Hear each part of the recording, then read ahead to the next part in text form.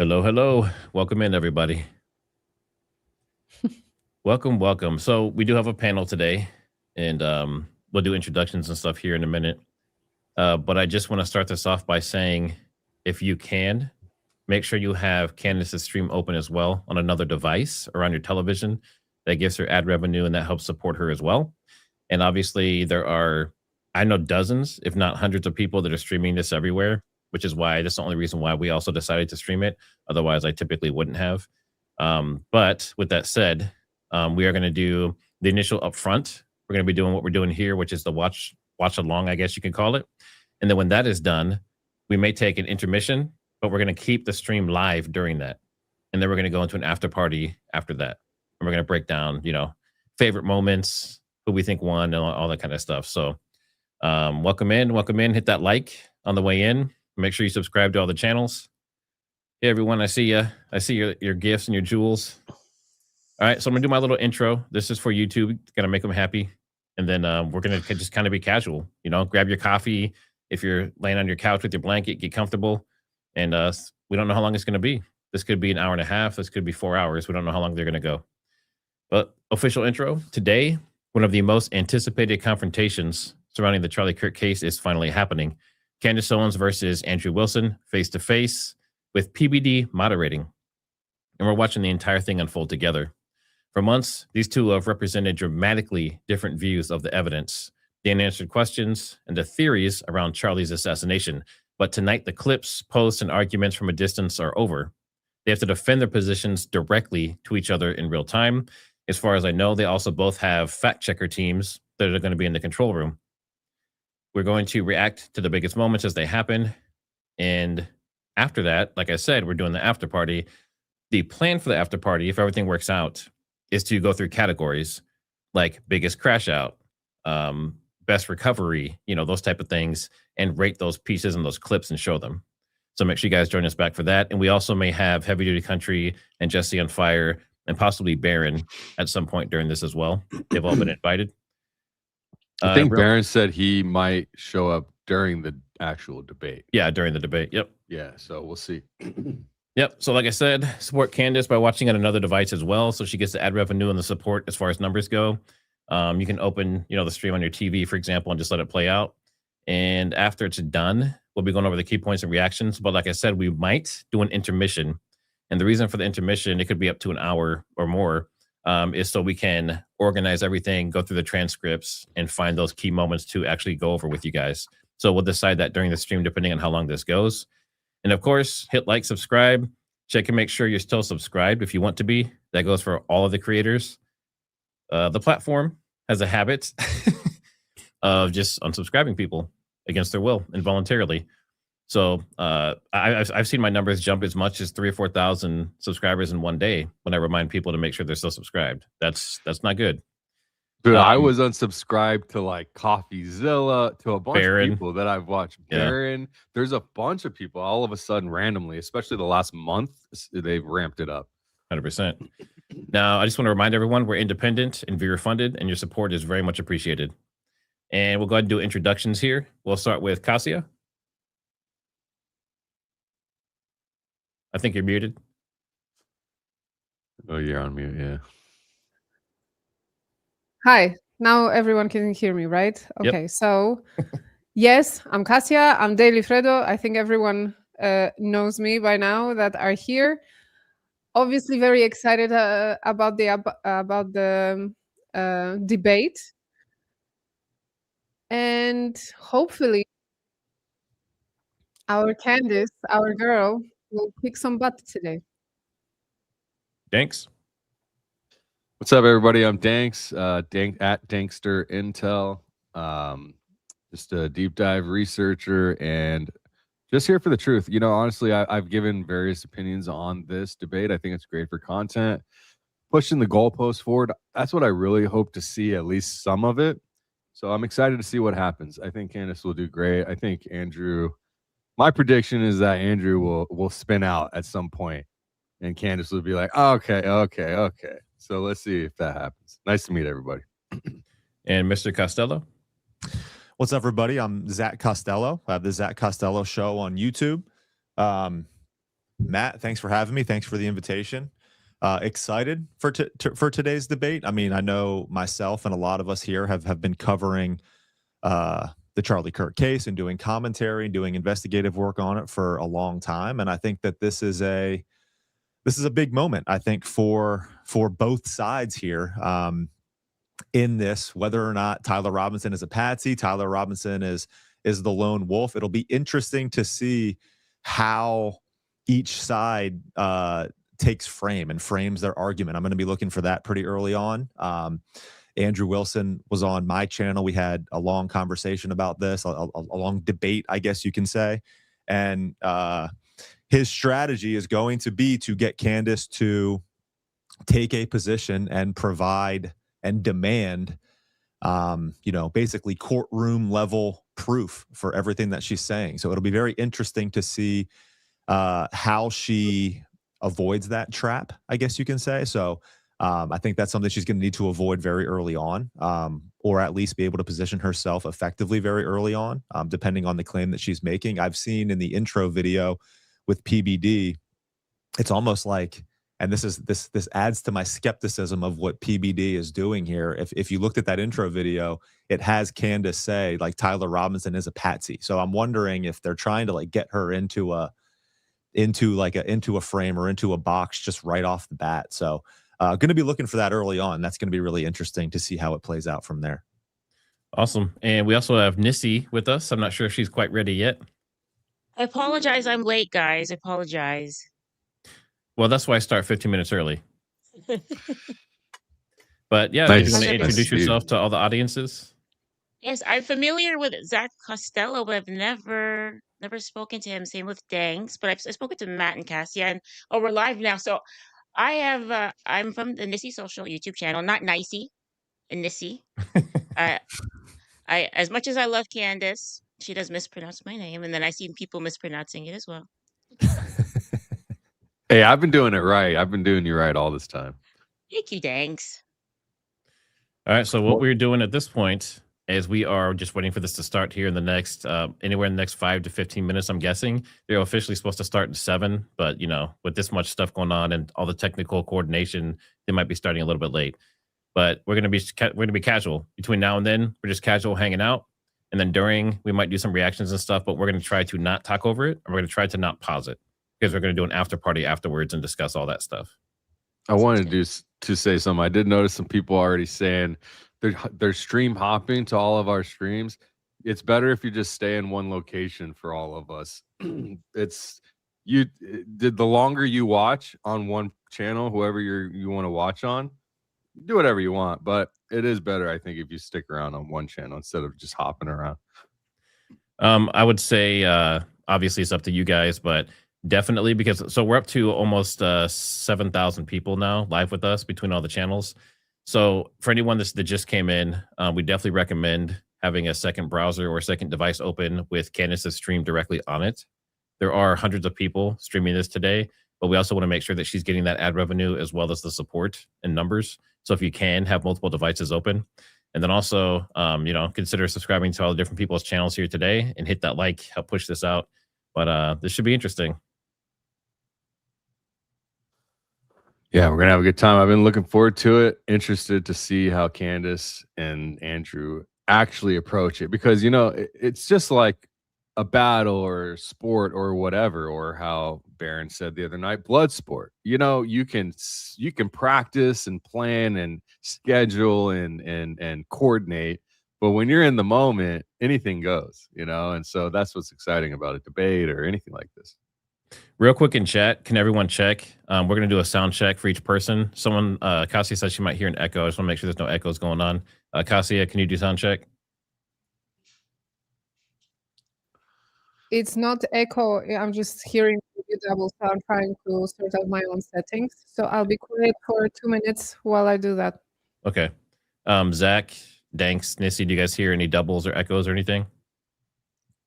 I'm good on my end. Okay. And then chat, can you put a thumbs up or a 5x5 in chat if you can hear us all okay with no echoes? I saw in the chat some people asking about the baby. No, we're literally just waiting right now. So it could be today. So if I have to bounce, it's probably because the baby or there was a scare at the very least.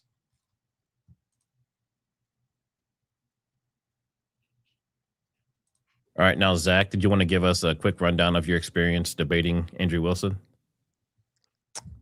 Sure. Yeah. I mean, it was interesting because when I had originally, I mean, I guess scheduled to talk with Andrew, it was a thing on X that like myself, and like kind of Ian Carroll were involved in, and it ended up with me and Andrew talking, and me being like, well, like, hey, if you want to come on and talk about some of this stuff, I've been skeptical of the mainstream narrative the entire time, and I didn't really know what Andrew's position was.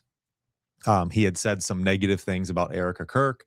It's no secret that I'm not necessarily a fan of Erica, so I didn't think that we were going to have much disagreement. I was really just interested in kind of his position on things. So when I had him on, I didn't really know his position.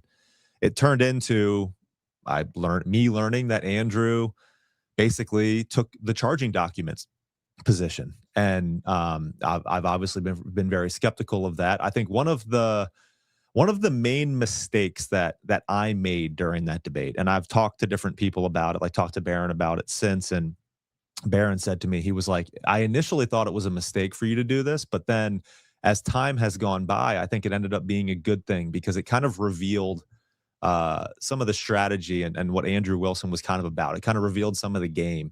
And I agree with that. I think what my mistake was is that kind of what I said in my intro is that Andrew tried to get me into a position to make it so that the burden of proof shifted onto me. And that was something that was unnecessary because in fact, I mean, it's the prosecution, it's that side's responsibility. The burden of proof is on them to prove that Tyler Robinson did it. And the best and most effective strategy, it's like, okay, like this, it's the charging document narrative, it's the mainstream narrative, it's the lone wolf narrative. That is what needs to be proven. The burden of proof is on them to prove that. And all of the other holes, it's the dissenting side, I guess you can say, it's our responsibility to poke holes in that argument. And that's where I should have stayed in that debate. I didn't. I mean, there were some good moments that I had, like bringing up like the Joe Kent evidence that was not looked into by the FBI. We got into like a kind of a semantic war over the word decoy. I expect that to happen today. I expect Andrew to pick apart some of the specific language that Candace uses and try to kind of drag her down into some semantic arguments. It'll be interesting to see how she gets out of that. But I told you this, Matt, before we came on. I think it'll be interesting to see how they have this set up. Like if they're going to be able to show video, to show some things that provide context to the things that they're describing. And I think that if they do, we know that Candace is sitting on a lot of stuff. I wouldn't be surprised if they're able to show things on screen to back up what they're saying. If we see some new things that we haven't seen before today, I think there are some things that Candace may have up her sleeve that she can do there. So I'll be on the lookout for that. That'll be interesting to see if that's the case. Yeah, I think that perspective is great. I know Jesse on Fire also. I think Jesse on Fire and Heavy Duty Country have both also challenged him, and I don't know if he turned it down or what, but that never happened. But having that firsthand experience, that's great. And for anyone who's watching right now, if you see that poll on the screen, enter a number so you can vote for Candace, Andrew, or neither by just putting 1 or 2 or 3 or whatever in chat. And that's how this poll works. And I'll be putting these up throughout the debate as well. Does my vote count as 5 if I put it in the StreamYard chat? It's actually really, voted really for good question. Andrew. We have 1% for Andrew. So, what do you guys think? I've made it pretty clear to my audience that I think that this is fun and stuff, but I don't know if any value, like when it comes to actually getting further along, like I said earlier, pushing the goalposts forward. Does anybody else feel the same way, or do you think that maybe we will? Like Zach, you brought up a good point. Maybe we're going to see stuff we've never seen before. I mean, is that a most likely outcome, or do you think the most likely outcome is that it's just going to end up being like, all right, well, next episode's tomorrow, you know, like kind of thing? Or do you think we're going to get something substantial, some type of ending that feels substantial in some regard when it comes to pushing the goalposts forward? Anybody? Well, I think one thing that might come of it is there might be some people who are believing the Fed narrative and they haven't looked into it much deeper. And this, because I presume that some people from Andrew's audience are going to be watching, this could be an opportunity for those people to hear some of the refuting evidence, people that may have been reluctant to watch Candace before, because I've seen people online make comments saying, well, I don't want to give her my view. I don't want to watch her videos. People who are very anti-Candace, they might be in the Andrew camp, and maybe this can persuade them. I think all of us who have been following this, of course, we're not going to be persuaded. We already know. But hopefully people who were actively avoiding learning what the other side's arguments are might be persuaded. That's a good point. Yeah, that'd be the best, actually, even if it's a couple of people just to see, because I think a lot of people out there are I think they're just piling on instead of doing the research, right? So for people that are saying it, I am not going to the restroom. I'm eating breakfast. We're not going to get into, they're pooping when they leave thing. All right. All right. So Cassia, she's having some audio issues, so we're going to have her rejoin here in a second. I did do a poll. I said, have you watched a debate before, ever? 60% said no. So this is completely new to over half of the audience. That's my very, favorite debate that I ever watched was when Dave Smith debated Chris Cuomo on the jab. I don't think I saw that. I felt vindicated a little bit. He was fighting for all of us who didn't take it. Well, it's a sad Okay, I'm discussion. back. Everything is fine now. You I good? will be talking now. Yes. Sorry, I had like 3-second delay of all of you talking all at the same time. And to me, it was like swarm of bees in my ear. But now I'm back. Like radioactive Polish bees. Those are the worst. Yes. Seriously. And All for people right. here, anyone just joining, we're actually at almost 11,000 live with us right now. Let's go. Wow, And then we're that's looking at, Oh. we're already past start time. So we're just sitting here right now, waiting for them to start. I'm going to be monitoring PBD's channel too, in case there's some technical issue on Candace's side, but I think it should be good.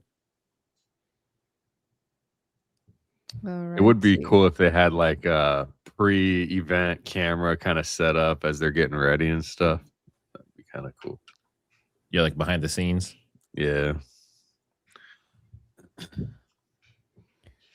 I think like this community in general is big enough to the point to where we could do more live events like this with a variety of creators. It would be kind of interesting. Are you talking about debates specifically, or are you just talking about? No, just chat, like live stream, but in person. I think that would be fun to start like I've talked about it with other people before. Like I'm not at that size yet, but I mean, if there's a tour going around the country, perhaps in different cities, like say there's an organization that hosts these events, and in every city, major city, maybe the creators in that city, they come for a live event, and then it's like a weekend thing where there's all kinds of shows going on. I don't know, like a convention for, I don't know. I just think You're all welcome to come to Cyprus for holiday. It's like a non-Erica Kirk Amfest. Yeah. Yeah. A better Exactly. one. Yeah. Not an un-F America tour, not any of that. Just No. Just America tour. That's right. That's right. Erica tour. An un-Erica. No. An un-Erica America tour. Guys, it's starting. Okay. And like we said, we will try to not speak or anything during this as much as possible. We don't know if it's going to be like nonstop action or if they're going to have breaks or how it's going to work, but all right. we know she has her intro is pretty long typically, and I'm watching PBD as well. He's also just like in a standby type of status, so it hasn't officially started yet. Candace has at least 100,000 live right now already. Gosh, Yeah, it's man. 33,000, right? Yeah, that's crazy. PBD has 30,000. Let me check the Crucible. Yeah, he's got 30,000. Crucible. Let's see. Oh, his isn't. Did his not kick off yet? Maybe that's what they're waiting for. But oh, he has 7,000 waiting. So very interesting. Tiny loser. I mean, everybody's showing up. I'm looking at all the live streams. I mean, Yeah, a lot of There's people. so many people watching this right now. Wow. This is the Super Bowl. This is the Super Bowl Wow. of debates. PVD. Yes, someone commented on one of my videos. They were like, "Oh my god, that's what people who follow sports must feel like all the time." Imagine gambling on sports. Oh man. That's guys, it's Yeah, 40 everybody's degrees in live. Cyprus. I'm trying to sort out my aircon as well. 45 degrees Celsius? Yes, 40. Yeah. 40? It's It's going to be very really hot. interesting right off the bat here what specific sides these two take. They're going to try to put each other into specific frames. It's going to be really interesting to see how that plays out. And if both of them try to avoid that box, it's going to be interesting to see how far we get as far as what's covered. No, here. it's gonna be Andrew Wilson. He will focus on one thing and he will continue, do you claim that? Yes. Insert. He's going to whatever. continue. Do you claim He's it? Do going you to claim it? Do you continue claim to it? try to do that. He's going to continue to try to do that, and then make Absolutely. Candace show literally courtroom level evidence to back up her claims. That's Yeah. exactly what he's going to try to do.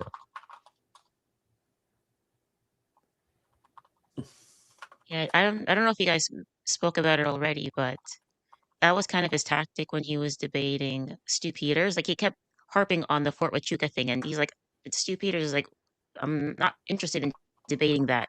And rather than moving on, he spent literally like an hour going Yeah. back to that topic and basically like filibustering the whole debate. And then Sneeko wasn't a very good moderator. Well, So I think part of the Stu Peters debate, people said he lost only because he wouldn't take a position. So in that debate, he kept saying that things were wrong and things should be questioned and there are things being looked into, but he never actually said, this is officially what's happening and I have proof. And that's what Andrew was looking for. Yes. yeah.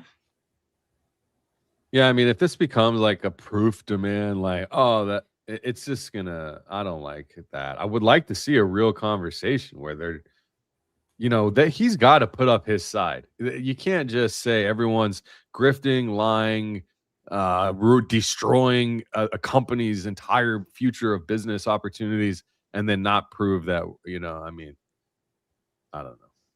And not to put up your side on why we're doing it. You know what I mean? There's something. The problem is it's just the charging document side. But he's going to say, the thing is he's going to hedge that and say, but I'm open to the fact that, it might be bigger, but you got to show me evidence. Like that's where he's going to sit the entire time.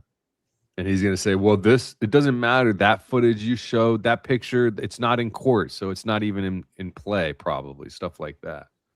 Because that image she just dropped, what do we do now? I mean, you introduced altered footage into court with the garage footage. So I don't know how you're supposed to, what now, I think that's the best strategy is just to poke holes in the evidence that has been presented. 100%. Because that's where all of our skepticism comes from. 100%. Matt Moon Goddess says Andrew, that your bot. Sorry, Cassia, go ahead. Go ahead. It's just a message to Matt from Moon Goddess. Moon Goddess, sorry. Your bot put her in timeout. So if you can turn off the bot or make it less strict. Wait, let me see. I haven't even seen the bot in there. Did the bot even turn on? So I have a bot. I named it Trigger Daddy. Yeah, Daddy. Yeah.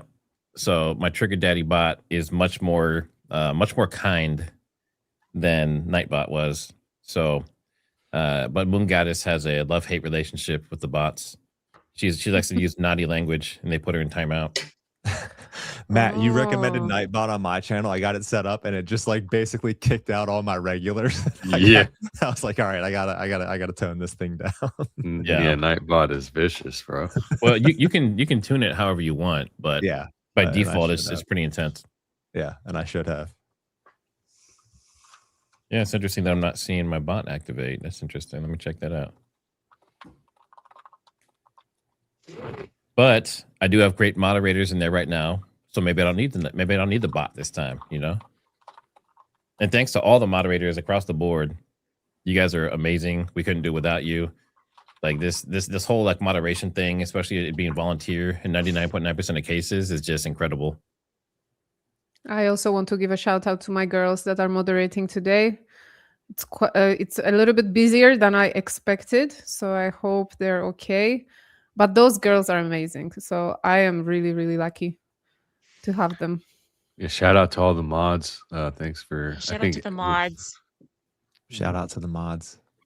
We have Yay, mods. We have 11,000 live with us right now. I didn't expect it, to be honest. Yeah, I didn't really either. I saw someone commented that it's starting at 12 Eastern Standard Time now.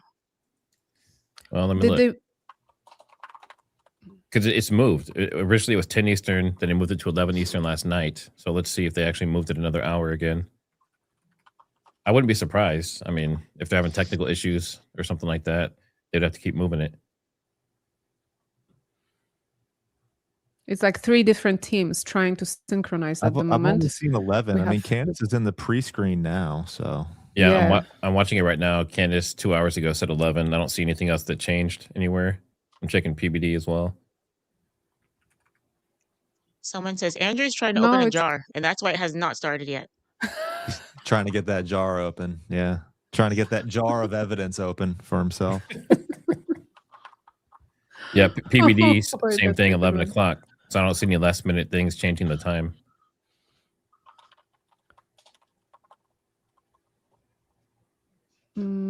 Maybe something on X. I'll check.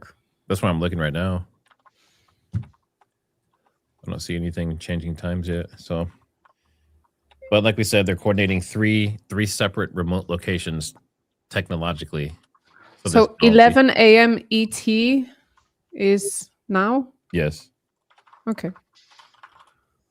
So that's the last we've heard from them. So in the meantime, Cassie's going to play viola.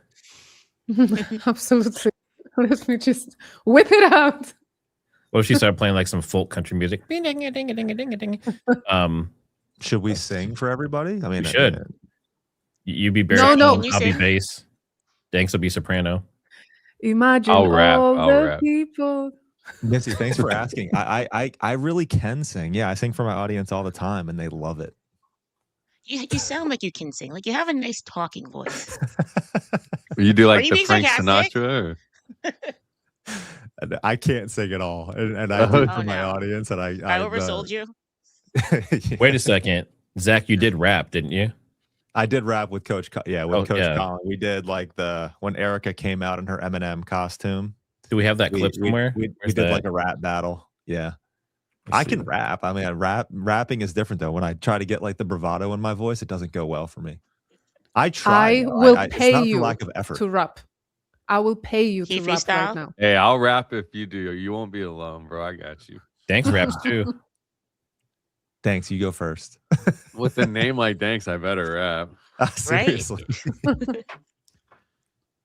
I'm stuck like a trap, grabbing around my ankles, wrapped and won't let go. I'm about to snap, so I hang up my thinking cap, taking down my nightcap. I deserve to relax, maybe eat some Apple Jacks, kick back and recap.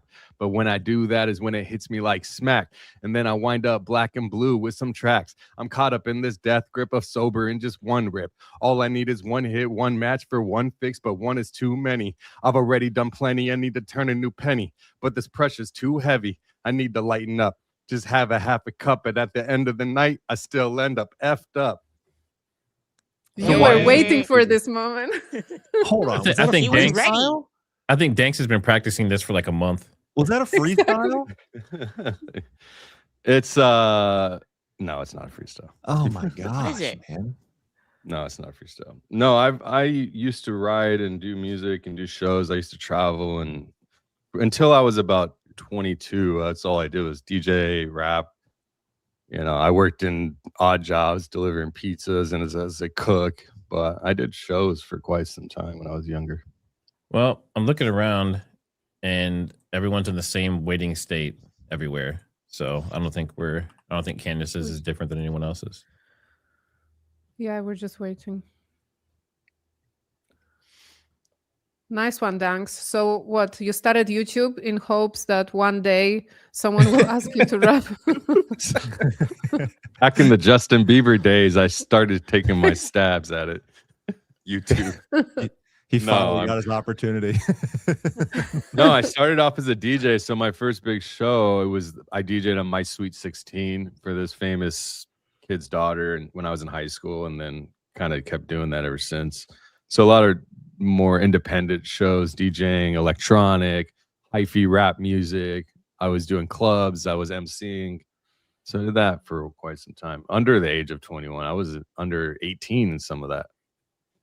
But that whole industry, it got dark. Real, you know, I was young, and when you're left to your lonesome and you have the habits of me, you know, it was all bad. It turned out all bad. There was a distinct track, and I remember deciding to go the underground club route or the MC radio route, and I made the club route decision. So, and I couldn't contain myself. So. 126,000 waiting for Candace's stream. Yeah, I'm looking So at thanks, numbers. A lot of people are like 5,000 plus on channels that never get, channels that never stream and channels that never get above like maybe 1,000. They have like 10,000 people in them. Yeah. This is a big event. Should it be? I don't know, but it is a big event. On PBD, 31,000. Yeah, we let's see, we passed 12,000 here.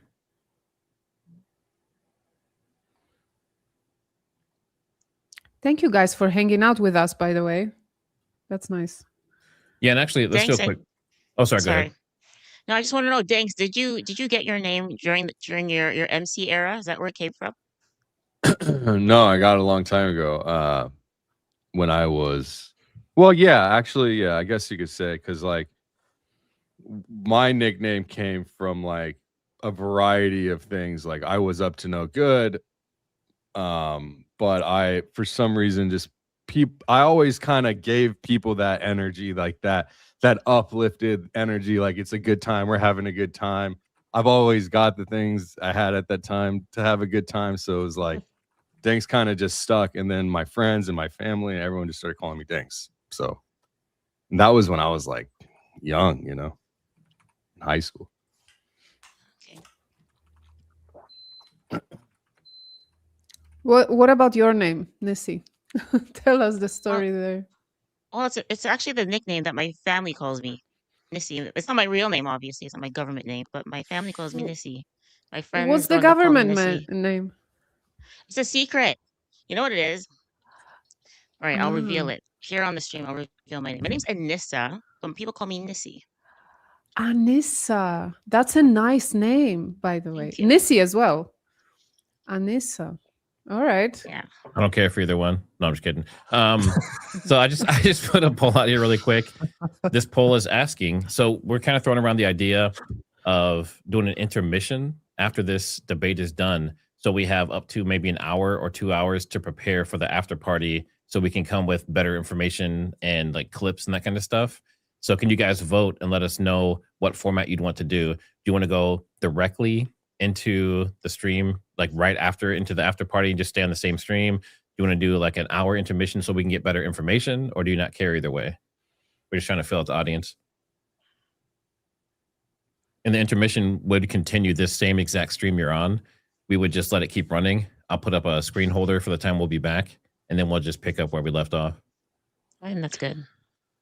And that gives us time to do cool stuff like pull the transcript from it and go through that transcript and find like biggest crash out, best moment, best recovery, most claims, True. all that kind of stuff. I can pull all that stuff very fast with my system. So Yep. as soon as they're done, it'll take like 5 minutes, and then I'll be able to get the full show. Yep. I wrote software last night that does similar. So nice. Oh yeah. You want me to? Do you want me to be checking stuff, or they said they're going to be doing it? So I can set up a little bit. They're going to be doing it as well, and I assume their format is going to be real time. So if a claim is made and someone says that's not true, I assume they're going to like pause and like let their fact checkers, do their thing. That's what it sounds like. It looks like most of you, almost 70%, are saying that we should do an intermission. So we'll plan for that then. We'll do an hour intermission after the debate, and we'll just leave these streams up, and you guys will come back to this exact same stream for the after party.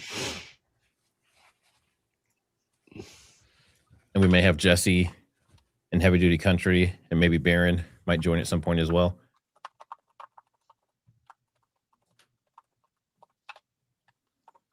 They got Cassia. All right, where are we at here? Chat is flying. For you guys who, when you start getting like anything over a few thousand live, you definitely want to consider slowing down your chat. I think I'm gonna do that. I never remember where to do it at though. Customization, I think. So you have to go back. Oh, okay. So I have to go back to the previous screen. Yeah, sorry if chat's flying. Let me slow it down for you. At Danks, do we think Candace minds these watch parties instead of streaming from her channel? I'm hopping around to like all my fave creators, but don't know if it's rude or not. We suggest that if you have 2 devices, try to watch Candace. You do whatever you want. Usually I suggest people just stick around one show, and it's better for everybody, but it's up to you, whatever you want. The reason I don't think that she minds, I mean, more publicity for her. That's us showing for support. So, and she gets plenty of views anyways. I think she's going to get probably double the live views today than regular. I'm just going to say what I answered to one of the, I'm not going to say it. Here we go. Oh, they're muted. I can't hear him. He's mute. Unmute it. There you go. Candace, Andrew, good to sit down here with you, talking to you guys about the conversation that I think started with you being on Joe Rogan when you said, hey, I'm offering $300,000. And for the audience watching this, you have to know when you see this final product, there's a lot of stuff that happens behind closed doors. There was still communication till midnight, even some of the stuff this morning. Like it's like you're trying to sell a company. It's the last 24 hours that the deal doesn't work out, but kudos to the both of you guys that you made it work. The topic of discussion today, how this got prompted is, Andrew, you said there's overwhelming evidence that Tyler Robinson shot and killed Charlie Kirk. And Candace, your position was he's a patsy. Tyler Robinson is a patsy. So, of course, we'll talk about a lot of different things, but that's kind of how the whole thing got started. For the audience watching, I think this is truly for 3 different people. Number one is anybody out there that loves Charlie, respects Charlie, his legacy, what he did. We have a lot of love and admiration for what he did. He changed the lives of many people. Young men, young women. You worked with him for many years. You guys were friends. You've said a lot of good things about Charlie, respectful towards him. You guys may have disagreed on some things, but you had a lot of respect for him. The second audience is the folks out there, you that's watching this. And so for you, you've been wanting something like this to take place. And kudos for Andrew for coming out and saying, hey, I want to have this conversation, and for Candace to accept it. So you have the ability to say, I agree, I disagree, comment, do all the stuff that you're doing online. And if you want to see more of these things, any of the 3 channels, subscribe to them, the Candace Show, the Crucible. I'm sure some of the people from Crucible are watching as well, and the PBD podcast. The more you subscribe to this, the more we're able to deliver these types of conversations to you. And last but not least, it's about the 2 of you.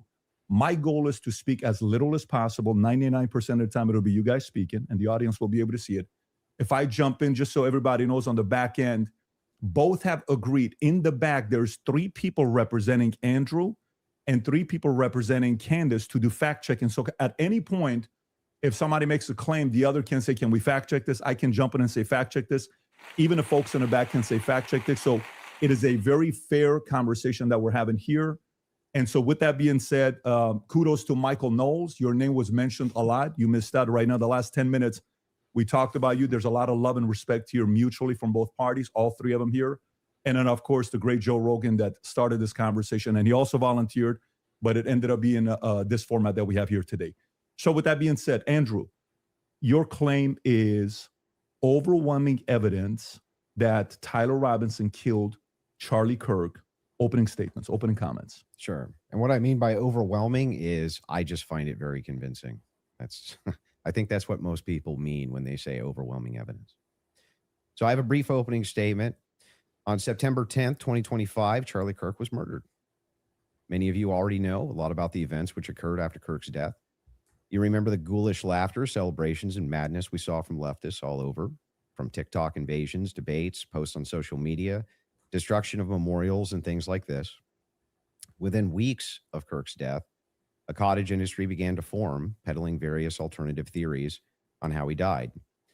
What special interest may have killed him, what nations were involved, and was our own government one of them? Because this was the first nationwide traumatic event in Gen Z's lifetime, the demand for answers was severe and palpable. The leading theory from the conspiracy verse is that Israel worked with the United States government to murder Charlie Kirk.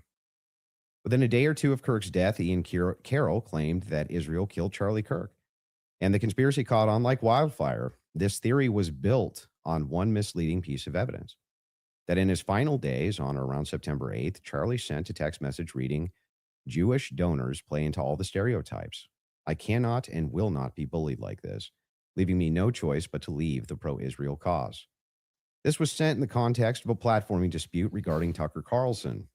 From this scintilla of misleading information, it was speculated that Israel killed Charlie Kirk because he would have successfully opposed the Iranian war. Now, that's a fun theory, and who doesn't like a good, fun conspiracy theory? I like them. But there is no evidence that Israel actually killed Charlie Kirk. And if Candace has some, I'd like her to actually show it to me. I'm open to suggestions, but to date, there hasn't been any. There is, however, tons of evidence that a leftist killed Charlie Kirk, just as Charlie feared they would.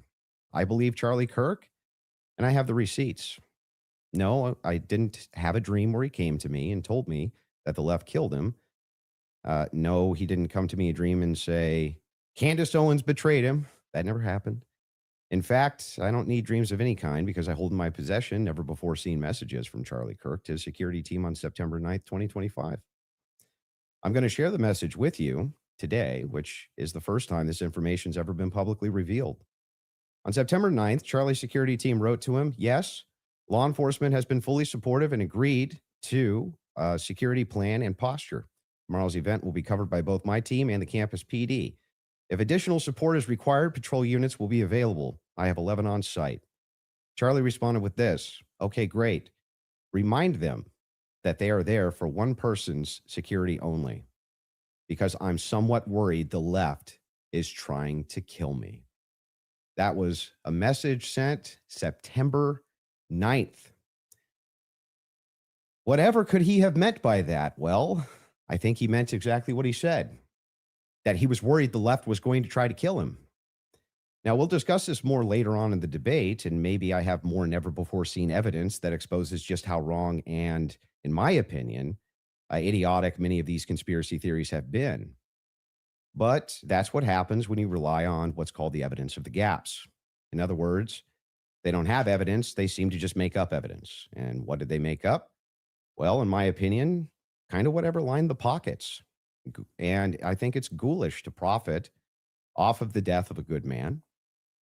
But we came here today to debate, and so let's get to it. The debate topic today is 1, my belief that there's overwhelming evidence that Tyler Robinson killed Charlie Kirk, and 2, Candace's belief that there's overwhelming evidence that Tyler Robinson was a patsy and didn't kill Charlie Kirk.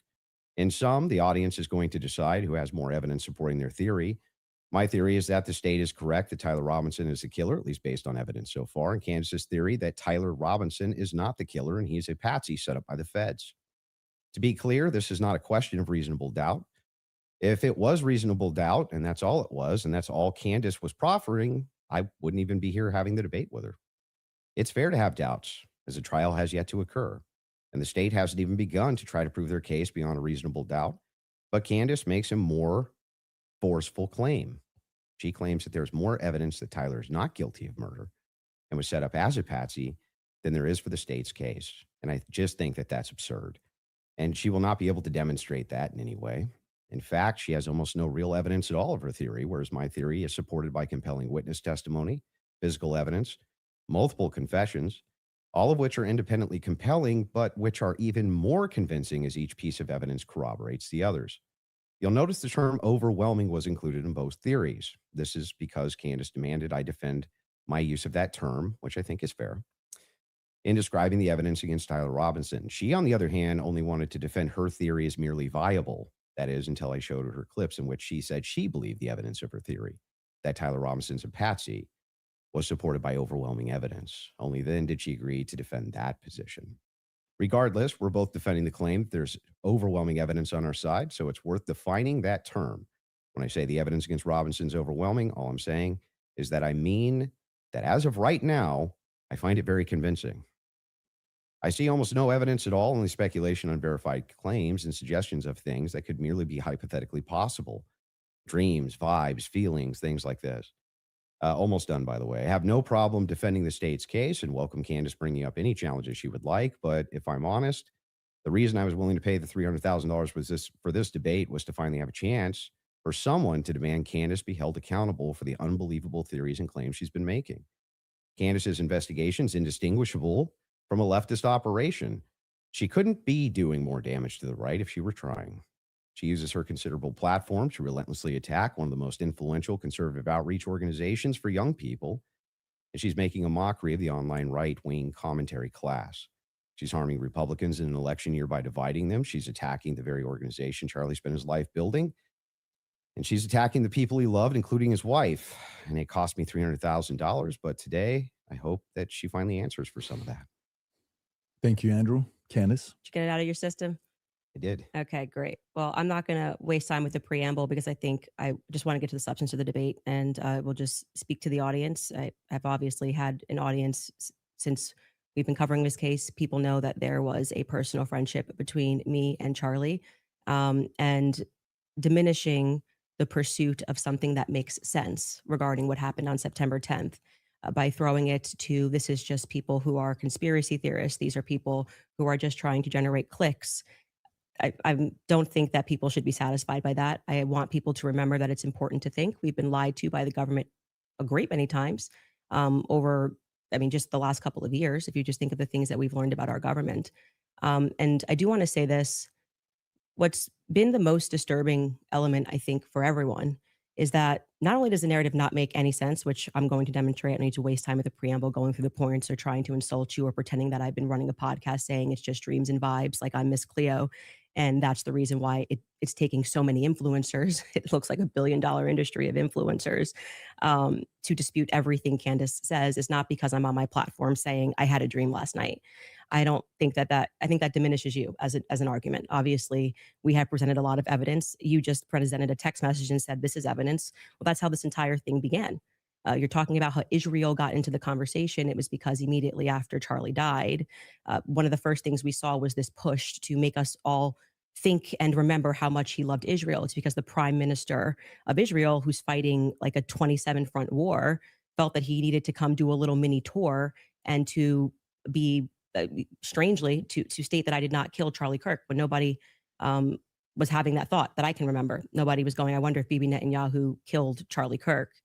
And then we had a round of influencers who lied and said Charlie was not changing on Israel, that he wasn't having any disagreements regarding that topic, that the day he died, he just loved Israel so much. And I demonstrated via a text message, which you just mentioned, and you're now contextualizing and pretending it was just about Tucker Carlson, which is not true. It was a part of a broader shift that Charlie was having over the last, I would say, actually, on your show, it began since October 7th, which is when I began asking myself more questions about Israel as well. And so, yeah, when all of these things happen in the immediate aftermath, and then I drop a text message after everyone is denying that, Tucker Carlson then comes out and confirms the conversations that he had with Charlie. Megyn Kelly then comes out and confirms the private conversations that she had with Charlie. People then begin to ask a reasonable question, which is, why are we lying about this? If they were forthcoming with that, and they had said, hey, yeah, Charlie was starting to ask questions. I think after October 7th, it's reasonable that people are starting to re-examine our relationship with Israel. We wouldn't be here today. But it has been lie after lie after lie, debunk after debunk after debunk. Yes, I did share that I had a dream that Charlie was betrayed. It's not a dream anymore. It's a reality.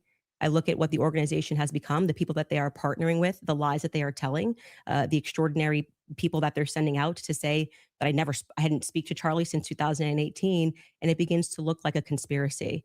And just as a historical fact, that entire term was created by the CIA to gaslight people after the assassination of JFK.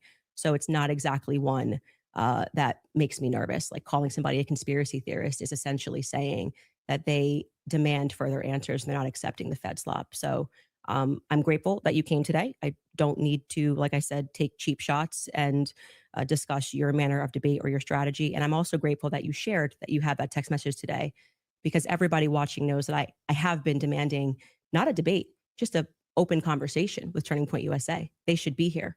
It shouldn't be you in that chair. It should be the person that took Charlie's place, maybe Erica Kirk, maybe Andrew Colbert. He's a spokesperson. And rather than doing that, they send us another influencer. So let's see how it goes. Just out of curiosity, are you between 0 to 100? What is the likelihood that you think Tyler Robinson shot Charlie Kirk and killed him?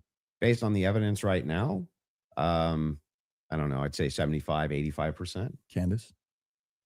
0%. 0%. I'm at 0. So with what we've seen in terms of the evidence, I'm at 0%. So not only, that maybe somebody was behind him as a patsy influencing him. You're not even saying that he didn't even shoot Charlie Kirk. Right. I would, if you said, was he involved that day? As Right. I have consistently said on my platform, I would say, yes, he was. I don't know what role he played, but as the shooter, 0%. Do you have any evidence for it? For what? My percentage? The fact that he didn't shoot and kill Charlie Kirk. Yes, which I'm hoping we're going to get to all of the evidence that he feels that he has. I mean, I'm not even convinced that Charlie was shot from the rooftop on Losi that day, based on the evidence that has been. Do you think he was shot? I do not think that Charlie was shot from a 30-06 from Losi. But just shot at all. I don't know. I think that a projectile hit Charlie, and I'm open to other people's presentations, but I have not seen any compelling evidence that Charlie was shot by a 30-06. Can we see maybe if we're going to have an olive branch to each other, if maybe we can establish what we consider the facts of the case to be first? Yeah, sure. Okay. So you're not sure if he was actually shot. You're open to alternative theories. He was definitely hit with a projectile of some description. If we're talking about, was he shot from a gun, a 30-06, I would say definitively no. Okay. It defies common sense to think that he had a Superman neck. And even if he did have a Superman neck, which has been demonstrated, I think actually recently a YouTuber actually set up Valhalla steel cages and shot it and it went through. So under no circumstance will I. So at least not a 30-06. Definitively not. A 30-06 from Losi, 150 feet. No. But you're not necessarily closing off the avenue that he could have been shot at all? With maybe a smaller caliber? Okay. And then there's some things that I'm going to make concessions on that I do think we need more answers on, and I'm fine with that. And we can get to those things as well. The other thing is in the timeline, one of the things that we dispute, I think, on the timeline is that you think that Robinson drove hours away to a steakhouse in the timeline. Is that correct? Yes. Okay. And what's the compelling evidence that you think you have there? I spoke to the owner of the restaurant, and I have seen the receipt. I know the conversation that I had, and I think it's enough that it will be presented. Obviously, if this goes to trial, but yes, I do believe that he was in Panguitch, which is near his grandparents' home. Did he give you an unedited copy of that receipt? I have seen an unedited copy of that receipt. It was not given to me from the owner. But I want to, before we get into like all the timeline stuff, I want to address what you think is evidence so we can keep this on par with what your claim is. Well, I think that that's a piece of evidence that's in dispute. And that's why but we're trying to get to whether there's overwhelming evidence that Tyler Robinson did this. Yeah. So whether then starting with, if you want to use the first part of that for the internal critique. Yeah. We should go over the actual evidence that we feel. The first reason that I think it's compelling evidence is that Tyler Robinson's rifle was found near the crime scene. So I would consider that to be very good evidence. And also the fact of the matter is that I dispute this claim that a 30-06 could not have made this wound. I think that that's absurd. 150 grain Remington core lock absolutely could shatter when it hits the neck of any human being. When you say that there's some steel neck and it's a smaller caliber, you have to make a counter explanation. Why wouldn't a smaller caliber also go through bone? It could. I didn't say it can't. Right, exactly. So if that's the case, then ammunition is going to be the critical key here. And if we have frangible ammunition, which we do in this case, a flex tip round, well, I'm sorry, not a flex tip, a soft point round from 150 grain Remington core lock, that's just a small jacket that goes around the actual lead piece. This thing could have split apart in air for all we know, but definitely upon impact. And we have the medical examiner who confirms this in a summary. And my team can bring that up, the summarization, which means he would have to be a part of some kind of conspiracy as well. Okay. So just to start with your point about saying that the gun was found near him, near Losey Center, or I guess off in the woods. That gun, did you watch the testimony? Did you watch the preliminary hearing? Yeah, we covered it live. Yeah. Okay. So forgetting what the summary of the medical report was, did you watch the testimony that was given by the Caitlin Oliver, the ATF woman, Samantha Carner, any of those people who went into the science of? Yes, I recall. You're talking about the bullet analysis. Yeah, when they went into the DNA. Okay. So that's kind of the most relevant part. Okay. I'm not denying, I've never denied on my platform or anywhere else that a gun owned by Tyler Robinson was found near the crime scene, right?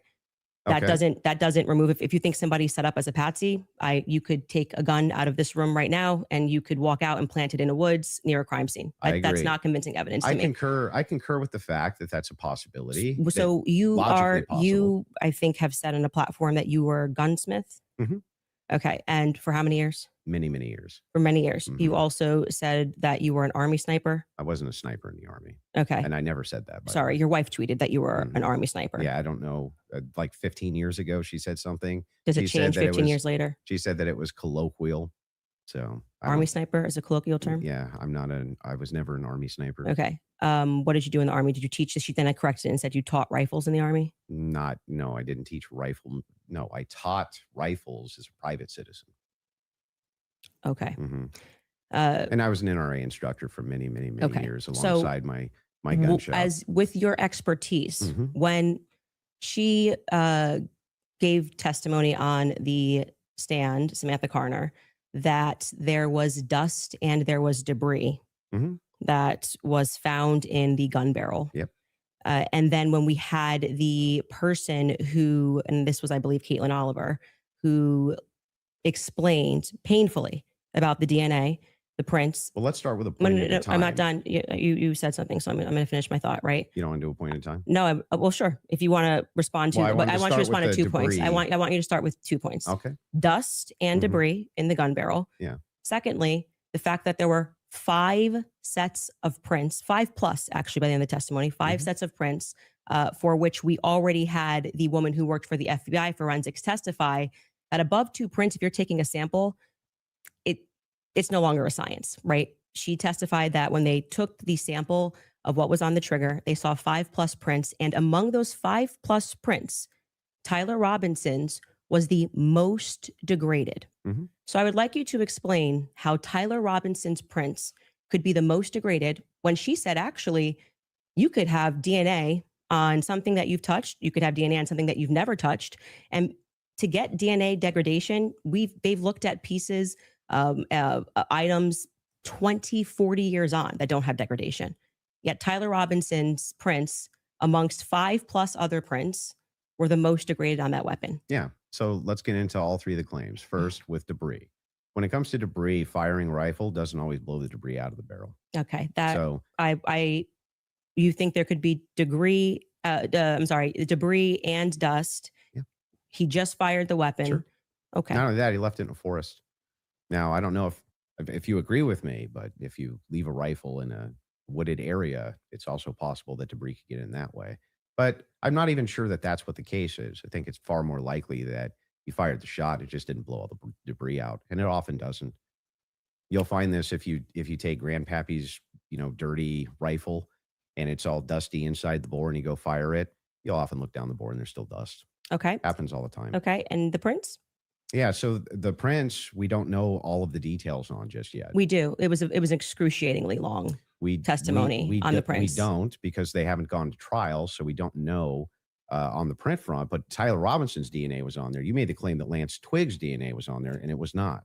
Well, when she gave the testimony, no, hold on. First, let's go to your first point, because that's wrong. We can get a fact check on that. What do you mean we don't know until it goes to trial about the degraded prints? She testified, and this is the person who took the prints. Yes, but the problem is that inside of this particular testimony, you agree with me that there's going to be much more of the DNA analysis in the trial, right? But you also would agree that her fact is not going to change, that among the prints, his was the most degraded. So I'm asking you to address that. How could that be possible? Let's give it, let's just grant this for a second as a possibility that his fingerprints were degraded.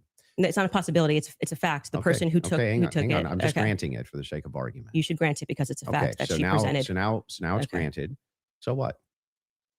What do you mean? So what? Yeah. So what? What does that prove? It proves that if his prints were the most degraded amongst 5 of them, you're going to have to explain how that's possible if he's the one that recently fired the weapon.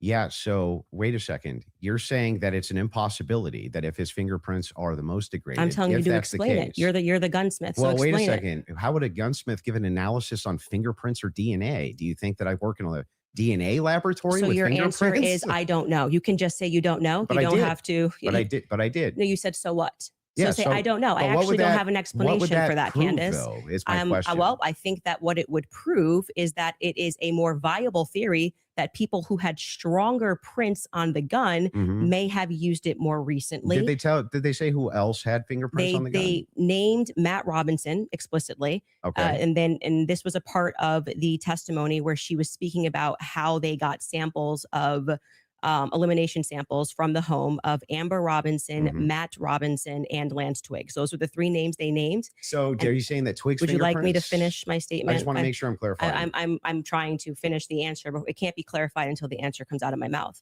Okay. So go ahead.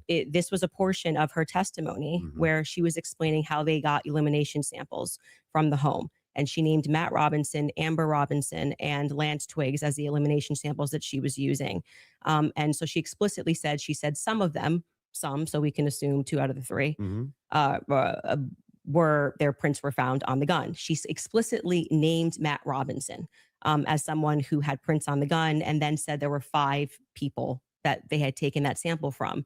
And again, what's also relevant here is the earlier testimony, which came from the FBI forensics analyst, I believe it was on day 2, where she said that when you're using those mixtures and those samples and you get up to 5+, it's really hard to make any sort of a determination. So both of those things are relevant. If you can't explain why his prints are the most degraded and you're saying he is the shooter, it's not really a so what. It's an open-ended question that people have a right to pursue. It's not a conspiracy. It's actually proof of my claim that there is evidence that he was set up as a patsy. That wouldn't prove anything about him being a patsy. They said it's evidence to support the claim that he could have been set up as a patsy. So this is why I said earlier, so what? Because even if it's the case, this doesn't have an explanation for it yet. That doesn't actually give you any evidence in your corner for Tyler Robinson being a patsy. Okay. Hang on. I didn't cut you off. Right. You would need to actually explain how this would demonstrate Tyler Robinson. This is tied into Robinson being a patsy. Are you claiming that these fingerprints were Lance Twiggs or that he had any DNA there? I'm saying that it could be Matt Robinson. It could be Amber Robinson. That sort of information is going to come out during the trial. How would that tie into the idea that he's a patsy? Yes, because if his is the most degraded prints and the information that I shared on my platform is true, that this gun was given to Tyler Robinson as an heirloom. I had conversation with members of the Robinson family, Twiggs family, both of them. You know, like I said, we're not just dreaming. And if we're having those conversations and they told me that gun was only given to Tyler Robinson because it was a family heirloom. Okay, so it was his grandfather's gun or great-grandfather's gun. I don't remember the difference. I don't remember which one it was. And so he got it because he's the firstborn. So, but he's not much of a shooter is what I was told. And so he has this because he inherited it, essentially. So if I get something from my grandpa and I put it up on the shelf and I own this, you could see that could be. How do we get to the patsy part? you don't let me ever get to the end of the sentence. So how could we get to the Patsy part if Okay, I can't get to the end of the I'll wait sentence? patiently till we get to So the that Patsy could be a part. reasonable explanation as to why there was dust in the barrel, because he doesn't often shoot this weapon and he is indeed a fisher. And it could also be a reasonable explanation for why we have Matt Robinson's prints on this. Obviously, Lance Twiggs, even if he has prints on things, they live together, that doesn't really mean anything. But that could demonstrate that somebody took his weapon and put it somewhere. His prints are the most degraded. Somebody else's prints, there's more presence of somebody else's prints. And that could demonstrate that somebody is taking items from his house and putting it into various But it places. also could demonstrate nothing. So the problem that you have here is that this is pure conjecture. No, This is not evidence that Tyler Robinson is a patsy. It's only evidence that you have conjectured up that, well, if it's the case that these are the more degraded prints, then therefore that means must be patsy because dad's fingerprints on gun. I didn't say must be Describe patsy. how this actually links in to Robinson being a patsy. Okay, I just described that for you, so I can explain it to you, but I can't understand it for you, so I'm going to move on from that. But to just go back to your point about this is not evidence, you can't make that claim because the entire basis for why you think that there's evidence for Tyler Robinson being the person that took the shot is based off of a hearing under Utah 1102 rules, meaning that they are doing the exact same thing that I am doing. This is the state. You said you're here to represent the state. Well, did you watch the preliminary no, I hearing? didn't say I was here to represent the state. The state's position you think is strong and convincing. What okay? I'm here to do is represent my own opinion. You which said is in that your opening based on statement, based on the evidence presented so far by the state has that I find it presented convincing. evidence under Utah's 1102 rule. But this doesn't demonstrate any patsy No, that's very behavior. important because that rule is hearsay. So you can't say at the same time, Great. Candace, you're not allowed to. And what that means under the Utah rule, which I'm sure you know, because I'm sure you watched the preliminary hearing and yourself understand what that means, is that the entire hearing was hearsay. It means none of that information that was presented is going to be allowed. The majority of it, the overwhelming majority of it is not going to be allowed at the trial. They're allowed to present when it's just a probative hearing. I don't think all the evidence that was put in was hearsay. Okay, you didn't watch this case. But not only that, no. This is a huge point. This I is, want to. this is crazy that you don't know for this. A fact check if yes, all the evidence we need was more than a put fact in. check. This was every single day. Utah Rule They 1102. want to go there. So they said there's a medical examiner's explanation of the shooting that's in the back. Rob, if you want to pull it up. And then Candace, if anybody from your team wants to pull something up, no problem as well, but they're requesting it. If you guys got it, pull it up so we can show it. And in the interim, is that it? Yeah. So I'll read this. Just what are we looking at, just so we know? Yeah. So this says the bullet, or at least part of it, sequentially perforated the interior left of Mr. Kirk's neck, strap muscles of the left side of the neck. This is a summary, by the way. Left common cartoid on the left internal external jugular veins. The bullet also obliterated the left side C27 vertebrae, transacted the cervical spinal cord. Medical examiner observed a significant portion of Kirk's cervical spinal cord was traumatically absent. Mr. Kirk suffered from other severe injuries, including bilateral, apical, and posterior intercausal hemorrhages, pulmonary, apical hemorrhages, multiple disruptions to the thyroid, et cetera, et cetera. So the summary of the examination is that he was shot. Okay. That was what they were pulling that up for. Okay. And I'm not disputing that he could have been hit with a projectile. We're not disputing that. So I don't know why this was brought up as a fact check. Could you bring up 1102 Utah rule? Because this is an unbelievable point that you're making by saying that I am not allowed to infer off of evidence. You can infer. I'm trying to follow the inference. But your entire reason, like you asserted that you believe there's overwhelming evidence on the basis of what we saw in the preliminary hearing. The entire preliminary hearing was hearsay. Yeah, I'm fine with your inferences. But no, you just literally said I couldn't do that. Yes, I can. No, I didn't. I'm just saying from your inference, how do we get to Patsy? This is how you got to Shooter. The Tyler Robinson did it No, the same way that you got to Tyler Robinson. Shooter from that. Yes, you did. You again, this is something important. So we should pull up a fact check about what the 1102 Utah and under their constitution, for the sake of a preliminary hearing, they do not have to have hard evidence. They don't have to put people on the trial, swear them in. But no, that's why the entire hearing was basically hearsay. Officer Bagley but was not saying, all of it, like I said. The overwhelming majority. Again, no dispute. Outside of the one that you don't want to give. Please don't cut me off. Though. Outside of that is what's in dispute. It means that your entire brand of saying you don't have evidence, falls apart when the entire preliminary hearing is based off of hearsay. In fact, Lance's testimony before they had about an hour debate, actually, maybe it was more than an hour debate before he sat, and they said, this is not going to be allowed. You wouldn't even be allowed to do this. We'd be able to cross-examine him. The questions that they're asking Lance are all leading. And what did he say? Well, I'm the magistrate under Utah Constitution, 1102. It is my job to allow all of this so we can see if the state has enough here that we can then move to a trial, which will then, they would not allow this stuff. They would say we get to cross-examine Lance. Lance But just you're can't arguing willy-nilly things I'm not say, disputing. but the entire substance of your argument is that people can't infer off of evidence. That's what you're saying it's to not. me. When you say, Candace, Here, you I'll can't give you talk the about the degraded argument prince, which is a now. fact. Yeah, I'm not and then saying infer that. off of that Didn't say that. Tyler could have been a patsy. You're just literally making stuff up. So here's I'm not what the making stuff position up. is. I'm I'm not asking making stuff this. up. I'm saying that I think you. Let's pull that up. Let's pull that up. I am doing exactly what the state did. I am looking at a piece of evidence, and I am saying. But you're not showing me how you get there. Can you describe to the audience what Yes. 1102 So means? just so everybody who's watching this at home understands what I'm saying, even if he doesn't. What Andrew is arguing is that I don't have the right to extrapolate from Never a made that fact argument. like Just making it up. Just purely making it up. I'm asking based on Andrew. based on can your I show my evidence? You just showed yours. Reliable hearsay. You'll get a chance. Reliable hearsay in criminal preliminary examinations. The entire preliminary hearing that you just saw was on the basis of reliable hearsay. And what that means essentially is the people who are making the statements can just say, Patrick told me that he did this on Monday. Patrick's not here. And that is, they can allow that into the hearing. That's just because it's just meant to be probative. And so it's the state saying, here's what we have inferred. So you are allowed to take a piece of evidence and then you are allowed to infer off of that evidence. Okay. Case in point, that's a demonstration that's a demonstration of what I just did.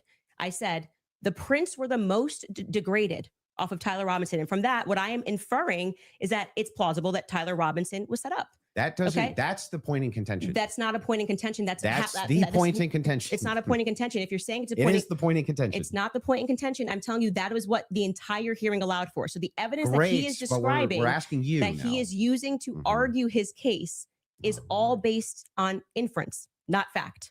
Great. Inference, not fact. So what they are inferring off of the facts.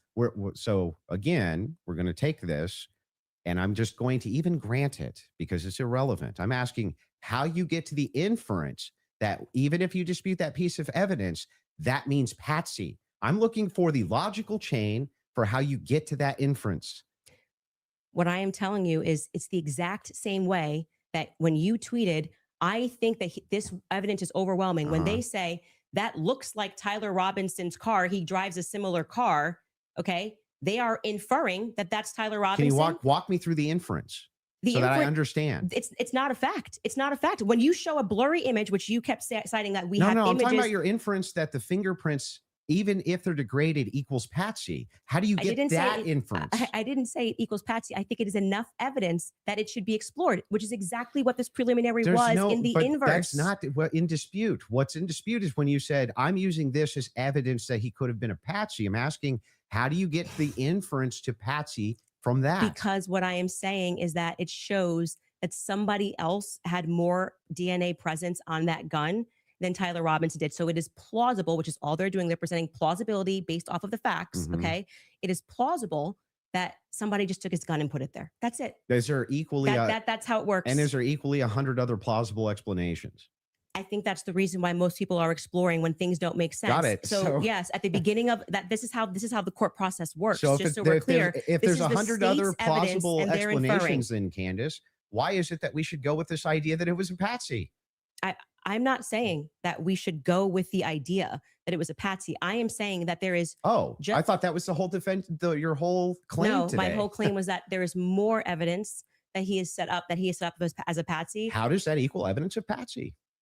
I don't know how many times I can say this. Like I'm saying that I am using the exact same mechanism that you are accepting for some reason in the Utah courtroom. Yeah. Right. To say, I'm going to look at the evidence and I'm going to infer an alternative theory. So you just saw the states and you're accepting it. And they have not presented any concrete facts. You listed on your own Twitter that what you found to be convincing was something that looked like his car pulled into the driveway, a blurry image. No, I didn't. A standard white guy coming up the steps that could literally be anyone. This never happened. Can we get a fact check on that? Can we pull up his tweet where he goes over I the didn't say floor? that's what convinced me. When you actually didn't say it's what convinced me, but you said this is the evidence that you found to be overwhelming, and you named, I believe, actually 5 things. I think you said it was his car. You said it was. Well, there's multitudes of things that I find. You just said you didn't say evidence. it, so we're going to get a fact check on that. You did. Go ahead. You said the blurry images coming up the steps. Quite literally, when Officer Bagley testified, they talk about when I'm talking about making inference. This is the most I thought was the most absurd testimony I've ever heard. And pardon me, it was actually Hull, David Hull. They asked him a question. How did you know the guy in the maroon shirt was the same as the guy that came up the stairs later that was wearing the American flag black shirt? And he said, they're wearing the same shoes. Why is that absurd? That's how you decided these two are the same people. Oh, wow. What a scientific. They're both wearing Converses. Okay. That's an absurd thing to say. That is not evidence that these are the same people if we're both wearing Converses. That was what he said.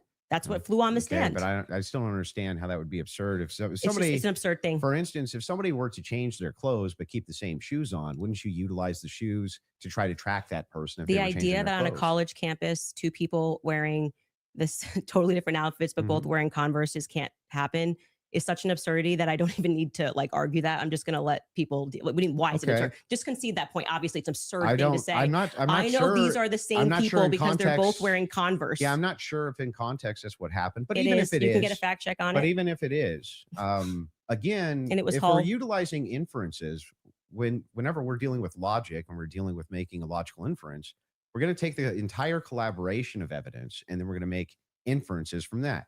You would do that with any type of logical proposition. Otherwise, you could never have a true or false claim. You just told me I couldn't. So do when that. that never happened. You're just making stuff up. So anyway, when we're talking about logical inferences, what I'm looking for is the logical inferences that you have that Tyler Robinson's a patsy based on the totality of evidence that you have. We can keep going through your other evidence, but we should find his tweet where he lists the reasons that he was convinced. So let's start with the 30-06. I think that's fine. Your team's looking for. Do you remember how long ago that was? The tweet of the 5. Did you delete it or no? No, Did I you don't delete delete tweets? tweets. Okay, cool. I just look for. He said Unless it I was his misspell. car. It was his. It was the car, and it was definitely the staircase photos, and it was when the trial was going on. She has it. Perfect. If you got Skylar has it. If you want to pull it up so we can see it. Somebody said, so give me the clear evidence right here. I want you to provide it right here. All I heard from the investigator was, we believe this to be Tyler Robinson. Is belief something you go as a fact? You wrote the car pulling in. That's a totally blurry image. Robinson getting out of it. You have no idea if that's Tyler Robinson. The fact that he is seen 4 other times on camera, the fact being just a standard white boy with brown hair was seen walking up staircase. The DNA on the roof, we should discuss that. And on the screwdriver that he left behind, it's overwhelming, man. Yeah, but that's not an exhaustive list. Well, just so we're clear, you did tweet it. But it's not an exhaustive. Yeah, well, but just you 5 said seconds ago, you should concede. You said I only said this one thing and said that was overwhelming, actually. That's not what I said. It is. You could even pull Patrick, your did own I clip. say that? Can you fact check if that was said or not? I did not hear her say So the this. thing that's funny here is we still aren't getting to any of these inferences. So Why are you pivoting? So but just say you were I'm wrong. not. It's cool to just say I was wrong. I'm not wrong. So back to the tweet aspect here. It was really funny. That's not an exhaustive list of why I find it. I didn't say it was exhaustive. I just said you said it. And on top of no, you didn't. You said that I only said this one thing and then said based on that it's over. Well, I didn't. You didn't mention that I mentioned the screwdriver, DNA, all of these other things. You never mentioned any of that. So no, you're actually incorrect there. But on top of that, moving over to the actual evidence itself. Are you Yes, I'm okay. Anyway, back to the evidence if you're itself. okay. Yes, Actually, I'm I'm glad you're asserting that you're okay. I wasn't worried about your health. I'm just saying that I just said you tweeted this. You said, no, I didn't. We got a fact check. And now you're just going to gaslight me and pretend that I said. There's no gaslighting. It wasn't exhaustive. I never said that. I just said you did say this. Zero gaslighting. I didn't say you couldn't have said more, but I would like to address what you said in that tweet. This is your time. If this is how you want to spend it interrogating my position, you can do it that way. I'm just addressing what you asserted on your Twitter was the hard evidence that convinced you was overwhelming. That's literally your debate claim. That's not what you said. That's not actually, in fact, what happened in that exchange. I was here for it.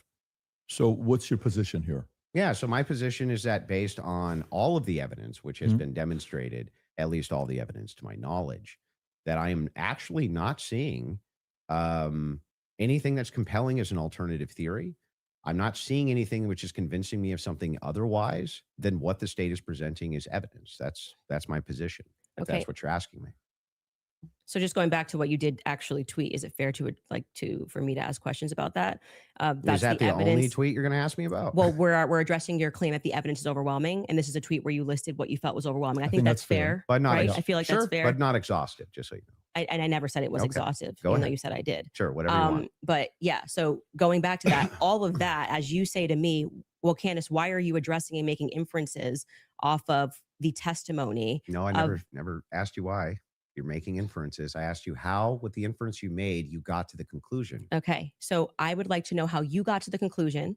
And I'm just going to throw it right back at you because for some reason you permit yourself to do it. And that's what I'm demonstrating is that you permit yourself to do it. And then you say, when I do it, it's a conspiracy, right? No. How are you able to infer off of blurry staircase images that is Tyler Robinson? Yeah. So in that particular case, what you do is you take that evidence, you combine it with other evidence. So it's not just that Tyler Robinson is seen in the staircase. Why are you calling him Tyler Robinson in the staircase? That's what I want to get to. Yeah, because I mean, we'll just use this. If you don't agree that that's Tyler Robinson, then you would just have to humor me. I think it is, so I'm using the name. But why do you think it is? Because you make everybody, you call them literally conspiracy what I'm trying theorists. to explain to you. Okay. So if you're asking for my inference, why I think it's Tyler Robinson is because Tyler Robinson said in his text messages, you'll be able to see me on security footage at the campus. Said it in his own messages. On top of that, twigs, yes, you can pull them up if you want to fact check that. He did say. Yeah, I would. I'm sorry. I actually think I really did miss that. I'm not saying you're wrong. I don't remember him saying you're going to see me in. I'm paraphrasing, Can but we it was pull that up? Yeah, I think and by the way, pull it up. Twigs himself said that he had some in the staircase. that he had some maybe a tiny bit of doubt, but it sure looked like Tyler Robinson inside of this various surveillance footage that he saw. So Lance, sorry. Hang on. So there's multiple reasons why it is that I believe that that's Tyler Robinson, not just because of blurry footage. Did you have a dream? Just kidding. No, it's because I combined multitudes of evidences. Okay, so let's address those multitude of evidences. The first one we're working on a fact check on because I do not ever remember him tweeting. That's me in the stair. I mean, or texting. Didn't tweet it.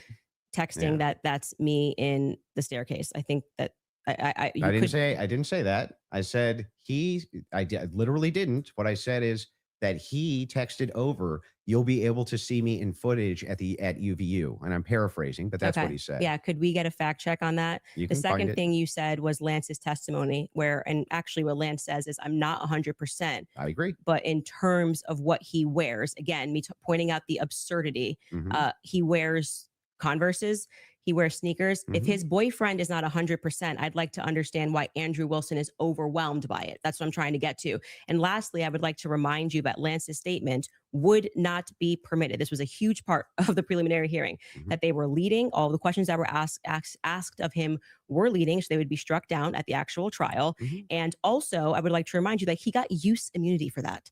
Use immunity. I understand. Which means that happens, by the way, all the time in these cases. And I'm wondering why it particularly happened for Lance in this testimony. And I would also like to point out that something that's remarkable about this, again, leaning to my perspective, that Lance has a lot more, which I have said many times, Lance has a lot more involvement than the feds are letting us know. I think more is going to come out because they interviewed him on September 11th. And then for whatever reason, just ahead of what was supposed to be slated as the preliminary hearing, which was initially supposed to be in May, they bring him back to do this interview, which in my opinion should have never been allowed. And I actually agree with the defense that it's a violation of his constitutional rights not to allow them to have cross-examined him. But I understand Utah 1102, do what you do. It's all hearsay. But to allow it in that way for him to just be able to also have use immunity, knowing that he's not going to get in trouble. He could literally get up there and lie about anything and he's not going to get in trouble because the use immunity was given to him in April, I believe. April 28th is when they gave that testimony to the defense. I think they shot it in like April 20th of 2026. That is not compelling to me for somebody who has use immunity to give a testimony and to say, I'm not really sure, but definitely like he wears jeans and stuff. That's not what he said. He did. Actually, you can get a fact check on that. Yeah, that's Skyler, not, I think he said pulled much it up more if you than want that. So a couple things we have. We have Rule 801, Tyler's messages, that says it's not hearsay. But first, go to what Candace is asking about. Skyler, I think you have it. You just texted me if you want to pull it up. You said you have the text. If we can put that up on the screen. Thank you. It was me. Look at the pictures from the surveillance Oof. footage. It was me. Okay. I Oof. literally said to you, it's not an oof. I said I didn't remember this. And I'm happy to have a fact check on that. Okay. I didn't call for the fact check saying you're wrong. I literally said I Okay. don't remember that from Well, the I'm time just saying to you, like, Okay. I'm trying to be Okay. concise for you. And then also bring the 801 that you just said. What was the other one? Yep, the 801. Tyler messages saying it's not hearsay. If you have that as well.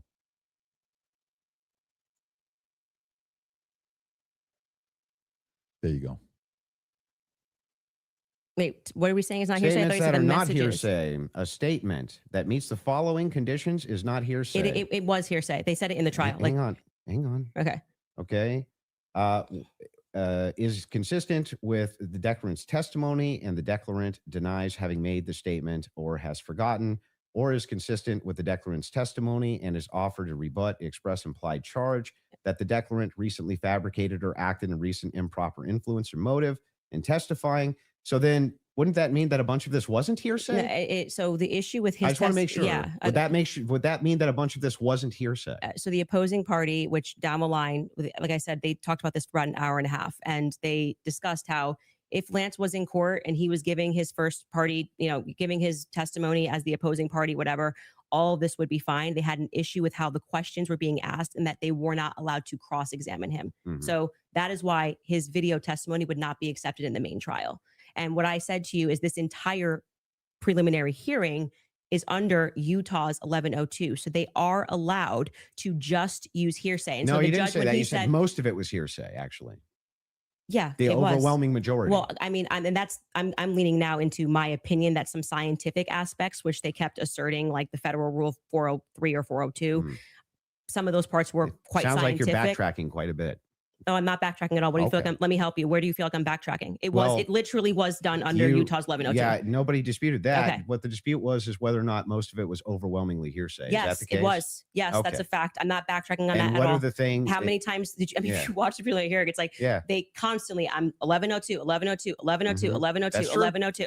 And the reason for that is because it's allowed. I'm not saying it's illegal. It's allowed at this stage, but I'm just reminding you that when you're going to sit across from someone and your claim is going to be, where is your hard evidence? This is what I heard and I agree with what I'm watching. You are watching the state put on a hearsay preliminary hearing. And all of those things are not going to be allowed, right? Even when they got into witness statements and things of that nature. There's a reason why they swear you in and they say, you swear us out the truth, the whole truth. Did you, write this statement? So it's the overwhelming majority of what you saw was hearsay because other people were representing other people's statements. They were saying they had conversations. We don't know where it came from, all allowed at this stage. Okay. But it's hearsay. So but even a lot of that stuff may not fall under hearsay under what we just read, right? But the evidence that you're speaking about, like when you're just, when you say that we're going off vibes, you don't know Tyler Robinson. Okay. His boyfriend is not 100% it was him. So I'm going back to your points that you made that this was overwhelming evidence for you. That doesn't make sense to me. Well, overwhelming just means you can't consider another option that there could have been another white guy wearing Converses on campus. Yeah. Do you agree with me that I said that what overwhelming means to me is that it's just very convincing to me? Yeah. And I find it to be completely unconvincing. And that's fair. I understand that I looked at those blurry photos that they presented and said, your statement on right now is that he's wearing Converses and he also that's just crazy. But these aren't to me. the evidences that I find the most convincing. Well, you said that in your Twitter. That's not the only thing I've ever said on my Twitter about this case. Right. But the question that was asked of you was pretty direct. Yeah. Right. What did you find this to is be? not an exhaustive list of all the things that I find that's not what you said convincing. in the tweet. You can tweet longer too. It's not like we're limited now to 240 characters anymore. So anything that I tweet and all other tweets that I've ever made are now excluded because I used the word overwhelming in this one. Well, even though all of this information I've said so publicly over and over and over again is what informs my position for why I'm convinced on the case. That's bizarre to me. I feel like this is Andrew versus Andrew. Somebody asked you a question. What are the points that you find to be the most overwhelming?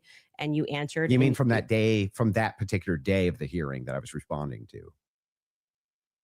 Okay, this is something you find to be more overwhelming? Let me answer that question. Yes, okay. what do you? Okay, go ahead. Go on. What do you find to be more overwhelming? Yeah. Can we do this? Do we want to get into it, or do we want to do a quick ad break? Are you guys good to keep going, or I'm fine to keep going, but we can also. Would you like to take a quick break? Doesn't matter to me either way. If we're going into a different topic, that may be another 30 minutes, 40 minutes. I don't want to stop you guys in the middle of it. Let's So end on what you to find to be more overwhelming. Yeah. So if we're for me, it's the confessions, the text messages, all of that is what I consider to be, from my opinion, that's the most convincing for me. Okay, we should discuss the text message confessions when we get back, if you'd like to. Okay. That's a good idea. Folks, we're going to take a quick ad break. We will be back in 3.5 minutes. Thank you. All right, you guys. All right. What are we thinking so far? First of all, overwhelming doesn't mean convincing. Okay, it's not the same word. English might not be my first language, but I know that much. When someone says overwhelming, they don't mean, oh, I was convinced by it. No, it's not the same. Yeah, I would agree. I think what's happening right now is that he's doing his exact tactics that he does. He's putting all the emphasis on her, saying you have to prove your position. And anytime she tries to get him to prove his position, he circles back to her and tells her she has to prove her position. So basically, she's caught in a cycle right now. Yes, and I believe, which I also sent in my chat message, I believe that TPUSA supplied him with some things to blindside. Oh yeah, I bet he has some Candace ammo. I bet they both do technically, but yeah. Yeah, we heard in his opening the message that we've never heard in full. We knew that he texted, "They're going to unalive me," but we didn't know the continuation of that message. So suddenly he has it. So I'm afraid she might be blindsided by some things that she's been requesting. Actually, she said she wanted to have that conversation. She wanted to work on it together. She just wanted that info, and they never gave it to her. And suddenly it's ammunition for Andrew, I think. Well, and when you have stuff like that, it can blindside you quite a bit. You know, because I think this whole for this last year, you know, like we're like almost on a year now, everyone's been saying that text meant, you know, when you said, you know, I think they're going to kill me, everyone assumed that it was, you know, another nation state. And now that he's saying that it was the left, we haven't seen the text. Now, granted, we have not seen the proof ourselves, and they didn't put it on the screen or anything, any proof that he has that text. He just read it in his intro. But if that's true, that means he may have information that we don't. It more convinces him the way that he's thinking. I think she handled that pretty well, though. I think she handled it as like, oh, well, you have those text messages. Thank you for sharing that. And and she pinned him with Turning Point USA, which I thought was very effective because he's been out here saying, I don't work for Turning Point. I don't work for Turning Point. And it's like, well, you're getting inside information from Turning Point. And I thought she was pretty strong on that. But for sure. I said this at the outset, like he is going to try to pin her in her positions. Like this is what he does. When she's going well, she is getting him to explain his overwhelming position or his overwhelming evidence position, and then she just needs to continue to poke holes in it. Like she was doing that early, and that was good. She needs to stay in that frame because he, like you said, Matt, he's going to try to get her back into it. One of the things that I thought was interesting is that he with that opening statement, he baited her on certain topics like Israel killed Charlie Kirk, and he was basically he's basically trying to set her up in that set the tone. You need to prove to me that Israel killed Charlie Kirk. Like that's what he's doing. That's the game, and she's got to stay out of it. She's got to keep him defending his position because she has enough holes to poke in his position. She needs to stay there. Yeah, and I think another piece of it too, that the guys are talking about in chat is defending the position that he's a patsy is difficult to start with. It is. It is. So what they were saying is it should have been more like there's alternative ideas, which Andrew actually said.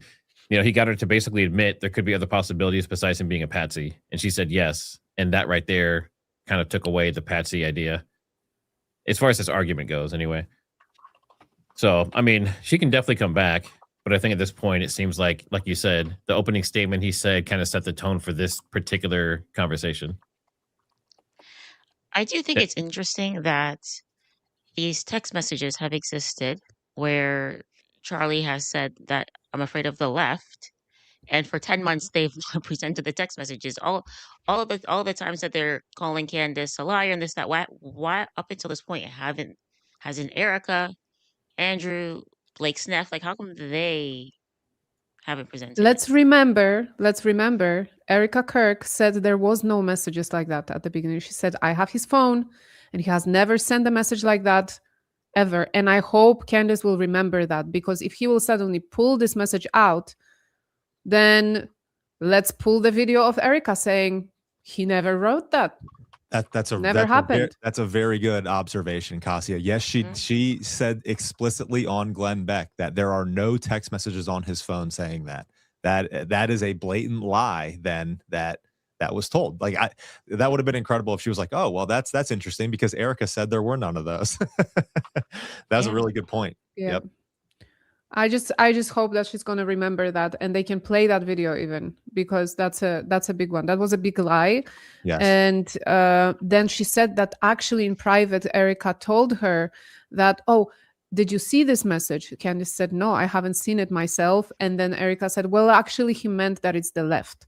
So Candace actually reported on it. So she didn't lie. She didn't hide it from us. She always reported what was said to her. Okay, if he's going to pull out this message and will say that it was the left, then Candace says, well, I reported on that. I never hid it. I said that it was said to me. I have never seen it myself. And the point is, why hasn't she seen it? Why they couldn't just show it to her? Yeah. When Erica flew over to her and started presenting a alibi for Brian Harpool that he wasn't at the Fort Huachuca. I mean, she could have shown the message, right? As well. So that's why it's so tricky. Yeah. Well, you make a good point, because if they had all this information and they wanted her to stop and they wanted her to be quiet and quit talking about all these other alternative theories and things, then why didn't they share that simple text that says, I think the left is going to kill me?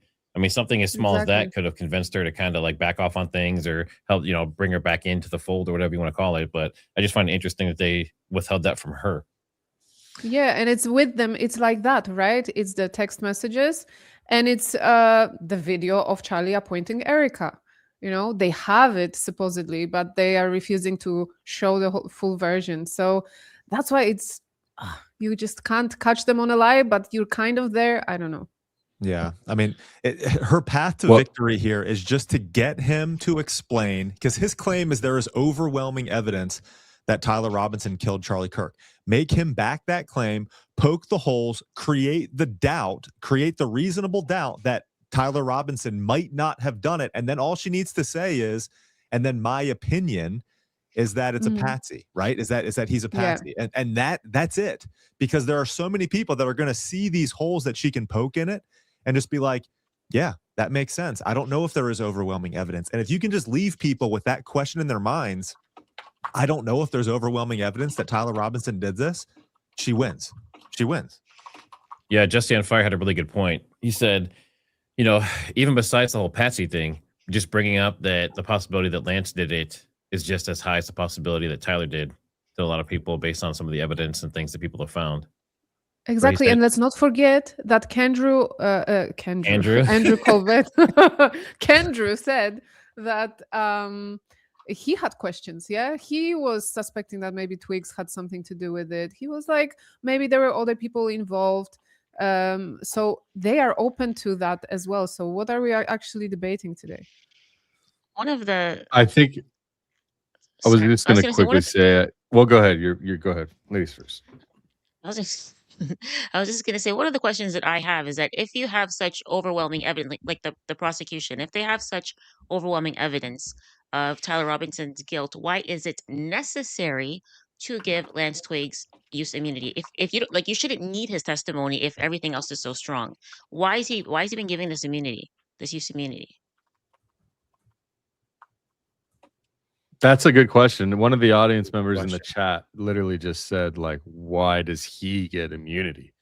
Like, what is, and that's what leads me to feel suspicious, much more suspicious than I typically would over Lance Twigs. They're like, almost like he's part of a plan.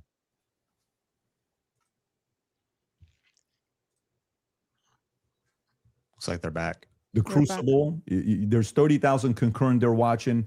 Support Andrew Wilson. That's your fans of his. Click that subscribe button and helps him grow his business. If you're watching Candace, I think there's 225 to 250,000 concurrent right now. We'd like to see that 300, 400,000 number on there. Click that button as well to subscribe and share it with your friends and family. And if you're watching it on PBD Podcast, do the same there as well. This allows us to have more conversations like this. The mainstream media hates the fact that we're having these conversations right now. Just so you know, they want to control it. This is free for all. This is what's best for the audience. That's why we like freedom of speech. Having said that, let's go back into the text conversation you were having, right? Okay. Let's stay there, and then we'll go into the cross-examination stuff in about 30 minutes. Okay. That sounds fair. Okay. So yeah, I used basically three pillars for the totality of the evidence. Okay. So if you want to know exactly what those three pillars are, this is going to be the testimony with the text messages and the confessions. This is going to be the physical evidence, and this is going to be the totality of the summary of the case. Okay. So right now we're focusing on one of these pillars in my defense, which is fine. I understand that I have to defend my claims as well. So when we're talking about the messages themselves, they seem totally valid. I have no idea why they wouldn't be valid. And I have not heard any good explanation for why it is that these messages should even be questioned. The defense hasn't questioned them as far as I'm aware. Nobody has actually questioned that these messages came from Robinson to date, except perhaps you and other people who are kind of in that camp. But why should I question these exactly? I'm not sure. Okay, so first let's just go over legally what the point is of a probative hearing. The defense is not putting on, they're not there to say or to argue or to defend themselves at all. They have to address what is being presented by the state. Okay, so they're not here to then say, let me give you an explanation for these text messages. Agreed. The relevant portion of what the defense did do was actually before we got to the preliminary hearing. I had mentioned that it was initially supposed to be scheduled for some time in May. They asked for an extension. That reading through those filings of why they were requesting an extension and why I actually believe their extension should have been granted, because they did not receive discovery on their text messages. That was one of the reasons. There were many reasons why they wanted to have an extension, but this was crucial, right? So forget just the general sense that these messages feel off. And yes, you are allowed to have an intuition. You are allowed to have a sense and just go, this is very weird. We're being told this kid had like above a 4.0, Tyler Robinson. He wanted to get away. I mean, the text messages almost run head to head with themselves. Like he wanted to get away with it. So he thought the best thing to do would be to text a full confession of what he did, down to what I didn't even remember, saying, yeah, and that's also me in the surveillance footage. It felt a little too on the nose. People have common sense. You just don't text message. But then we're also supposed to believe that he put a note under and burn this and get rid of the evidence. But don't worry about that because I'm about to text you a full confession. That it felt off. It felt weird off the bat. The manner in which they were texting, we're told he's like a gamer who's using a Dremel to carve expressions, catch fascist. But then suddenly he's writing like a 1700 also, as a Helldivers novelist player, he did actually get the 500K code correct. Yeah, I'm not a gamer, so we'll say that if we start debating that, you'll be way over my head. But yes, but my point being is just that first, it's a general sense of why people had a reaction to these messages that seemed like they were written by Jane Austen rather than like a kid who games and writes catch. Yeah, but do you see how that's intuition? That is, I just said that. I said just parking aside the intuition of just something feels wrong here, which you should follow your intuition. You should actually do that. If you say the COVID vaccine is running out, feels like it's coming out too fast and there's too many celebrities telling me to do it, I'd like to take a pause. That's good. That is, you are allowed to do that. I believe in intuition. But hang on. Let me respond a little bit here because you've been going for a minute. Let me at least respond to a little bit of this. So the first thing is like when people bring up the COVID vaccine, not trusting the COVID vaccine en masse was the science. That wasn't just intuition. That was the science. There was tons of competing science. Now they tried to suppress it. That's true. But there was tons of competing science for why you shouldn't take a risky mRNA vaccine and masks and things like this. Kept telling us was 100%. Now, when you're talking about intuition, though, when you say trust your intuition, I'm actually giving a different message. You actually should be very wary about trusting just your intuition. It is true that intuition can be useful, but it has to be tempered with logic, reason, explanatory power, and evidence, not just intuition. That's why we're parking it aside. Intuition is the first step. Something feels off, right? Okay. That was my first step with COVID. I don't like the way it's being pushed. It shouldn't require a celebrity campaign, by the way. Another element of that is why people don't feel good about the Charlie thing. Why do we have so many influencers saying things? It's over. Why are you guys all using the same adjective? Can you switch it up? I'm overwhelmed. Like, chill. Like, you could say, I found some kind parts like compelling. I think this should go. Like I found some parts compelling. Maybe we should, see at the trial. That would be Don't you think Fed slop's a buzzword for the counter industry? But everyone on the same day of watching this trial, which was, I would say, not overwhelming at all. Nobody came in medium, right? No one came in like there were some interesting aspects. This was a little suspect. But I do think it's enough to go to trial. They all came in like they were passing away and we're going to die from being overwhelmed. Well, they're trusting their intuition. Okay. Well, actually, in that scenario, they're looking at the preliminary hearing and have a reaction to it. It wasn't their intuition. But like I said, parking aside, just getting to the substance, parking aside, just a general intuition that sometimes might be second messages. Then we look at the filings, which came from the defense, and they were requesting an extension saying, we have gone to the prosecution and we have requested all of this stuff in discovery. Yes, you are saying that you took Lance's phone, okay, and that you collected his phone on September 11th and that you sent it off or whatever. You took a picture of the text messages and we are being given these text messages to review. Crucially, Kathy Nestor said, I have not even been given access to my client's phone during this hearing. She said, I haven't even been given access to my client's phone. She can't tell you, as a part of their discovery request, it's not enough to say to me, Candace, I just got a text message from Candace. And I say, I didn't send that text message. Maybe that's what her client's saying. We don't know because we're not at the trial, right? Maybe he didn't send those messages. Could there be someone who logged into his Discord? Could there be someone who logged in to his Apple? George could be sending text messages right now. We are married. He has every login that I have. And remember, he's up for a death sentence. So if I'm able to sow reasonable doubt with common sense, he may come during the trial and when they actually have to address these points, say, I did not write those messages. I was here. Lance, my boyfriend, was logged into my phone, logged into my Apple ID and my iCloud sending messages. I know that we have a capability because my husband does it. He has the capability to send messages from my phone. It is not convincing to the public when, for whatever reason, the FBI combined with the SBI, it was not the prosecution's fault. They made that clear during that hearing, would not allow them that discovery request to be able to see where did that message come from? Because you're saying my client was here, right? I want to know if that message actually was generated from his iPhone when he was waiting to retrieve his, rifle, hoping that the pooch doesn't have a bad sniffer, like just weird messages. I want to make sure that, yes, it was actually him. He was holding his phone and his boyfriend didn't just log in to his computer when he was home. Lance was his boyfriend. That is a crucial fact here. That discovery was not met by the time I got to preliminary hearing. So I remain unconvinced by these text messages. Just as you feel convinced by them, I feel unconvinced by them. Okay. So then the idea here is the reason that you don't think that these are valid text messages, and you don't, right? It has not been proven that these messages are valid and they don't sound valid to me. I don't think anyone, even if someone was selling like a, I don't know, pot on the corner, would be smarter than to write a full-fledged confession.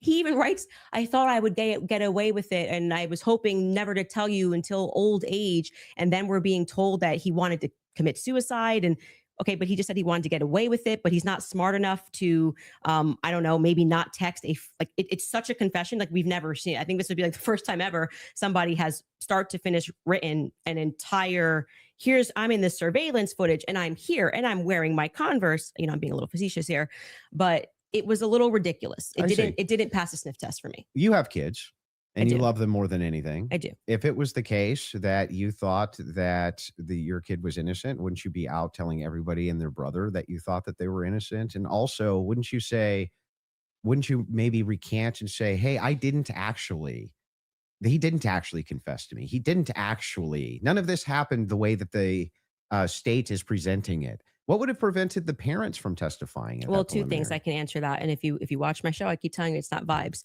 So right after the shooting happened, Lance Twiggs, the FBI put him into a safe house they paid for.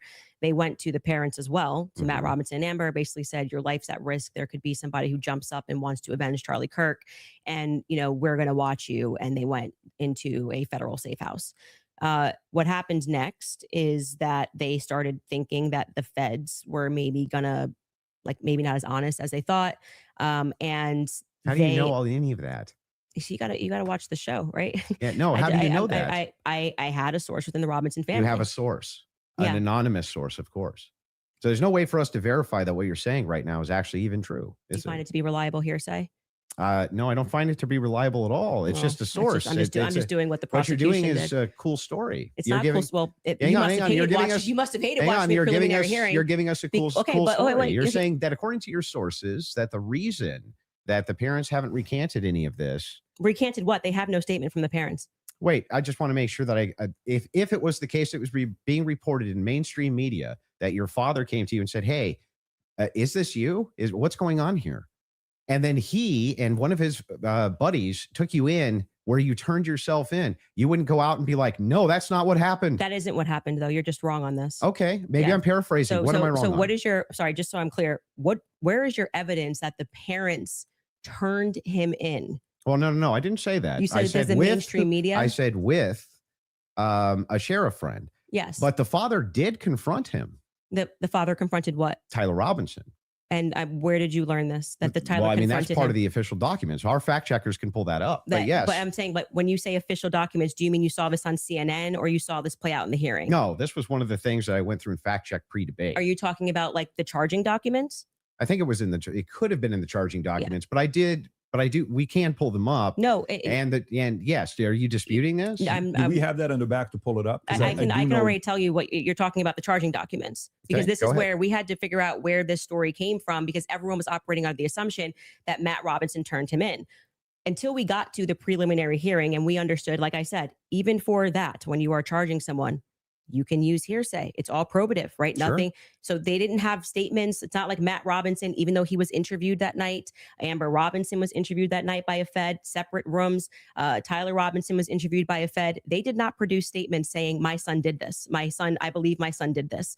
But what happened was they did interviews, but also the crucial person here who you just brought up is Mike Mitchell. Mike Mitchell is the biggest unknown in this entire case. Everyone keeps saying they heard from Mike Mitchell this, they heard from Mike Mitchell that. So when the person wrote up the report that night, and it was Brian Davis who wrote up what became the charging document, he after they transported Tyler Robinson from the Washington Sheriff's County office up to, I think it's Salt Lake City. I think it was 4 a.m. in the morning that they got up there. He then writes the what becomes a charging document. So he's basically saying, we all spoke to a bunch of people and here's the information that we got, right? We've not seen that. So it could have come from Mike Mitchell. Mike Mitchell could be saying, I don't know how this negates the point though. Why it wouldn't truly the negates parents? the point, because you don't have a statement from the parents. Yeah, you are going. Why wouldn't they just correct the It's not the correcting. That doesn't misinformation? negate the point. The point is that we now got the preliminary hearing. If the parents were the ones who said, "I'm turning my son in because he's guilty," I didn't say they turned him in. I think you're talking about the over. You said it's been the narrative. Everybody's known this. The narrative initially, which I think you agree with, was that Matt Robinson knew his kid was guilty and turned him into the police station. What actually happened in terms of Sheriff Brooksby, who was present there and gave a press conference, what happened was this Mike Mitchell character essentially peer pressured him, and we can get a fact check on this. We can find Sheriff Brooksby's press conference, and he said, they know it's you and you're going to come in peaceably, or people are going to be banging down your door. He was a undercover cop, which I don't like that. I don't know what he did undercover. It's very hard to find anything about Mike Mitchell, but he worked with them for 20 plus years, the police officers. The reason why Tyler Robinson knew him was because he lived nearby and he was also his Boy Scout How leader. does this negate that the parents could write this second? And by the way, if you had I'm the going to evidence, address that point. I'm just saying that your first point, which is that the parents did this. Yeah. We don't know that the parents. I didn't say that they did ever. Never Well, happened. you're quoting the parents as having said. You said that Matt Robinson said that his kid was, you say involved. I don't want to misquote you. Confronted him about Confronted him. Yes. And I'm telling you that we have not seen any evidence that that is true. We can fact check that. Okay. Because we do have evidence. And I'm saying it's the charging doc, which could have been Mhm. derived from a statement Mike Mitchell said. Two things I have ready in the back. One Cool. is the charging doc, and the other Yes. one is the video of Kathy Nestor saying she hasn't seen Tyler's phone. Okay, we can Okay. run Which Kathy to one go would you wanna back, see and then first? just to You go wanna see backwards Kathy to first? Kathy first in court saying she didn't get her client's phone. Yeah, and then I think we'll go to the. If you're okay with that. A thing not in dispute. These are all things that I'm not even disputing. Okay, so we don't and have to show it. We never get to the thing that I am disputing. Well, I was just providing an answer. We were coming back in from a break because you were talking about the text messages as something that you felt was concrete. So it was just my rebuttal to you Mhm. that it's not concrete because they haven't had a chance to actually answer that. And she didn't even get to see your client's phone. So that's effectively, again, the state saying these messages are real. You don't get the discovery on these messages just yet. She will during trial. They will actually get Don't you discovery think messages. that would make their case fall apart if it was the case that they weren't able to actually pull the data off the text messages? Do you think the prosecution would go to court with fabricated text messages? It's called winners and losers. They may not be fabricated, but by the way, as what they are saying, like I said, if there was somebody logged into his phone, they may not be fabricated. That's the point. So let's get to the They just let's could get be to somebody the parents, else. the parents fact check. That was So the I other was one, saying, right? I believe what you're talking about was derived from the charging doc, which was signed off by Brian Davis. Let's pull it up. Let's see if that's correct.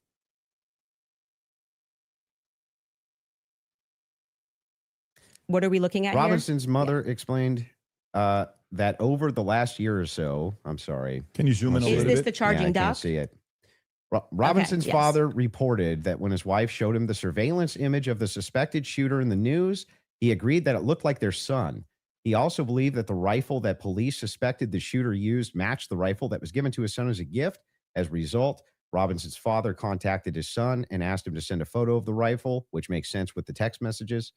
Robinson did not respond. However, Robinson's father spoke on the phone with Robinson. Robinson implied he planned to take his own life. Robinson's parents were able to convince him to meet at their home. Yes. So this is proving my point. This is from the charging document, correct? Yeah. So what I'm saying to you is that 3 people got interviewed on that night. Mike Mitchell got interviewed, Amber Robinson got interviewed, and Matt Robinson got interviewed. Of the 3 of them, only one of them actually wrote a statement, which was referred to in this preliminary trial. He came in, I believe, in March, Mike Mitchell, and he wrote a statement, which I find to be very shady that they decided to bring. But why aren't the parents disputing that? No. Well, first off, that's the question. First off, the parents are not going to ever play in court, play to the cameras in court when they have a legal team that is going to be advising them not to speak to the court because your son could go to prison but forever. They're playing to somebody else who's your source. I'm not going to address that. They're playing to someone else who's your source, but won't go publicly tell the media this is not true. Well, what I did not say to you that I just said I have a source, so I want to be very clear and take it from somebody who was involved and permanently sued. When I have to take my lawyer's advice, I mean, there's so many things that I want to respond to when people are speaking about. Yeah, but it's bizarre that they would utilize a source which would get the information to you, but wouldn't just go to the media and be like, actually, that's all wrong. I am telling you that you would nary find a lawyer who would advise you to go to the media. This mother, especially when your son if I thought that my kid was up for death. If I thought that my kid was in any way, shape, or form going to be up, you couldn't shut me up. Or my wife, she would be like, that's not true. That's ridiculous. There's no possible, that never happened. These people are lying through their teeth. They'd be public whether you like it or not. Yeah, that's for you and your wife. But when a judge issues a gag order in a case and your son is up for death, and your lawyers could be advising you that if you say anything, you could blow the case, you would have a more responsible consideration. I see. And we're speaking opinion here. You're like, well, I wouldn't care. I'd violate it, and I'd violate the judge's orders and see what would happen. If you have a source, it seems like they're violating it with them. I'm not speaking to a source, but what I am saying to you is speaking just relevant to what this is. We have not seen any proof that statement that is included in this charging document. I think it is highly likely on the basis of the preliminary hearing that all came from Mike Mitchell, and Mike Mitchell would be a part. He's based saying, on the statements of it's him saying the parents told me this. The parents could dispute that. That's going to come down the line, right? They're going to be able to seat the parents. I will say this, putting together context clues. If the state had it on, 100% certainty that Matt Robinson and Amber Robinson said it, a 5-day preliminary hearing would be a good time to say we have enough evidence. And I can tell you why Matt Robinson made this statement, and here is his statement that he signed. That would have been a good time to present that evidence. That would also be a good time for the defense to say that's just totally fabricated. No, it's not. It's the wrong time. Why couldn't they? That is completely the wrong time. Why couldn't they? Because what they're doing is they already said they didn't receive discovery. They literally can't. They literally can't because they can't. They did not You're receive saying that discovery. They didn't receive that information? No. They just received the text messages. But in order to... That's not the text messages. The probative information. Yeah, we're talking about the information that we just reviewed. That's not the text messages. They never presented it. The state never put it on. Yeah, they didn't. The defense could easily still have presented this. Yeah. No. They could have said they're no. They're not allowed to. Are you sure? In a preliminary hearing, yeah, the defense is engaging with whatever evidence the state decides to put on. They did not put this on as evidence. Brian Davis was up there. So they're not allowed to present anything? they're responding to the state's I'm evidence. asking, are they allowed to present anything? They are allowed to say, Like if there was a conspiracy that they could prove right then and there, would they present that in one of these hearings? no, it wouldn't be the right time for I that. disagree. I think It's that not a I disagreement. think You're- that they not only could do it, but they would do it. In fact, when I talked in depth with my attorney, they said that's exactly, if you had actual evidence that there was fabrications by the feds, that's exactly when you would introduce that. So when in the document that they filed yesterday or a couple of days ago, Mhm. the appropriate, like what you're doing at this stage of the hearing is the state is saying we have enough evidence Yep. that we think this needs to go forth to trial. Hence the reason that there's this extraordinary, we allow hearsay because it doesn't really need to be perfect. It can be enough that we feel like we can move forward. Right. And okay, I disagree with that in general when somebody's rotting in prison, but whatever. The next phase is for them to meet in court and for the defense to essentially present an argument to the state that says, we find this filing to be defective in and of itself. We don't even have to defend ourselves because you, the state, have enough, you know what the laws are on the books, and this filing is defective and you should get rid of these charges because they don't make sense based on what you can decide based on a law on the books. So then that's why they then file the dismissal, right? So in the dismissal, what they're doing is they are engaging, and this is what was widely misinterpreted. Well, yeah, they're engaging as though as it's a hypothetical. If this is Yes. hypothetically Yes. true, then so they're X. saying all of Yeah, these but charges. I'm not disputing any of that. So that's what I am. you're asking What I why am. you're saying could they just what put I'm out? asking specifically is like, who could shut parents up who are like, no way, there's no possible. This never happened. This is ridiculous. They would be shouting it on CNN. They would be shouting it from the rooftops. They would be losing their minds. And you're like, nope, the gag order would be enough to keep them quiet. Not enough for them to talk to your source, but enough to keep them quiet. I think that that's quite ridiculous. But I'll even concede this whole point to you. Let's just say maybe this was misconstrued, right? There's a little bit of reason to doubt it because we're still waiting for the evidence for trial. If that's the case, then why not take the same standard for the evidence that you present? You're just waiting for trial. Well, you didn't do that. Wait no a reason second. we're here. Wait a second. I just want to make sure that I got this right. That's your argument to me, right? My argument to you is what? My Sorry. your argument to me Uh-huh. is that, hey, wait a second, Andrew. There's not enough here that convinces me, right? Well, that's actually my rebuttal to you, is that you are saying, why are people engaging in what you term to be conspiracy theories? No. I term it to be thinking. They're Mhm. just thinking because they're recognizing there are a lot of holes in these stories and that this is not strong evidence, right? This is the reason they're doing it. I'm explaining to you, this is the reason that they're doing it. I'm addressing what you view to be Yeah. overwhelming evidence. And by the way, I want to be clear, That which what convinces you're- me. yeah, well, but thus far, And this is every just like, point that you've doesn't brought convince up, you. every point that you've brought up, did you feel like this is beyond a reasonable doubt? I mean, you realize remember what I said in my he's opening. going to be. It's not beyond a reasonable doubt. Mhm. It's just what I find convincing is what I find overwhelming. So why are you so upset when people say they don't find it if convincing? that was the limitation of the claims that you made, if it was just, wait a second, there's a little bit of problems. There's some problems in this case that I have questions for that I want answers to. Nobody have a problem, actually. At least of all me. I would be the least likely person to have an issue with you, any of your fans, anybody saying. In fact, I've had tons of Discord calls about this. My position's always been clear. Of course, conspiracies exist. Some of them have way better evidence than others, but I've seen them myself. I know conspiracy. In fact, the federal government has hundreds of thousands of laws about conspiracies. They see them everywhere. We both know this, right? That's never what the problem is. The problem is when you make claims outside of, well, wait a second. I'm just questioning evidence here. I'm just questioning what the state's case is here. I'm just asking questions. It's when you make claims outside of that, where you claim that there's good evidence or good standards you should believe because, and then it turns out that it's all nonsense or it's wackadoo stuff or it makes no sense. And when we have a chance to cross-examine your evidence that you've presented, I'm going to show a lot of that. A lot of this conjecture that's based on literally nothing, that leads from no inferences whatsoever. Like you couldn't even infer it logically. That's the problem. The problem has never been whether or not you just said, you know, there's not enough in this case so far until we get to the trial. I remain unconvinced. I'm sure there's tons of people who remain unconvinced yet until we get to the trial. I think that's fine. I think it's fine. There's people who are convinced too. That's never been my problem. My problem is the claims which are external to that. Okay. not sure I really care if you have a problem with what I think in my own spare time. I don't understand this like lecture that you just gave. But beyond that, what I'm saying is that What the state lecture? is allowed to use. I didn't This is lecture what you. this is what my problem is. You guys are not like, yeah, you guys think while it's still legal. You can. You are allowed to do that. So, but anyway, Nobody said you can't. going back to you saying I wouldn't have a problem. I think I just demonstrated pretty thoroughly that what you claim that you have a problem with is exactly what the state is engaged in at this stage. So it just doesn't make sense. That's not the case. In fact, So the if people thing look is, and they say, the thing I'm is looking at the funny- gun and I see, and I'm inferring this, and someone else says, I'm looking at the gun evidence and I'm inferring that, they're both doing the exact same thing. They're not. You're just saying, I want to do it for the state. That's propositionally false. That and is not I'll propositionally explain false. exactly how. It is the case that every proposition is going to have a true or false conclusion, period. That's just logic, right? It's the law of excluded middle.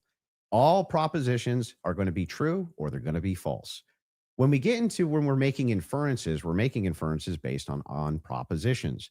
We can actually come to true conclusions with false premises inside of a proposition. In fact, what we're talking about here is not whether or not you feel that you're convinced by this evidence. But you felt like you were Right? convinced. Sure. But here's the thing. When you ask me my reason, Andrew, why are you convinced by this? I can give you my reasons why I'm convinced by it, why it seems reasonable and rational to me to be convinced. You could even say, but Andrew, I'm just not convinced by it. If that was the limitation of your claims, we wouldn't even be having this conversation. That's why I wanted to have the conversation, in fact, was so that we could move into your actual claims that you've made, which transcend the idea of I'm just asking questions. Before we get into that, your team has one thing they want to show before you go into that. Okay. So if you want to pull that up, this is the prosecution filing showing defense had full discovery by April 1st. Oof. They did not. That's not true. Wait a second. Yeah. To date, the state's prosecutors have disclosed all evidence that is presently and reasonably available to them as required under Rule 16 Utah R Criminal, to be more precise, as of April 1st. Yeah, that was not 100%. That's why they're caging that by saying what's reasonable. There was an entire, and we can pull this up. Like, we should now play the Kathy Nestor clip because that's from there. So, and they were basically saying you don't need it at this stage, meaning it's not reasonable that you're asking for this when we're going into a hearing that's just going to be based on hearsay and stuff, things of that nature. But of course, by the time a trial comes, you're going to get all the Where discovery it's just show documents. cause. Yes. Yeah. So that's what they're saying. Yeah, I there. understand. Okay. So that's I'm even fine with yeah, it. that we all know. And then, by the way, just now that the hearing is over, and you can also fact check this, they now at the end of the preliminary hearing dropped like an insane amount of the discovery stuff they gave to them like the week after. You guys can give me the exact amount. I don't want to say because I don't know my I don't remember how much it was. It was an absurd amount of stuff that they gave to them right after the preliminary hearing that they had been asking for. Because that was one of the things that I kept saying on my show is as we were watching that preliminary of the preliminary, why not just give them the stuff now so they can engage in these arguments? Because I feel like you, it's like, I want to hear what they have to say about the text messages. Why can't you just give them what they're asking for so that they can actually engage you? And it didn't happen. So, but the judge ruled that it wasn't necessary at this stage. And that was the whole point of that because it's preliminary a show to the cause. preliminary. Yeah. Would you like to play the Kathy video? Well, he's saying he's not disagreeing, so I don't think we need There's to. no point here. There's no Okay. disagreement Yeah, right. Great. that she said that. Yeah. So so I guess Yeah. the I'd like to disagreements now also- would move into I, the evidences that you have stated on the record, which transcend elements of reason. Why are we in regards having to this a case. transcendental conversation now? Because Because first, they're all because related to this your case. entire thing was about looking at the evidence, which never made sense to me, again, because all of the evidence that you felt to be overwhelming was hearsay. That was bizarre to me. You told me that I could take as much time as I wanted No, you to can. question you on No, these but things. I'm just asking you just to lay the groundwork of what you're saying is Because you've problematic, made that many, you many decide that it trips claims. into I'll something explain. else. And I do still want to hold you for going through, because we've discussed the gun, we've discussed your... and you can hold me to those things, but I would yeah. like to get into the and we things should that you've discuss said. the screwdriver as So, well. and I'll explain exactly what the groundwork is. Mhm. When you make claims which pass the idea of I'm just asking questions because the state's evidence is not convincing, I think you have to answer for those claims because they are in regards to this case. You're saying, I have a claim. It is in regards to the assassination of Charlie Kirk, which is what we're talking about, not just the case of Charlie Kirk, his assassination. You should have to answer for the claims that you've made in regards to the assassination itself. You should. Yeah, agreed. So if that's the case, then I would like to finally dive into some of that evidence and dive into Well, it. just to be clear, Yeah. and I'm happy to have you talk about, like I said publicly, you want to engage in some conspiracies, but I said I want to make sure that we get to the substance of our debate.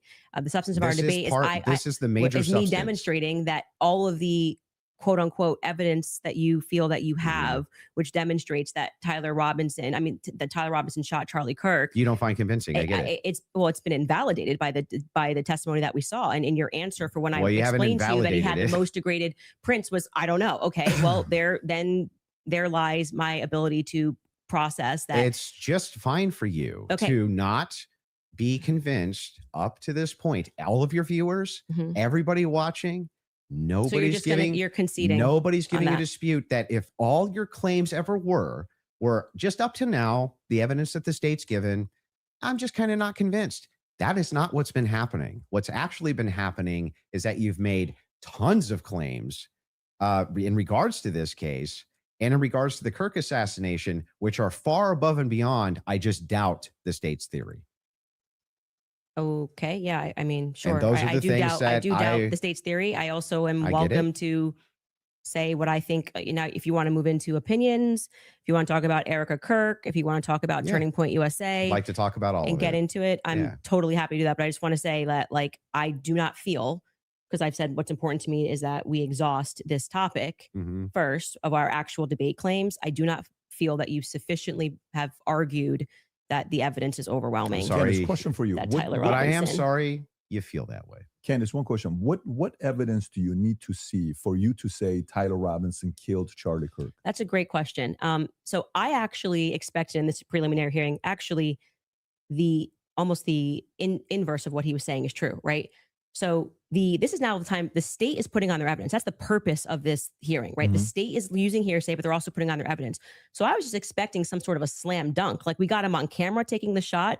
We have him clear on camera. You're telling me this guy drove 13 hours all around. Like, we can definitely show you a picture that it's going to be beyond a reasonable doubt before we even get to the trial. People are going to see and go, oh crap, like it was really Tyler Robinson.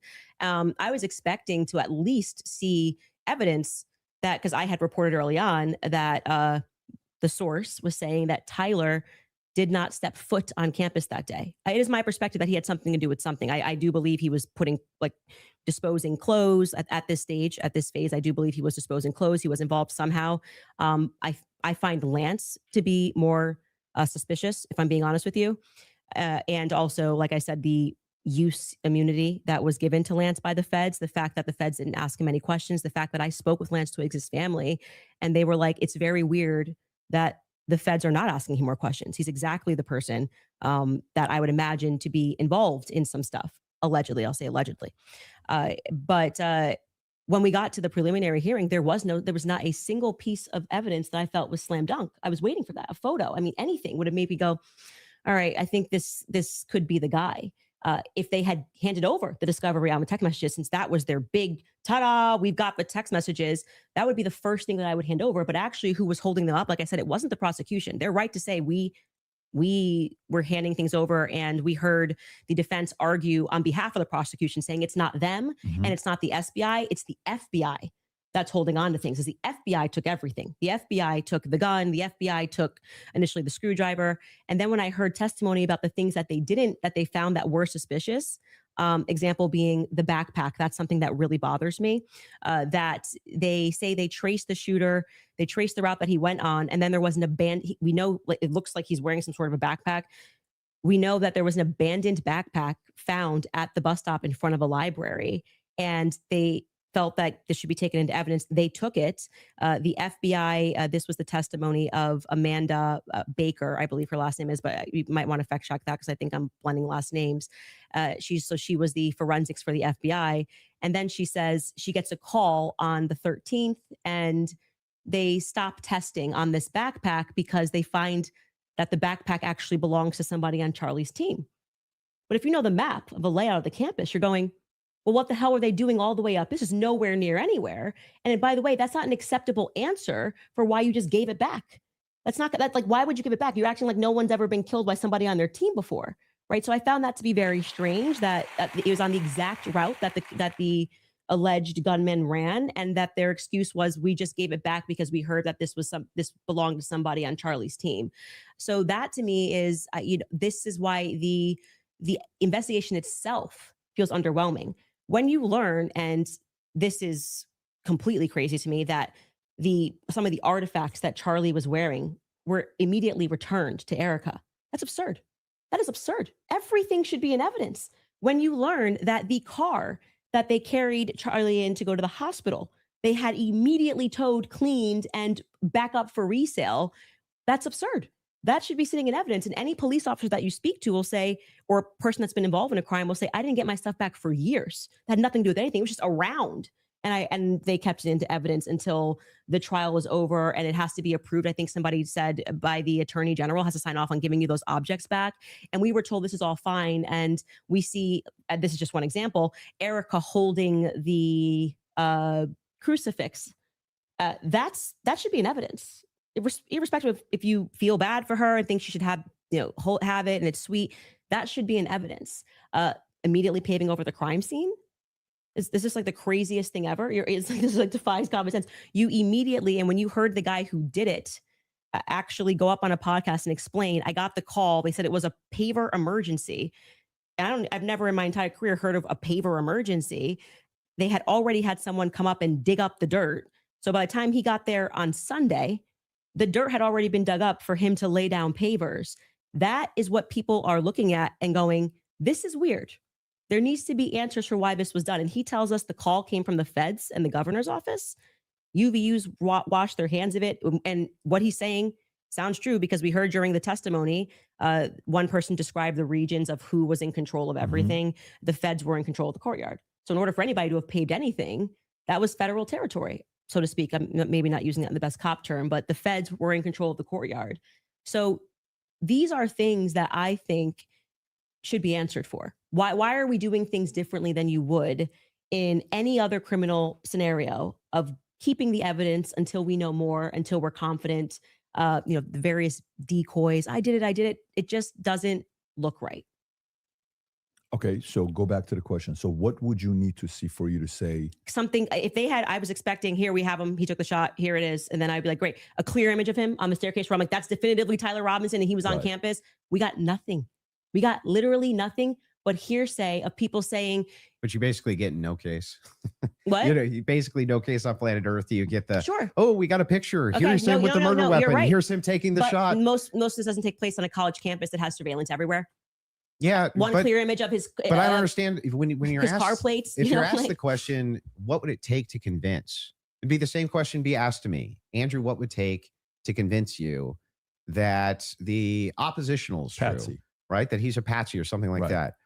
Just good, clear, concise evidence that's been presented, right? And is being presented that I could go through and link all together to see if there's actually some clear picture of there being a patsy. That's what it would take for me. Okay. Just I don't disagree with that. We haven't heard the defense just respond. a good evidentiary standard. And then of course I would change my mind. So just to qualify this. So there is a possibility in the next few months that you may come out and say, guys, it's done. Tyler killed him. Yeah. So you're saying yes to that. Yeah. I think it's very important for the audience here. Without question. For you, is there anything that you could see for you to say, yeah, this guy was a patsy? Of course, I'm going to always follow evidence. Perfect. So my whole thing is just this. It's really important to me. I don't mind people being truth seekers and justice searchers, and the internet has helped solve tons of crimes. There's no ifs, ands, or buts about that, right?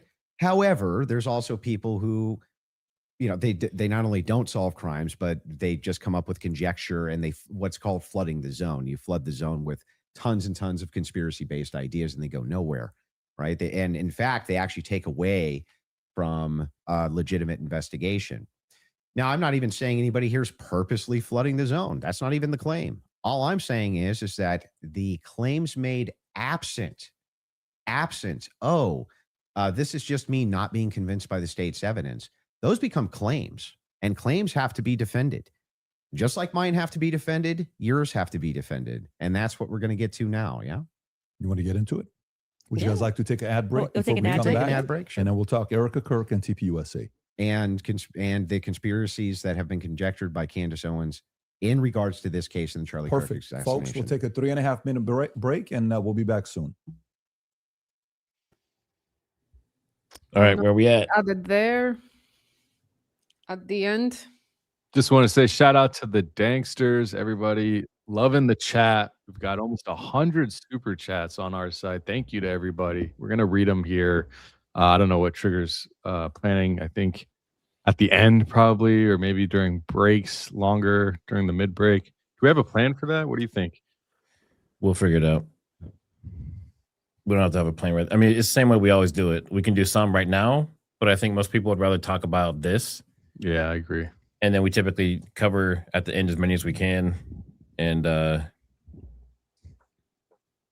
yeah, it's gonna be hard. You know, I'll tell you, it's a long day, you know, so if we don't get to all of them, don't hate us. But everyone, make sure you guys hit that like, subscribe, grab a drink, restroom break, whatever you need to do. If you're at work and you're hiding, listening to this in the car or something, you know, stretch your legs, whatever you got to do. But up to this point, what's everyone thinking? Like in chat, put a 1 if you think that Andrew Wilson is winning. Put a 2 if you think Candace is winning. I'm just kind of curious to get a read on what everyone thinks right now. And it's interesting because both of them basically just conceded the other one's possibility. So Candace just conceded that she's open to Tyler being the one, and Andrew just conceded he's open to Tyler being a patsy. So wouldn't that be a handshake and debate's done? I don't know. It seems like at this point. Sorry.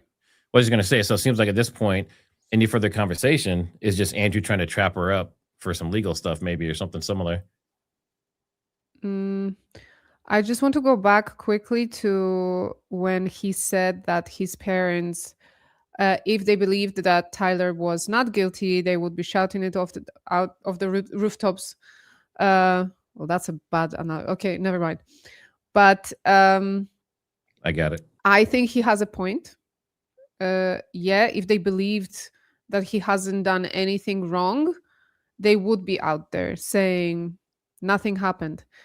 But I remember Nissi, when we were actually on a podcast together last time with you, Trigger, at the when we were watching preliminary hearing together, Nissi brought a very good point that if he was involved as a patsy, and if he had any prior knowledge of what was going to happen, no matter how he was involved, in what percentage, in what level, he is guilty of something. So therefore, nobody can go out there and start saying, well, yeah, he didn't really put the trigger, but he knew it was going to, you know, it's not going to happen.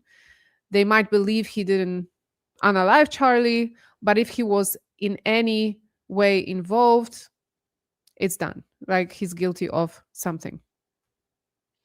Yeah, like I had explained before, if someone, like if he, let's say he was involved in like planting the weapon or disposing of clothing or something like that, but he wasn't the trigger man on the roof, having any level of involvement, when someone is killed in a crime, like in the state of Utah and many other states in America, every single person who was involved can be charged with felony murder, even if they themselves were not the person that pulled the trigger. So, I mean, if he had any level of involvement, admitting to it wouldn't serve him. So, and then for as far as the gag order, if there is a gag order and it's like you can serve court time for violating a court order. So if the judge says if you are a witness in this trial, you are not to speak to the media, you are to keep your mouth shut. And if his parents are witnesses, which is a strong possibility that they are, even if they don't end up being called, they're still probably on the witness list. They could serve court time if they violate the judge's order by saying something. Like the judge's order is not just, oh, I would like for you not to say things. No, you can go to jail for violating a court order. So I think that's not a bad argument that she made. Zach? Yeah, I tend to agree with that, Nissi. I think that as far as the Tyler Robinson's parents being quiet, like I think the temptation for every parent would be to shout it from the Losi Center rooftop that your child was innocent, right? I mean, but I think being prudent if you were taking the advice of legal counsel, you'd be like, hey, like, this is a process. When we get in front of a jury, like, they're likely going to testify. I mean, I think that as far as I'm concerned, like Andrew asked Candace, like, what would be convincing to you? I think Tyler Robinson's parents' testimony, if they do testify at trial, will be a very pivotal moment in this case. Like, I mean, like, if Tyler Robinson's mother is on the stand and she backs up what's in those charging documents, I mean, that's going to be pretty interesting. The only thing that I'll say is that I'll express just a little bit of frustration on my part, because I don't know why, and I said this at the very beginning, I don't know why Candace's initial premise is that Tyler Robinson is a federal patsy. I wish that her initial premise was just Tyler Robinson was not the lone wolf assassin, because that's the argument on the other side, that Tyler Robinson is overwhelmed. There's overwhelming evidence that Tyler Robinson is the lone wolf assassin. And I feel like if it was just Tyler Robinson is not the lone wolf assassin, it's very easy to poke holes in that overwhelming evidence narrative. So I guess there's a little frustration, because I feel like proving right here before trial in this specific debate that Tyler Robinson is a federal patsy, like, that's what Andrew just keeps going back to. He keeps pinning her down right there and making her continue to justify that claim. Whenever she tries to get it back on him, explain the overwhelming evidence, he always puts it back on her, and it's pretty frustrating to watch that. And she truly believes what she is saying, and I am on this. I'm on Candace's side, and I agree that there's a lot of holes in the mainstream narrative that Tyler Robinson is not the lone wolf assassin. I just wish that was the premise and not the patsy one, because I feel like that's a much higher standard. It's harder to prove right now in this debate. I agree with you. I think the reason she's arguing it so aggressively is like she mentioned, she spoke to a family member who was adamant that he wasn't there at all. So like, that's the hill that proverbially she's dying on. But I agree with you. I think there is overwhelming evidence that he wasn't a lone wolf. Like, I do think that's a much stronger position to argue. Yeah, there's just reasonable doubt. There's just reasonable doubt that he wasn't the lone wolf assassin. And that's all she needs to do. It's all she needs to do. So we'll see. We'll see how it can. I mean, you heard that last prompt from Andrew. He's kind of piling it on. Like, he's making her prove more and more and more throughout this. So this will, it'll be interesting, this next segment. But the problem is we went into the last segment and they were going to talk about Andrew having the overwhelming evidence. They were going to talk more about that, and I feel like they didn't talk at all about that. So I sent the message in our private chat, like, what's PBD doing? Like, we got to keep him on topic here. Yeah, he's been kind of lackadaisical. Is that a word for it? Maybe. It's just kind of not even existing there much. He's not doing much. I feel like he should be interjecting more frequently. He should be kind of directing the conversation much more strategically, kind of like helping them dig into their points, helping maybe pull back if it goes, awry or off topic. But we're not seeing that, and I was hoping for better. He's pulling a sneako.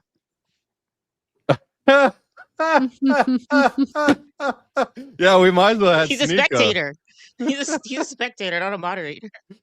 At least he's not like Sneeko, like, you guys aren't listening to me. I'm just gonna stop the timer. Forget it.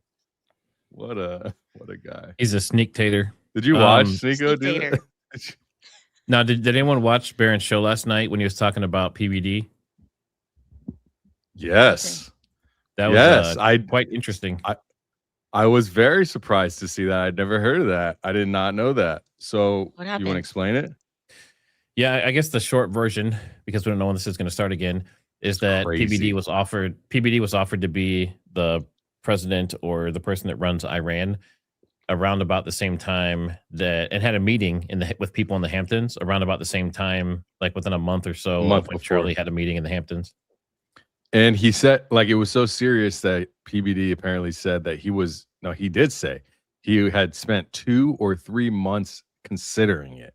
But ultimately, he's got a family, he's got 4 kids, he would have to move to Iran. Like, all of these things came out. I'm like, what? That's wild. And then Barron, he's like, why are we deciding a president for another country in the Hamptons? And whose house is this at? And raised some really great questions that are, it's like, and then he went, how would we feel if this was happening in some other country? I think he used Poland actually as the example. Yeah. The Polish group of people were trying to decide who's going to be the president in the United US. States. Mhm. Yeah. Yeah, and he also mentioned too that Charlie was anti-Iran war. So you know, you put all those things together, you can make inferences from that. But it's a very interesting episode.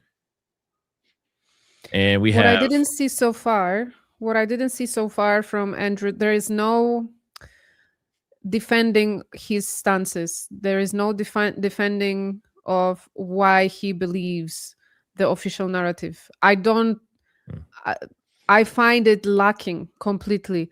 Candace is doing all the defense, it's and one-sided. he's on the offense. Yes, it's very one-sided, and she's not able to bring it back to him because, like Zach said, when she was trying to do that, to start questioning him, he was like, well, what did he say? He's like, oh, I'm sorry that you don't believe it, or something like that. It's just very passive from him, and that's the strategy. So I think she needs to go a little bit more on the offense now and start questioning him. Why you believe this? Why you believe that? What do you think? She didn't address, she didn't phrase it as a question like, why do you believe that the backpack that was found at the crime scene close to the gun belonging to TPUSA wasn't added to evidence? Do you find that suspicious? You know, so she needs to start really directing these things at him. She's kind of talking like on her show to the audience.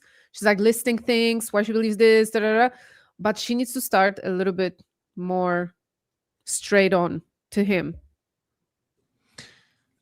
Yeah, that was an interesting moment. I mean, he's been this whole time saying, I don't agree with your position. I don't agree with your position. You need to prove it to me. You need to prove it to me. Show me your evidence. Show me your evidence.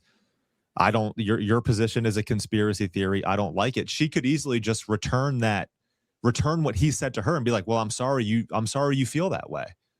I'm sorry. Yeah, That's that was the literally line. what he did to her. She was like, she tried to get it back on him, saying that she didn't agree with his position, asked him to show or to prove his claim that there's overwhelming evidence that Tyler Robinson is the lone wolf, and said that she didn't agree with it. And his response was, I'm sorry you feel that way. Like that's not a valid response in this. And then he literally just put it right back on her. I mean, you're 100% right. I mean, that was an interesting moment, but she could very easily just do the same thing.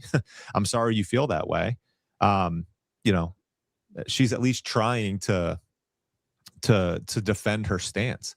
And that's the problem. He is not defending his stance. He keeps peppering her with it. And that's the game that he plays. Like, and this is the problem with this. It's like, it's not a good back. Andrew, before we go into the other issues you want to talk about, is it fair to say you're good defending your position of the overwhelming evidence? Yeah. Okay, beautiful. You take the lead. Go for it. Yeah. So Let's go. I have a bunch of questions for you, and I want to make it super painless, right? So no traps, no gotchas. I'm just going to ask them direct. And I think that as long as they're not loaded, if they're loaded, you should not respond yes or no. But as long as they're not loaded, if I just directly ask them, I'm hoping that you'll just give me a direct answer. So here's the questions that I have. Wait, before we get into that, I would like to just reply to that. So just to be clear, we agreed to debate our claims, and then I agreed publicly that I have no issues having a conversation with you about other things that I've discussed that were outside of the court hearing and things like other evidence that's come across our lap and things that we've been speaking about.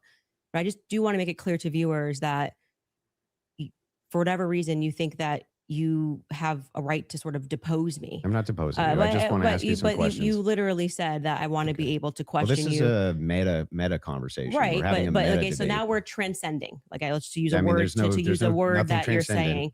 But this is what you're doing, right? Okay. So this part to me feels like a bit of am I allowed to ask the questions?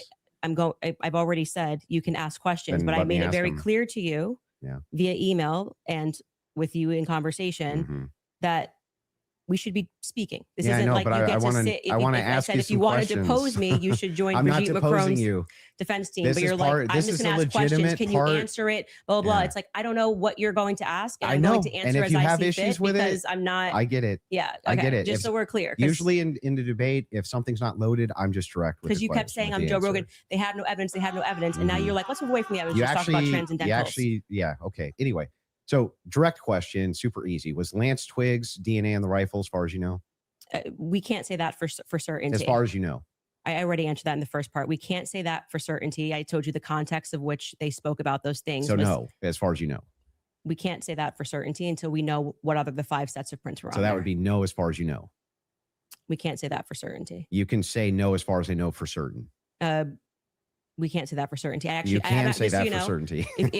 if your energy here is going to be like you're my dad and you can tell me how to speak or what I'm supposed to say, you're just going to come up against the wall. I'm Okay, familiar with this but- debate strategy. But I like, am just yes or no, telling yes or no, you. yes or no. We're not debating anymore. We're having a conversation. So I already addressed that in the first half of this about why. No, we're still there's- definitely debating. This is still. no, it's not a this debate. is Now inclined this to is you your- saying I want to probe Yeah. things that sit outside of the evidence. I actually already That you've addressed this. stated. You asked me. Uh-huh. You're not going to go like where you're Okay. sitting and I'm on trial. I'm not on trial. Okay, great. So let's you talk can about have a the conversation let's as talk we've about the agreed French. to. Let's talk about the Foreign Legion. Sure. Was the Foreign Legion, do you believe, trying to kill you?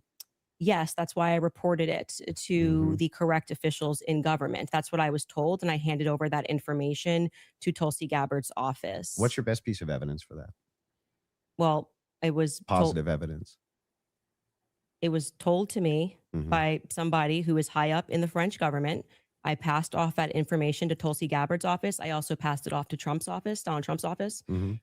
And that's all I can tell you. I wouldn't be able to probe any evidence because I don't have the power to do that. I'm not the federal government. And I would also like to say that this becomes this other piece of what you do, which is when people say, this, I was told this, and this is the evidence that I have, and I'm willing to have that conversation and write the email to the correct government body that deals with this. Like, I can't hack into Emmanuel Macron's bank accounts and say whether or not the I information agree. but then you go, well, where's your evidence? It's like, well, my evidence is that I reported it. I did the right thing that you're going to do. So if somebody calls and says, hey, Andrew, there's a viable death threat against you, and that person definitively has the rank to be able to tell you this, and you say, well, what I'm going to do now is I'm going to report that to the feds. And then I go, what's your evidence? It's like, well, I got the information and I gave the information that I got from who I got it to the right body of people. And that's Okay. what I did. Got it. I just want Cool. to make sure. And so I'm not it- trying to trap you. Well, I just want to make sure I got it clear. and that's why I say I want to know what you're doing now, because this has always been the thing. It's like, we actually can't win on the overwhelming claim. So we're just going to go and bring up everything that I think can try to embarrass her.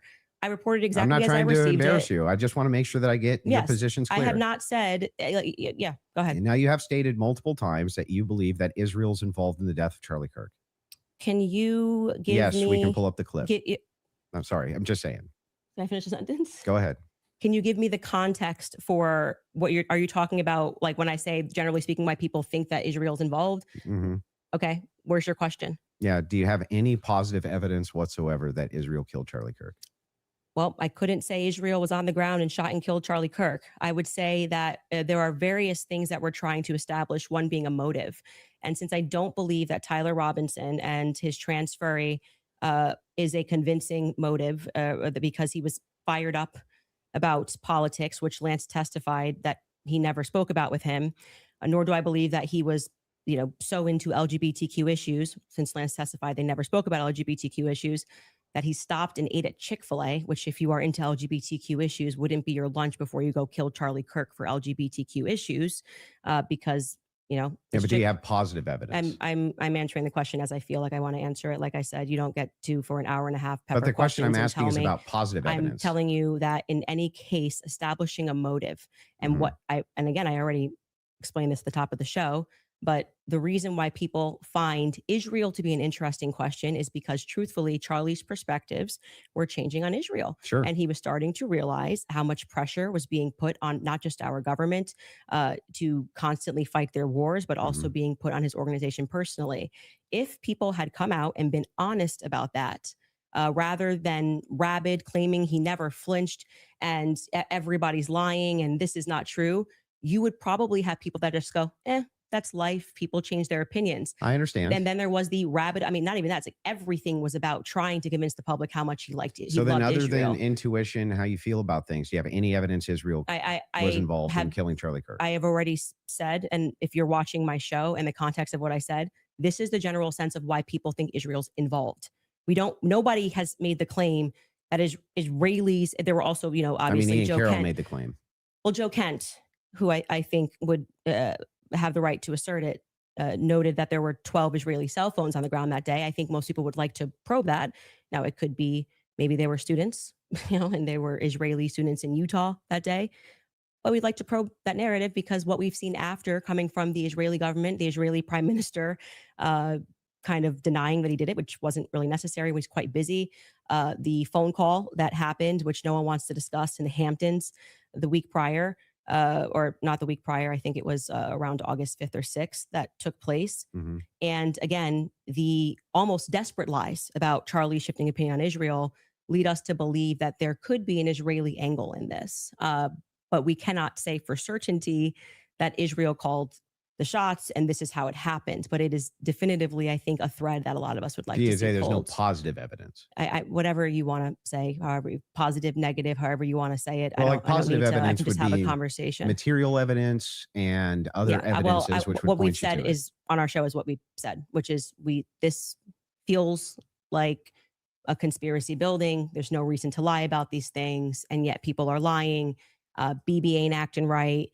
The Hamptons thing was weird. And the way they tried to shove the Israel narrative down our throat immediately. I mean, the day he died, posting a picture of him with an American and Israeli AI'd photo on the president's feed doesn't feel right. So, do you have any evidence that Erica Kirk or TPUSA participated in the murder of Charlie Kirk? I've never said they participated in the murder of Charlie Kirk. So how could I say that I have evidence they participated in the murder of Charlie Kirk? Okay. So then you don't believe that they did? I never have said that statement. So I'm not going to get you to ask me personal questions about things that I've never said on record. Okay, fair. Your team is sending messages in the back saying they have a video they want to play. Okay, go ahead. I don't know what the video is.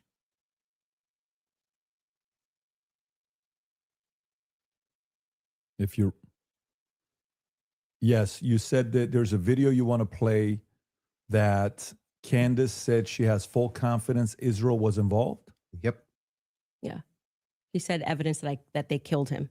I said this is why people think they're involvement. So if they have the clip, they can play the clip. Yeah. They're referring to a clip. Yeah. Via whom? My guess is Pierre. Erica. I think that there's a reason Pierre knew that Charlie was dead first. I think there's a reason he was a priority.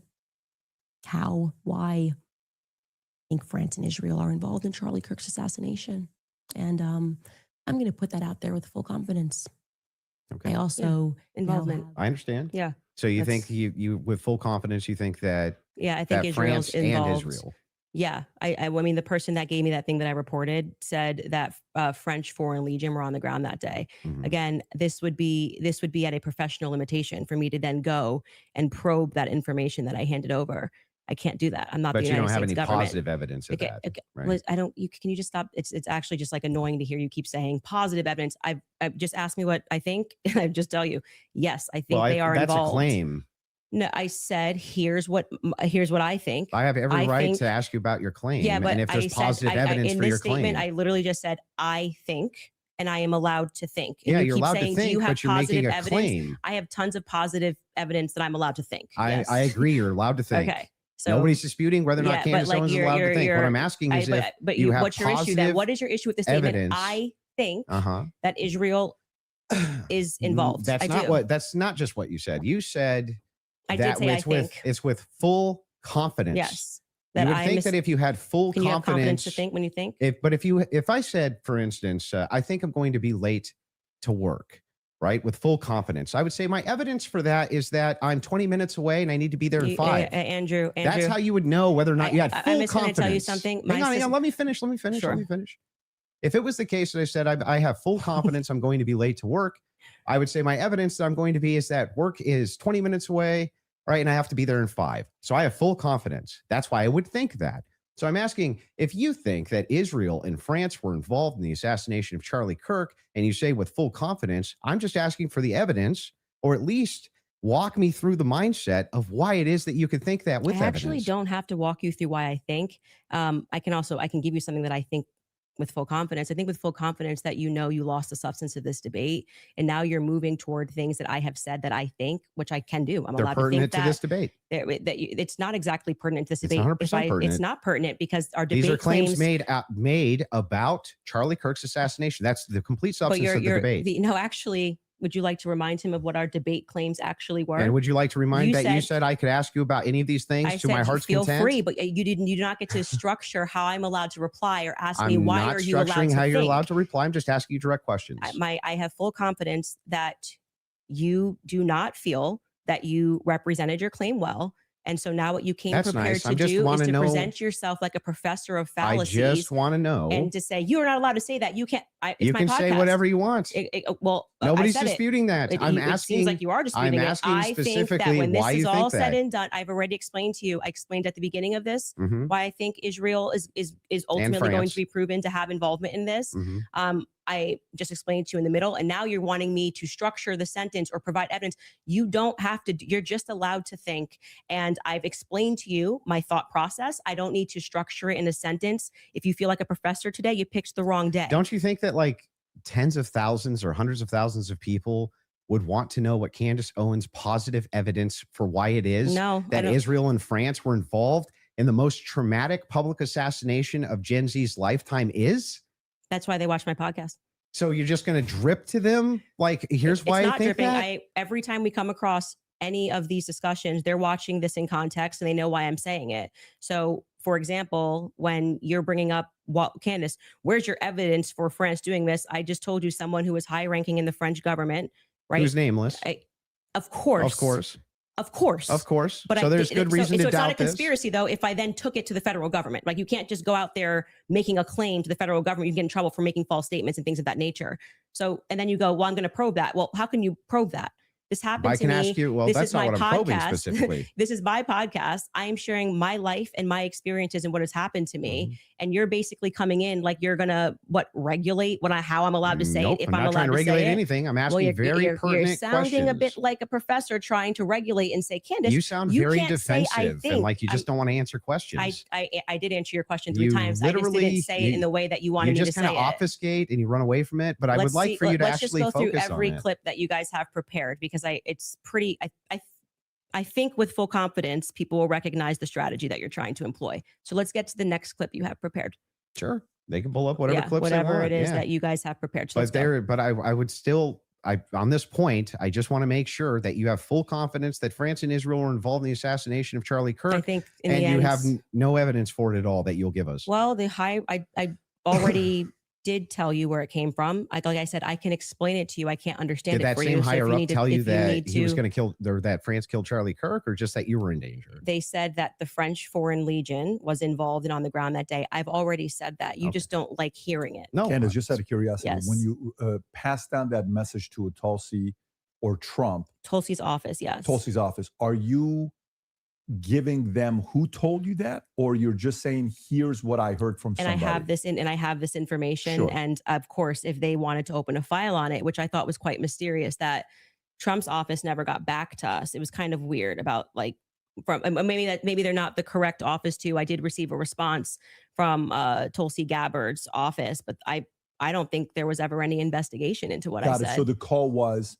hey, I've been Emailed. told It's- the email. Yes. Email was, I've been told I have somebody is- information, that the French Foreign Legion was on the ground during Charlie's assassination, and that it was a lot of information, but Well, you like didn't give specifics who it was from. not in the first email because I figured they would Perfect. yeah. So if they do contact you, 100. are you yes, comfortable giving 100% who it is?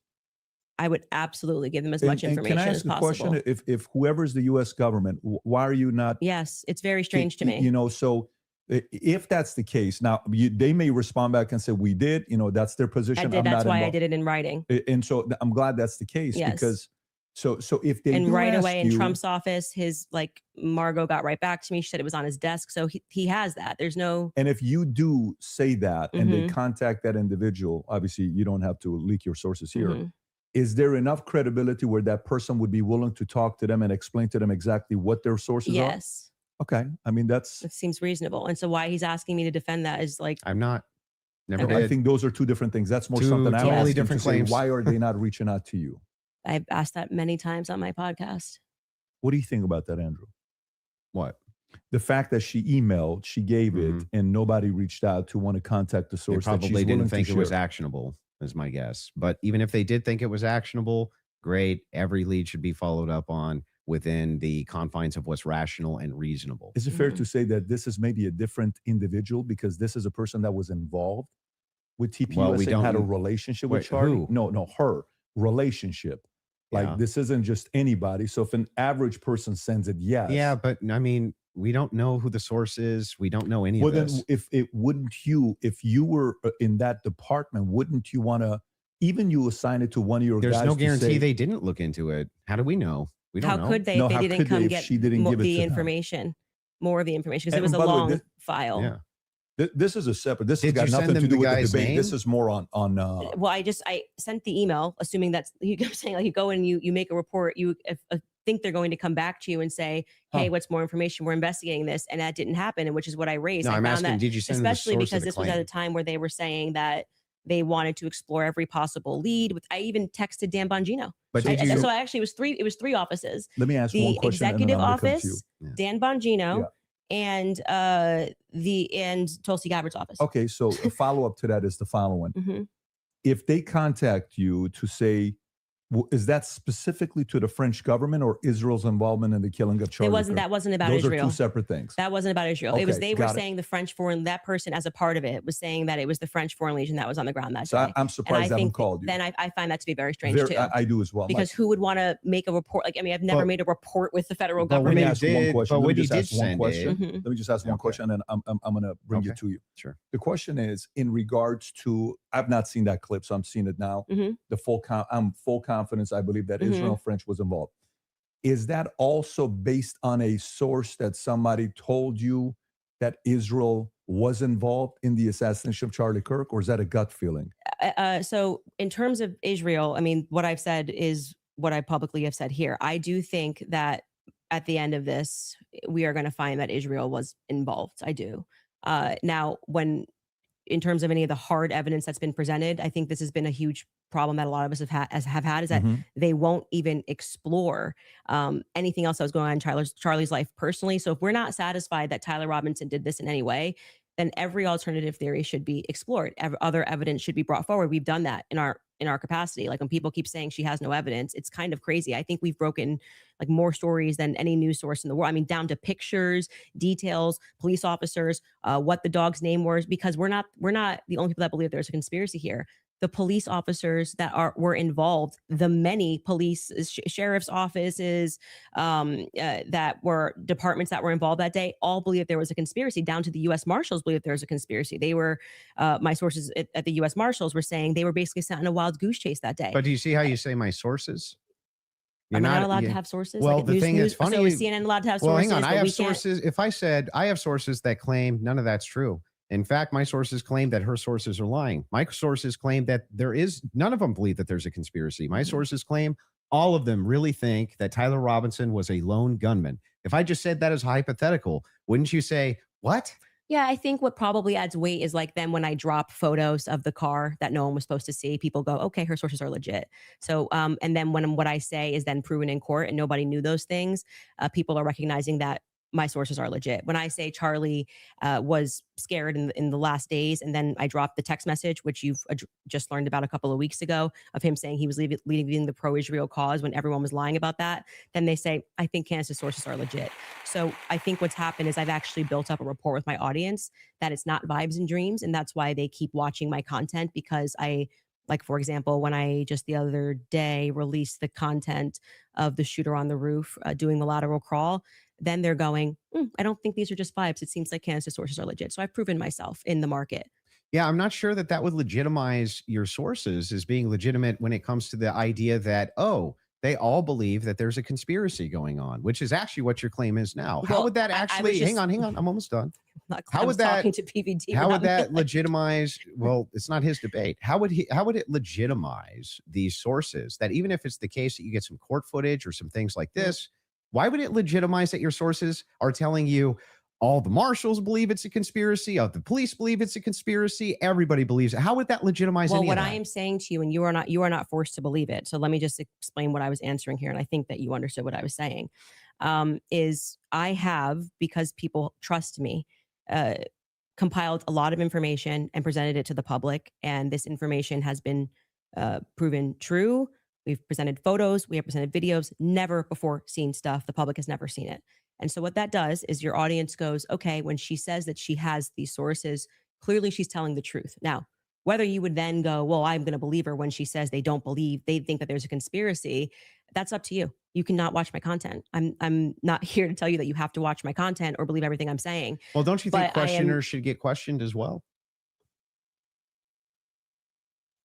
By who? I'm not committing a crime, am I? By just like saying what Well, I I think and mean, collecting aren't evidence. most of the people you ask questions of not actually committing crimes? But what do you mean they should answer questions where? Like at a police station? Like no, what are you just saying? like if you want people to come in and answer questions for you, I have questions about this in the investigation. I have questions about this. I have questions about that. You want them to answer your questions. Doesn't it seem totally fair that you answer back the questions people have for you? No, they're not answering our questions. So it's also fair that they don't answer them. So you're That's okay. why I said so I just Andrew want to. Colvett should be in this chair. He's not. But That's isn't his that a double? prerogative. But isn't that a double standard? No, it's not, because he's not doing it. Yeah, but what that would still be a double standard. If you're requesting that he does do it, then Mhm. that seems to infer that you think he owes you answers. Oh, so inferences are allowed again? And they never weren't. So that seems to infer that you think that he owes you answers. If that's the case, then don't you owe answers? Yeah, well, I feel like I'm answering your questions and his questions about, I mean, I'm talking about Andrew Colvett. His position is he's a spokesperson for Turning Point USA. Uh-huh.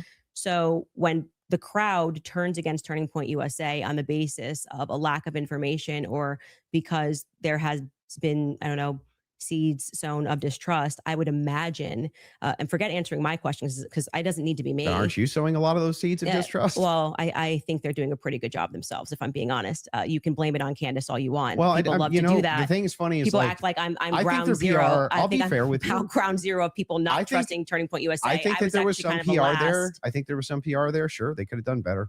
Absolutely. I'm not disputing any of that. One thing, though, that I want to just directly ask you is, do you actually believe that anybody in TPUSA or Erica Kirk or Erica actually participated, had foreknowledge of, or facilitated the murder of Charlie Kirk? I'm not going to get myself into a legal pickle here. Everything I've said is on my podcast. How would that get you in a legal I think pickle? firmly that if I was the investigating officers, I would seat them all and I would ask questions. I would at this phase. I would. Okay, So well, what does using a that mean? hypothetical. Does that mean that you do think so? I think it was not a sufficient investigation into what we know to be true of 80% of homicides. It's usually conducted by someone you know, right? And the fact that that was never even considered, that like I said earlier, the backpack was returned How do you know that that- was never considered? because they gave back the backpack as just one example. They gave back the backpack. They gave back the That doesn't show a conspiracy. well, I mean, it shows that the police trusted everybody and didn't just hold things up for a Yeah, second. they and ruled them out as suspects.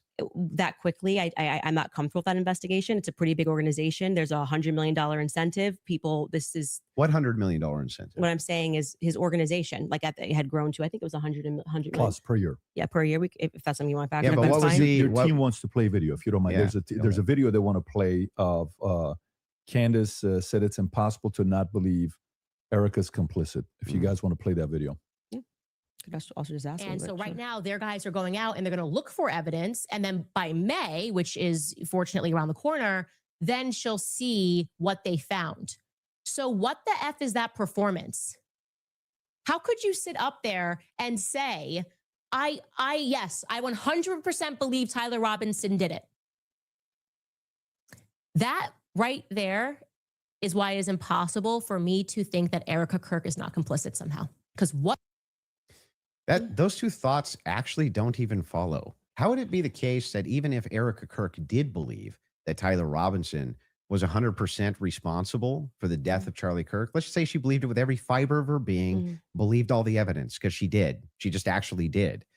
Would it then follow that somehow she's complicit in his death? I didn't say implicit in death.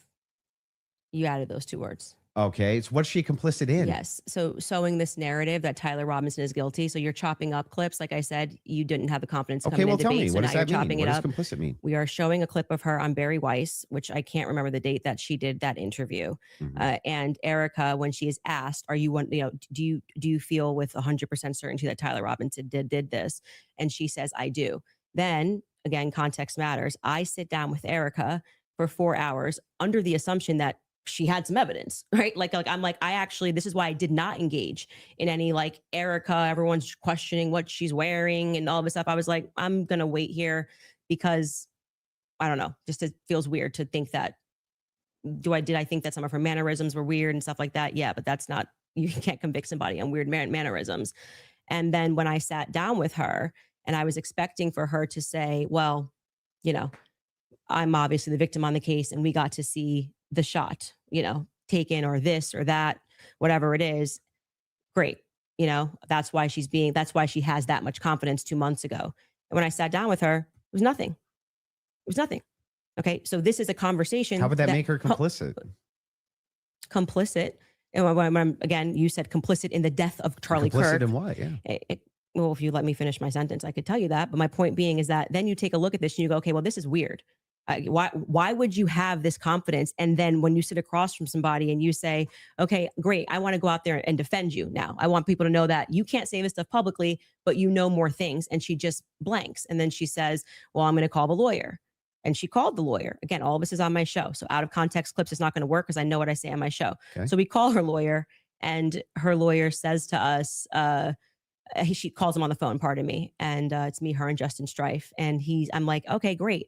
What do you guys have? He goes, well, we don't have anything yet.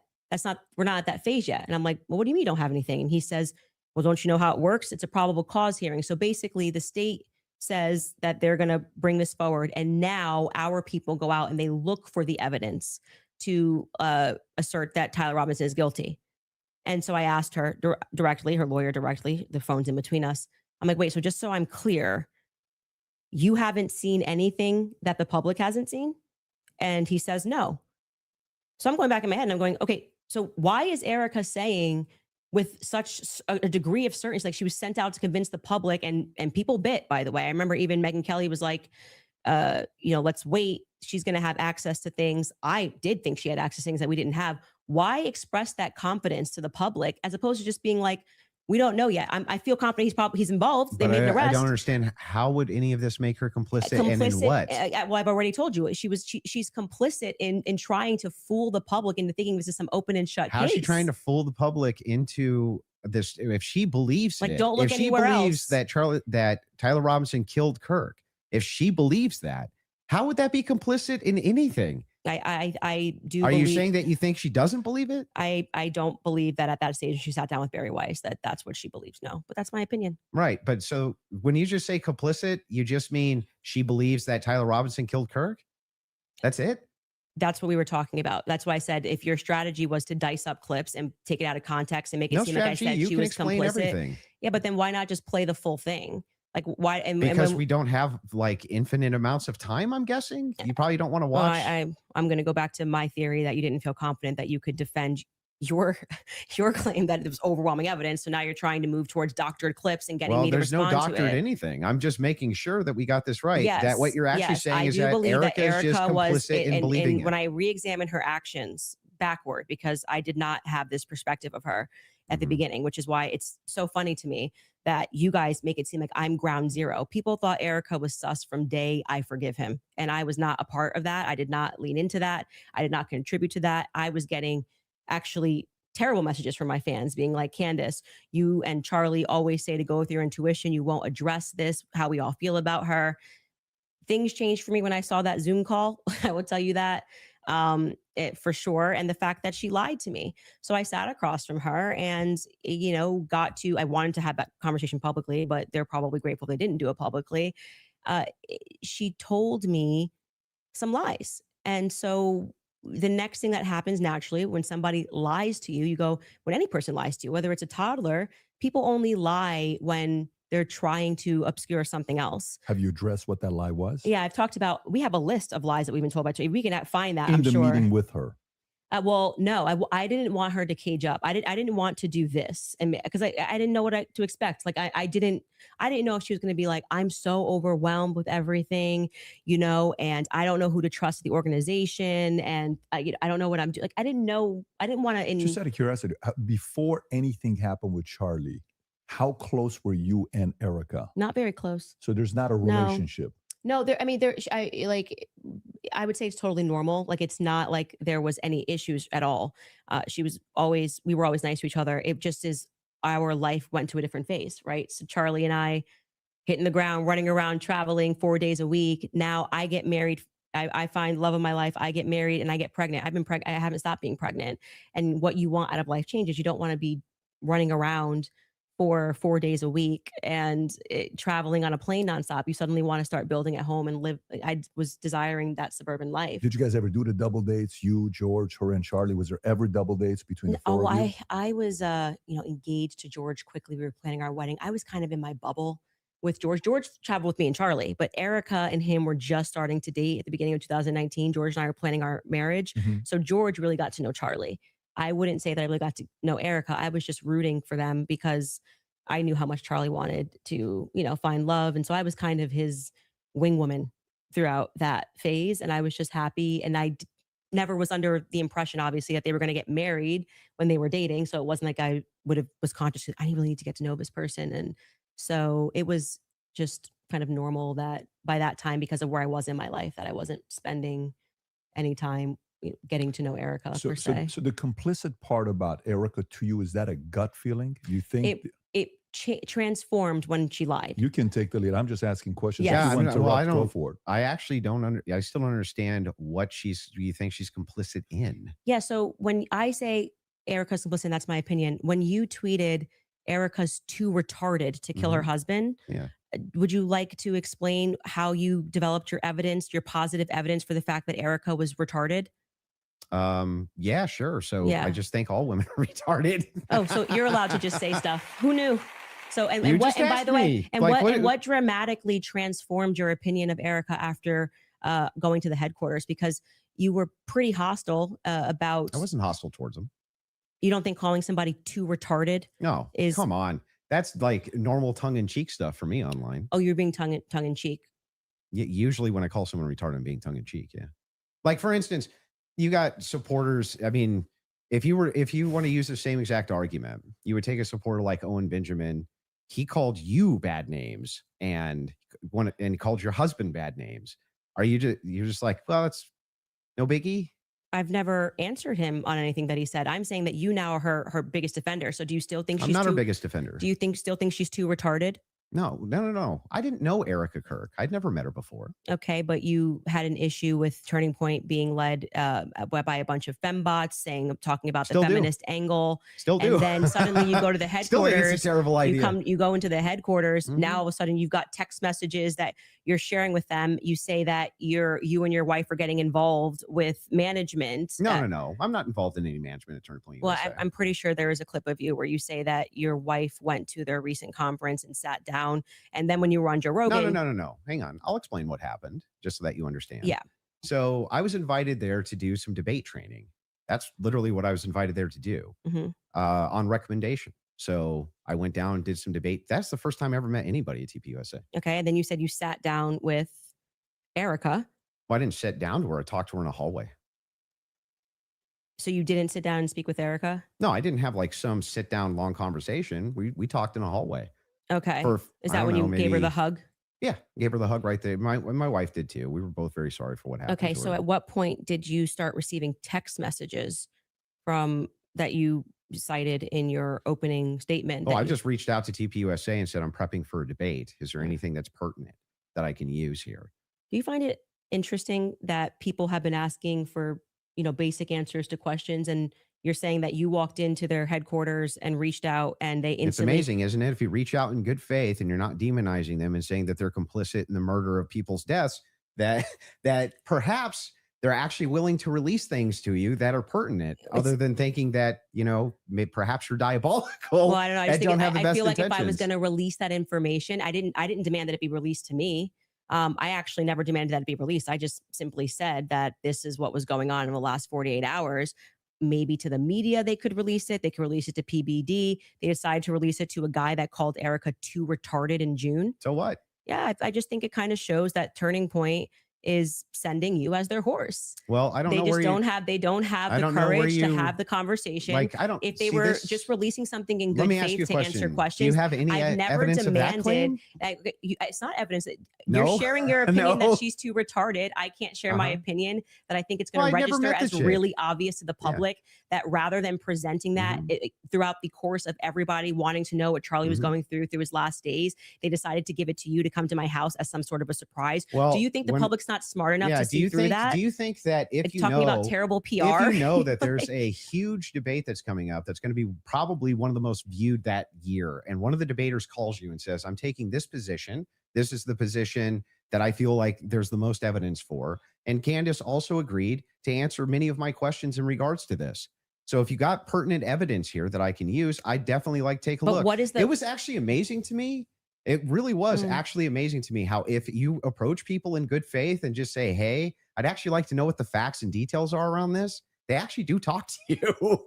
It's amazing. Yeah, I just do not believe that they are doing this in good faith. I don't believe that anything you have done has demonstrated that's in good faith. It demonstrates that you walked into Turning Point USA headquarters and came out a different man because you were critical of the organization. You were critical of Erica, and now you're sitting here going, "Candace, I want to interrogate you for an hour and a half about everything you've ever said about Erica." Have you ever been critical of somebody that you hadn't met, and then you meet them and you're less critical of them? And the inverse has happened too. I was less critical about Erica, and now I'm more critical about her. But I'm asking you, isn't it the case that there's people you've been critical of, and then you've met them and you're less critical after you meet them?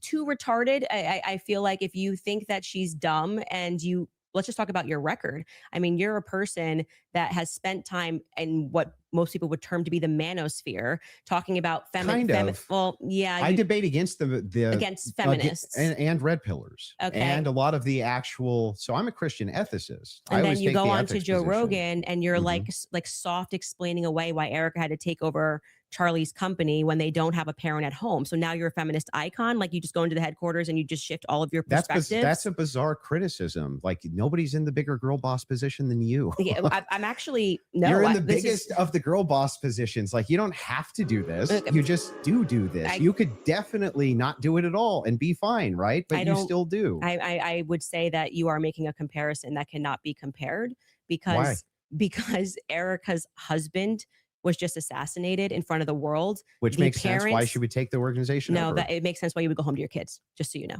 Wait a second. That's bizarre. Yeah, because they don't have a parent. They don't have a parent and they've just suffered a trauma. You don't go into the office. You want to protect your husband's legacy. Yeah, right? No. And you're trying to find some new normal. The legacy is his children, not the organization. It's both. No, yes, it is both. It's totally rational and reasonable to believe that it would be both Turning Point USA. That is part of Charlie Kirk's legacy. He worked his whole life for it. This is why people think she's sus. And his children. Now, for you, though, to say that anybody's a girl boss, right? That's like the pot calling the kettle black. That came out of your mouth. No, that was you. You brought up girl boss. Girl boss came out of your mouth. Yeah, I'm telling you that you brought up this idea that I'm defending some feminist nonsense. I'm not. I'm pointing out that they're by the way, she's not qualified to take over his company. There's always objective outliers to each situation. In fact, it's the exception that proves the rule. And the interesting thing here is like, I'm still just as critical of feminism inside of TPUSA as I've always been. And I'm just as critical of any pro-Zionist position as I've ever been. None of that's ever changed.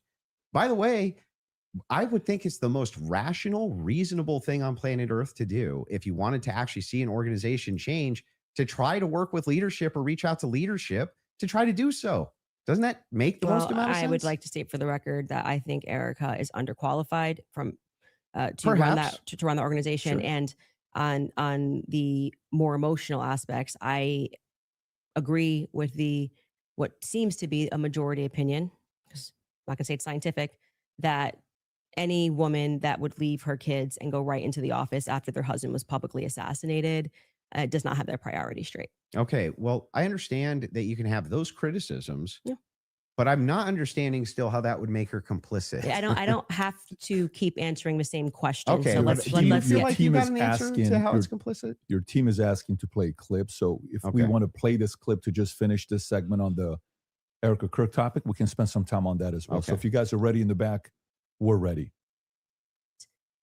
and causing that 30-06 diameter, as would happen with a patent explosives, as we've demonstrated to you in the past, it accidentally, because of how Charlie was crouched, went up and hit his neck. And that ruined everything. That ruined everything. It was problematic. It's the reason why Terrell then had to scramble to get the cameras down, because they were never supposed to see it. They could have said reasonably that a 30-06 got eaten by Charlie, much more reasonably, obviously, than saying that the chicken bones in his neck stopped it because he ate vegetables. They panicked. That was what then, that's why Terrell's nervous on the phone with me. Again, this is my theory, and I am now very much sticking to it. Okay. They panicked. It's the reason Erica had to step out. That's why she would have gotten on the phone with Terrell so quickly, because I was going, why is Terrell saying, well, I didn't want Erica to relive. Oh, that's why I did it. He didn't have an answer. He was nervous. It was crazy. But he acknowledged it. He spoke to Erica immediately. Why did you speak to Erica immediately? So do you believe that there was a shape charge that killed Charlie? Hey, can I ask you why you keep starting clips mid-sentence?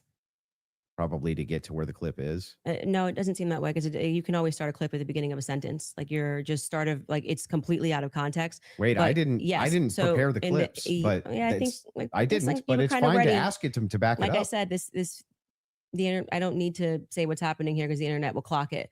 But in this episode, we are now going, and that's why I said we're now going to look at some alternative theories. I made it very clear that this was a theory that I didn't want to look at. This is, I believe, because I don't have every episode in my head, but I'm pretty sure this is an episode where we presented the evidence that was in the car, the photos of what was in the car, right? And so we are now inferring off of what we see in the car that this very much does look like that we see a bunch of shattered Rode microphone, which was an early theory that I was actually interested in, but couldn't really wrap my head around what was the shape charge explosive. As I say at the beginning of the episode, it was just not my expertise. And I was concerning myself with timelines and stories and statements that didn't make sense. Without question, Terrell Farnsworth is someone who made me think that we were missing a big part of the story. So I'm walking them through John Bray's theory. If we started to insert what we are actually observing with the evidence that we're taking a look at and what took place that day. So we're completely in the hypothetical right here. And you're now introducing this. If that's the case, if you're just hypothetically exploring it, and that's why I'm just asking directly. Yes, but that's obvious when you watch this episode. So that's why it feels like I'm in the middle of an interview with CNN when they pull up random clips and they're like, "What's this? What's this?" You watch the episode, you know what it is. I'm just trying to make sure. Do you think that your alternative theory? I think John Bray's theory should be explored. Yes. Okay. Do you think that Charlie Kirk was killed with an explosive? I think that is a possibility. Yes. Okay. And it should be explored. He's done a lot of work on it. John Bray has done good work, and I think that that's why that theory is now starting to gain steam since we released the second set of the photos of what was in the car. I think it's viable. So this was the big thing I wanted to get into with you on the explosives too. Mm-hmm. What is it about that theory that's actually compelling to you? So I looked into the explosive mic theory multiple times. And the biggest thing that stood out to me is there's no explosion. there's literally no explosion. In fact, there's videos when the shot rings out that kills Charlie. At least it sounds like a shot to me. People are actually looking up towards where the gun is being fired. They're looking away for where the sound is. Where's the actual explosion? Well, for every person that you say looks away, there's going to be a person that was looking forward. We have former Marines that have gotten on and said, it looks to me like there's an explosion under his shirt, right? You obviously saw Rob O'Neill go on to, I'm forgetting which platform it was, where he said the first thing I thought was it looked Rob like. O'Neill is the man that killed Osama bin Laden. Yeah, and I think he's qualified to say what he believes he saw. We should actually, since they're pulling clips, we should run that clip of Rob O'Neill and what he said and what he observed and his experience. Yeah.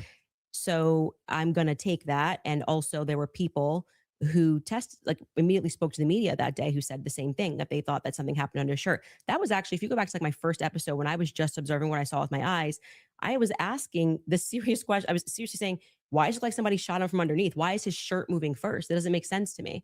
And that's because of air dispersal from the bullet. So whenever a bullet is shot, a projectile shot, you can actually run this experiment yourself if you have a rifle. Mm-hmm. Take like an empty box of ammunition and put it on the table, and then fire it near the muzzle, and that box will actually blow off the table.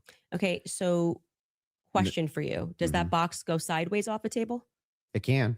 It can. Yeah, it can. It depends on the dispersal. You 3,000 pounds of energy or 2,000 pounds of energy coming at you. That's how much it carries. Well, it's not 2,000 pounds of energy. Well, we can fact check that. How many pounds of energy is it? A 30-6 being shot 150 yards away? That's a great question for Grok. I'm going to say when we looked at it, it was between 1,500 and 2,000. I'm pretty sure pounds of energy coming at you, and you just go upward and to the side.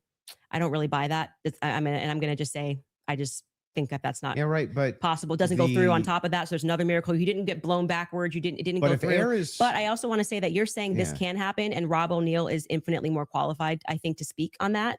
Why? And because he's actually shot and killed people. Why would that have anything to do with anything? Because did he slow down all the videos of the people he shot to see if their clothes moved? Well, why are you able to assert your position as a fact? Because I'm gonna tell you how projectiles work. He's not even gonna I guarantee you, this guy's not even gonna disagree with what I'm about to say. If it is the case that you have energy and you have mass, and the mass is moving in the air has to go somewhere. It doesn't have a choice. I think you're totally BSing right now, man. Not only am I not BSing, I'm telling you the truth. If a bullet is moving in air has to move out of way of bullet. But maybe not at the bottom of a shirt here. I don't know. I disagree with that. I'd like to say, for the record, I've watched some of you do these sorts of things where you assert something with a lot of confidence, and you can fact check it. Fact check if bullets displace air. Not about whether it displaced air; it's where it dispersed the air. Underneath his shirt here. It's not underneath the shirt. The bullet's this big, and you're telling me it's going to hit his neck. Candace, and then it's not underneath the shirt. The it shirt starts cuffs up here, and the collar's moving, and then you see the wave here as he's moving backwards. No. Yeah, that's not true. It's not. And we obviously can't show that clip. I disagree with you. Okay, I understand you can't show it for TOS purposes. Exactly. I disagree with you. People can go watch and make up their own minds. We don't need to debate it. Whether or not that was the first thing I said was, why is his shirt moving first? That didn't make sense to me. It almost looks just like this. It goes across. His necklace breaks first before Charlie even reacts. If you watch it in slow, his necklace breaks first, which I thought was very odd. And then you see a puff here, and then the next thing you know, there's the entry wound on his neck. I would not confidently assert that I see smoke. I've never said it on my platform. Do you think that an explosion generally has smoke? I don't think that there's any quality version of video that would get us to be able to answer that question, other than Terrell's 4K footage that he has from the front. So there's a lot of if you look at the Israeli pagers, it's assumed that it's a similar, if not the same type of explosive that was used inside the pagers that would have been used inside of this road mic. I think that you should, since you love debating, you should debate someone like John Bray, who's worked on that theory for 11 months, and ask those sorts of questions of how a shaped charge would work. I presented the evidence of what was in the car. And I also, at that episode that you're clipping, said John Bray has done an unbelievable amount of work on this. Mm-hmm. And I think he has debated a ton of people, actually, regarding this topic. So that's the route that I would send you on. For the purposes of my show, mm-hmm. I do believe, to answer your question, that it is a hypothetical. I mean, that it is a theory that should be thoroughly explored. There's two clips your team wants to show. One of them is the Rob O'Neill clip, since we're on it. So if you guys are ready in the back before we go to ad break, if you want to pull it up, this is a good time to do so.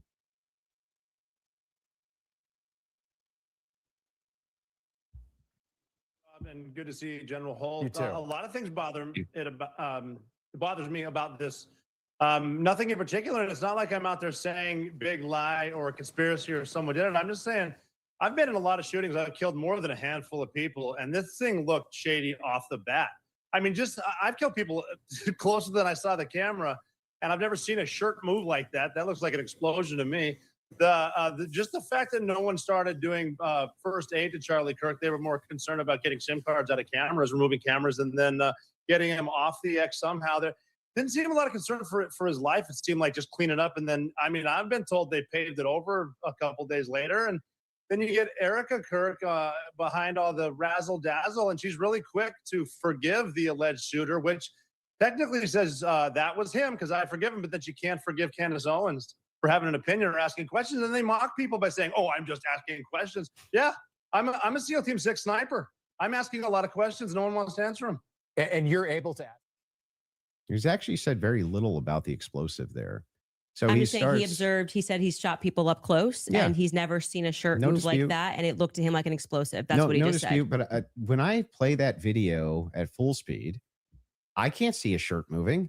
I can only see a shirt moving when we slow it way down. So if I'm in real time, I'm just assuming this, right? If I was in real time and I was in like a close quarters combat, you kill somebody situation and I shot them, would you even see the shirt move? Well, I just feel like 5 minutes ago, you were arguing that it was because the bullet carried air. Now you're saying you don't see the shirt move at all. Yeah, but that's, if you slow it down, the disbursement of air, that's where you're going to see it, right? It's going to be very quick, very, very, very, very fast. Yeah, and then that's not what I saw. And clearly it's not what he saw. And he thinks that there could be an explosive. So I'm just saying to you, when people disagree with you, your opinion's not a fact. That's all. I understand. I think that's a good place for us to, if we have another break, and then we can keep answering your questions. Yeah, I mean, I think, yeah, sounds good. Perfect. We'll do a quick 3.5 minute ad break. We'll be back for the last segment. Cool. All right, thank you. All right, you guys. All right. So based on stuff I'm seeing online, people think that this most recent round, she came back out of it again a little bit more confident. So it started off, people said she's starting off, kind of getting basically people say it's like an interview. Basically, she's getting interviewed by Andrew and PBD right now. But I think in this last segment, she held her own better and she came out a little bit stronger. I think she realized what he was doing. He was trying to get her to answer in a way he wanted to hear. She kept saying it. She's like, I'm not going to answer how you want me to answer. I'm not going to say what you want me to say. I'm just going to say whatever I want to say, which was good. And she called him out on his sleazy, sneaky techniques, debating techniques, where he was trying to corner her and say something defamatory. That's why he kept saying, I put the note here in my document, when he kept saying, so what was Erica complicit of? What do you believe she was complicit of? He kept saying it. She kept answering the way she wanted to, and she wasn't giving him what he wanted to hear. And what he wanted to hear was like, she was complicit. She was involved in planning it. She was involved in covering for it. I'm glad she did not state anything there. She actually, Zach, you made a note here that it was an interesting answer. Complicit in trying to convince everyone this is an open and shut case. Interesting answer. Yeah. Yeah, I thought that was interesting. I mean, obviously that was, I think, Matt, you mentioned it too.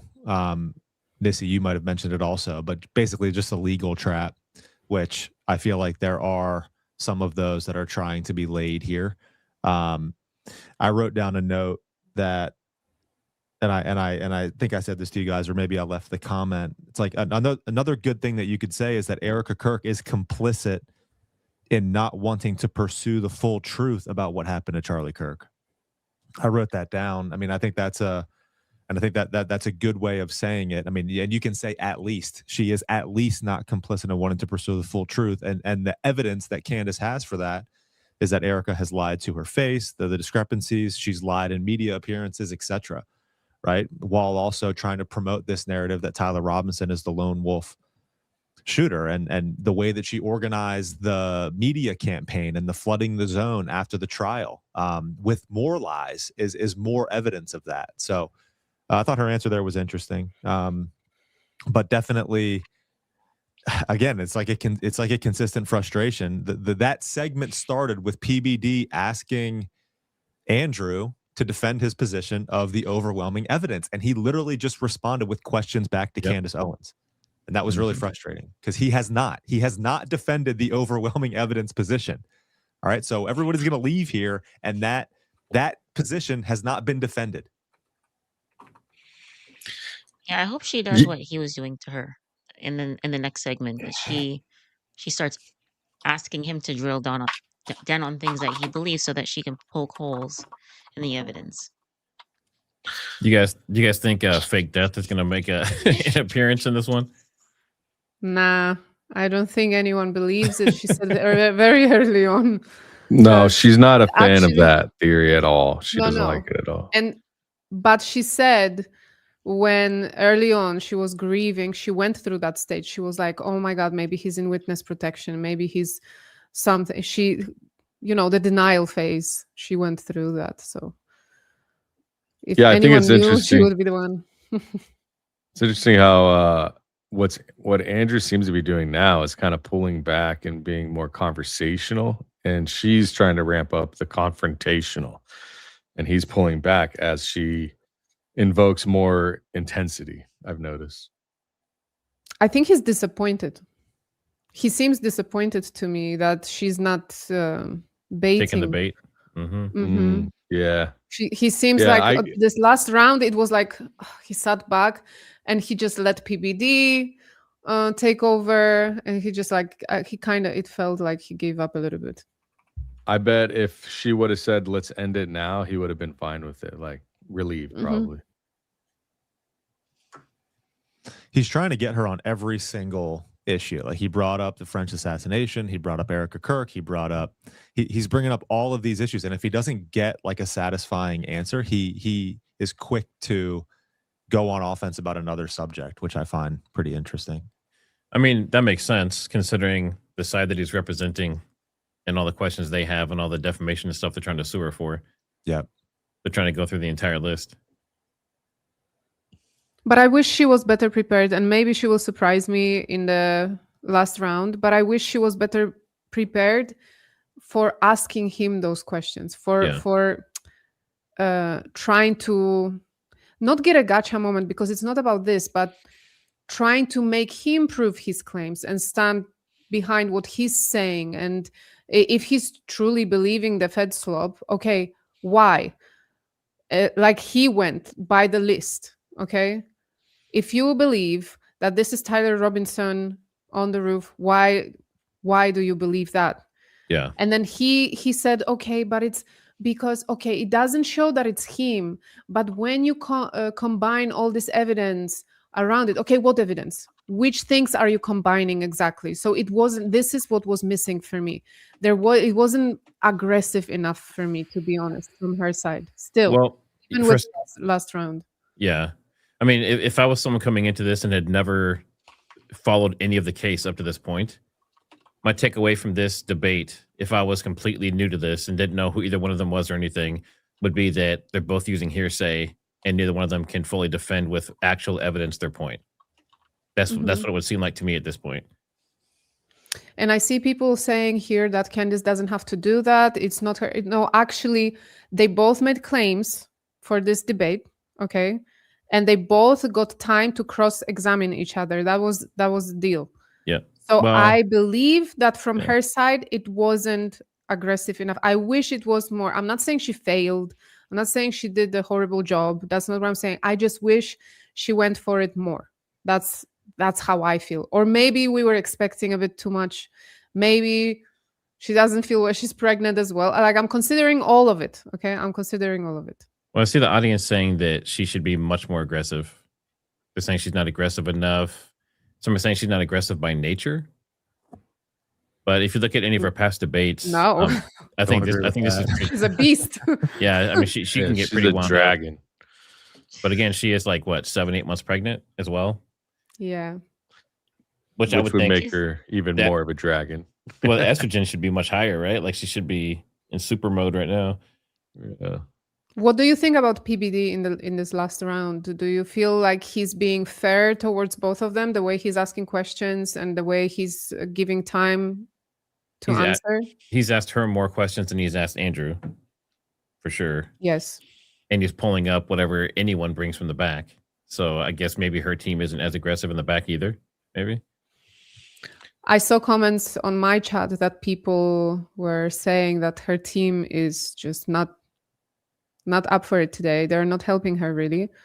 We don't know what she hears in the ear, but yeah, I don't know. They were talking about Erica. Why not to mention that she literally sat on Glenn Beck podcast and she lied about this message? She could easily say, TPUSA gave you this message, but Erica herself said that Charlie never sent it. So is the message fake, or is Erica lying, or was it a misunderstanding? What is it? So that was a very easy one to go for. What we need is someone from this side, from the Tyler Robinson as the lone wolf narrative side, to give us something to defend the claim. Other than, like, again, this is just a constant, it's an interrogation on Candace Owens, and it's an interrogation on the things that she has said, which fine. I mean, okay, you want to do that to some extent, but there has not been a legitimate defense of the lone wolf narrative other than just resorting to what the charging documents say. Right. So I think that, and again, PBD, he's been, I would say, a non-factor in this. If anything, he's providing clips from Andrew Wilson's team. He's asked Candace Owens a couple questions. Everybody also wants that side to have their feet held to the fire of defend the lone wolf narrative position. And I don't understand why PBD can't turn the tables a little bit, take control a little bit. It's like he's afraid of both of them. Take control and go at Andrew Wilson a little bit and have him make his overwhelming evidence claim. It's frustrating that hasn't been done yet. I guarantee he knows, like, either way, if he favors one side or the other, he's screwed. So he's not willing to risk that. We have 20,000 in chat, everybody. That's awesome. Hit that like, subscribe. We appreciate you being here. We appreciate all your support. We will hit supers after this is done. And then depending on how late that goes, we'll decide when the after party will start. So we'll still have to play that by ear. And it's going to be, Cassia, it's going to be pretty late your time, right? You're going to be into the late hours. Like, I'm not used to it. Well, you did with me before on our interviews. Yeah. What was the time that I started my podcast with you? 2 a.m.? Yeah, I think it was 2 a.m. So it's okay. Trigger always, Trigger will round up everybody and suck us in for 8, 9, 10 hours. Well, he's not doing it alone, but he's going to do it. Well, we do it for you guys. We know this stuff is interesting, and it's much better to watch stuff like this in the community than to be by yourself watching it. So, yeah, it's been great. Chat's been awesome. We've been having a good time. I've been hanging out. Shout out to everybody. Thanks for showing up, and yeah, let us know what you think in the comments in the chat box. What do you think? Do you think that this is helping the case at all? Is this at least helping our side, the side that doesn't believe Fed slop? Do you think that Andrew Wilson is doing better than expected? Let us know in the comments. I want to know, guys, what is missing from this conversation? What do you think was supposed to be brought up and hasn't been yet? I would like to hear that, because I have few of those on my list that I thought will be discussed. So, Andrew, if you want to go with your last couple thoughts. Yeah, so I just have two more clips to play. Okay. Right, and then we can do final thoughts. I'm guessing. I feel like we got where we were trying to go, or at least for the most part. So the two other clips, I do want to play the Twigs clip. That one is important to me, the Twigs DNA clip. Yeah. And they're going to pull it up just to have you respond Well, to it. you don't have to play it, because, like, if you're saying that when I initially watched it, I thought that Lance Twigs' DNA, like, he was directly responding to that because the testimony was a bit confusing. They started by saying that they were going to like explaining how they got the samples, and they said Lance, Matt, and Lance, Matt, and Amber Robinson, how they got their DNA samples. And then they started speaking about the gun and said, multiple prints were found on them. And then they moved and they said Lance Twigs's DNA was found on the screwdriver. when I went back and rewatched it, I realized, well, they haven't officially said that Lance or Amber are on the gun. So I think I've already conceded that we don't know that. So I think like, but if you want Well, to no, play this is directly you saying it is on the gun. Twigs' DNA I'm saying is that on I the feel gun. like I've already said to you, like I've made that concession. But just to be clear, whenever I make a mistake, I just correct it. So that's why when you were asking me 3 times, I've already said we don't know yet, and I've corrected that mistake. So if the purpose of you showing this is to demonstrate that Candace makes mistakes sometimes when she's taking in a lot of information and she's reading through legal documents and she's trying to remember it's not 9-hour actually. testimony. It's just demonstrate something else. It is, in fact, the case. We're all going to make mistakes. Yeah. I'm going to make mistakes. And I've on already, the case. I've already You're going conceded. to make mistakes on the case. Yeah. But in this case, you were very adamant that his DNA was on the gun itself. Yeah. So I'm just saying that it's not ruled out. We know that there's 5+ prints. I've said this so many times. I had to rewatch the testimony again. It's like 9 hours a day. It got very scientific when they were speaking about this. And I think I wrongly extrapolated that they meant all 3 of them were on the prints when the only person they officially named was Matt Robinson. So we don't know yet if Lance Twiggs has his DNA on the prints, DNA on the gun officially just yet. Okay. I've already conceded that. Sure. So that's fine. And then the last one is one with Erica Kirk. Sure. This is like the Erica Kirk. All right, Well, Erica. You could just sit down with me, Erica, but we could do it this way. This goes back to a previous claim that you made. Yeah, why I'm sure. bringing it up. Straight to jail, straight to jail. For questioning, at least, Erica. I don't care who's mad. I really do not care who wants to be upset after this episode. Really, you'll be wasting your breath. You can spend $1 billion on influencers because this is all becoming increasingly inexplicable. You are asking me to be an idiot, actually, and I cannot do that for you. Someone once commented beneath this show that if the situations were reversed and there were this many verifiable lies. So straight to jail? Yeah, so that's the show intro. And straight to jail is a monopoly term. Okay. Like, you know. So do not pass go. Yeah.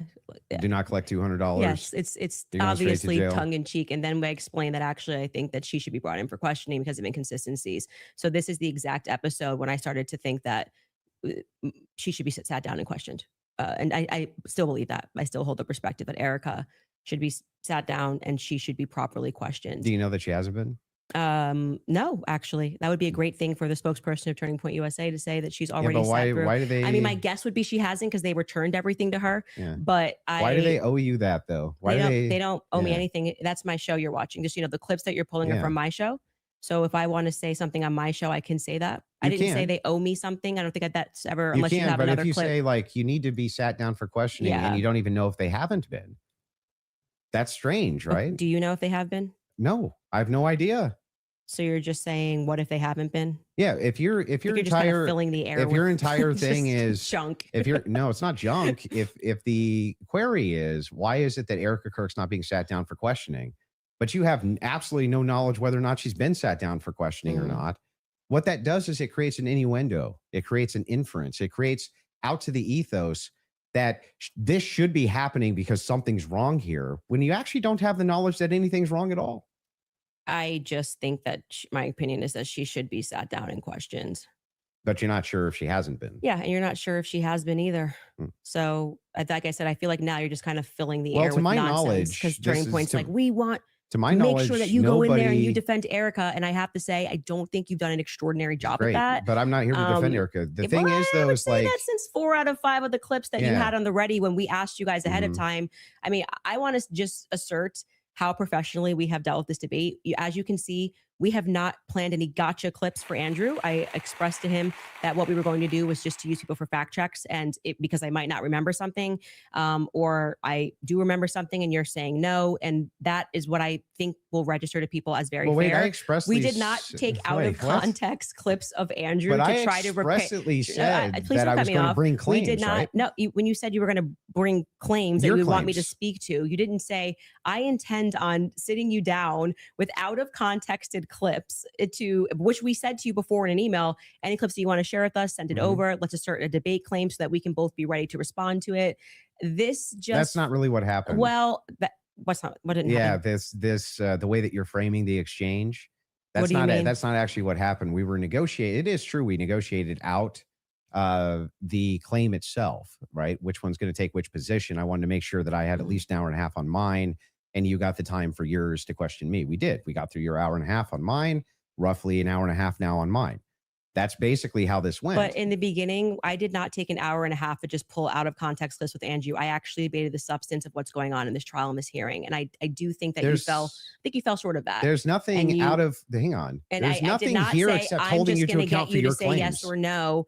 Well, hold on. We were supposed to be debating the case This and is whether part of or the not case. there was overwhelming evidence. These are your claims about the case. No, you then admitted that now you're getting into another sphere and you want to talk about the transcendentals and things that I've And said. we got through. And like 4 out of 5 of your clips are about Erica Kirk. So the general I perception don't think 4 out of 5 even were. is your turning points horse. Oh, I so you think just- quite just- a few you of just- them were. you Were just- there 3 just made it Ericas up? or 4? So you're just making stuff Can up? we get a count of how many were about Erica? I feel I like think it was Yeah. 3. 3. Okay, Yeah, 3. I 3. said 4. But those are extraordinary sorry. claims. That's which is why you're asked about Okay, them, well, right? okay, but the point being is now you're veering into trying to get me to defend my opinions, and then you completely shirk responsibility when I point claims. out yours. No, they're not claims. When No, you they're tweet Erica claims. is too retarded, you go, that's just whatever, and then you move on. That's a claim that and I'm responsible for the claim.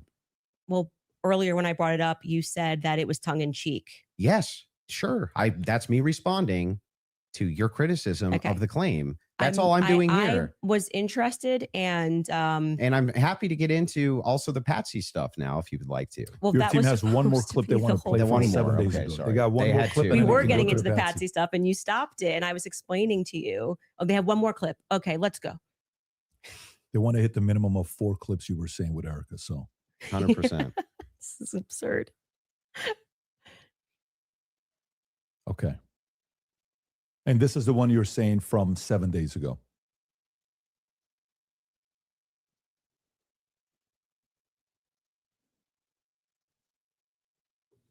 Did they pull a Baron? Okay. While they're looking for that, do you want to continue? Yeah, I mean, Yeah, can I yeah. ask a question? I know it's been, or like, can I ask a question? Or are we Not just in really. I'm just gonna. Okay. We're going to hold to the actual contract itself. the But- contract does not say that you are allowed to just question me without me being able to respond to you I've never said you or can't have respond. a conversation. You've been able to respond to every question I've asked you.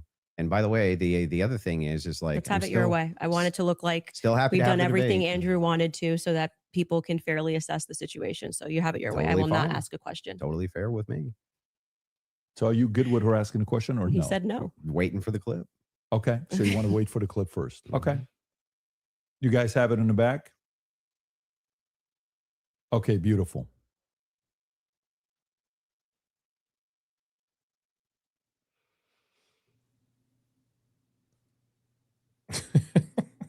Contractually, she can't ask him questions. That's what it sounds like. Am I getting that correctly? You need Your the team, Jeopardy team thing. told me they had it. So That's what I heard. Okay. She looks like she wants to laugh. Crime. Okay. Because Lance I can't Twiggs hear this. My has thing his went off. Just tell DNA me when on it the says towel. It's fine. Lance Twiggs has his DNA on the rifle. Lance Twiggs And to has be his clear, DNA on the Lance right. Twiggs' Said DNA repeated this 4 times, was but I don't not know why they as feel like they need degraded to- as Tyler Robinson's DNA was on Tyler's rifle. It's Tyler's rifle. Oh, you But also Lance's said, yeah, it's DNA not as degraded on the rifle. Yeah, because I thought he was one of the things, but I've Right. already that's what I mean when I say that. Like, it just seems like you're not actually here trying to engage, because even before you got to this, and I knew that you had some secret clip plans, I said to you when I rewatched the testimony, I realized that they didn't explicitly say Lance Twiggs. They said 5 other profiles were on it, and that his was the most degraded. So I hope your team feels fulfilled in playing that. Is there any more? I'm happy to play every clip that he has on the ready. Anybody? You said you had some new evidence at the beginning of the. Oh yeah, debate we should you had show that something text new. message that you read, Did you just wanna because share I that? think that's important for the public. You shared it out of context, I'll do it on my show. I'll share the so you're going to message. read it on my show, but not show it. Correct. Okay. So I'll show it on my show, but that's what I'll do. I'll show it on my Can show. I ask why? Well, because I want to drip out the evidence, that's got to drip out that evidence, keep people coming back for the show, right? I don't know if snark serves you so well. I'm just saying, like, yeah, I'll release it there. Yeah, that's my intention.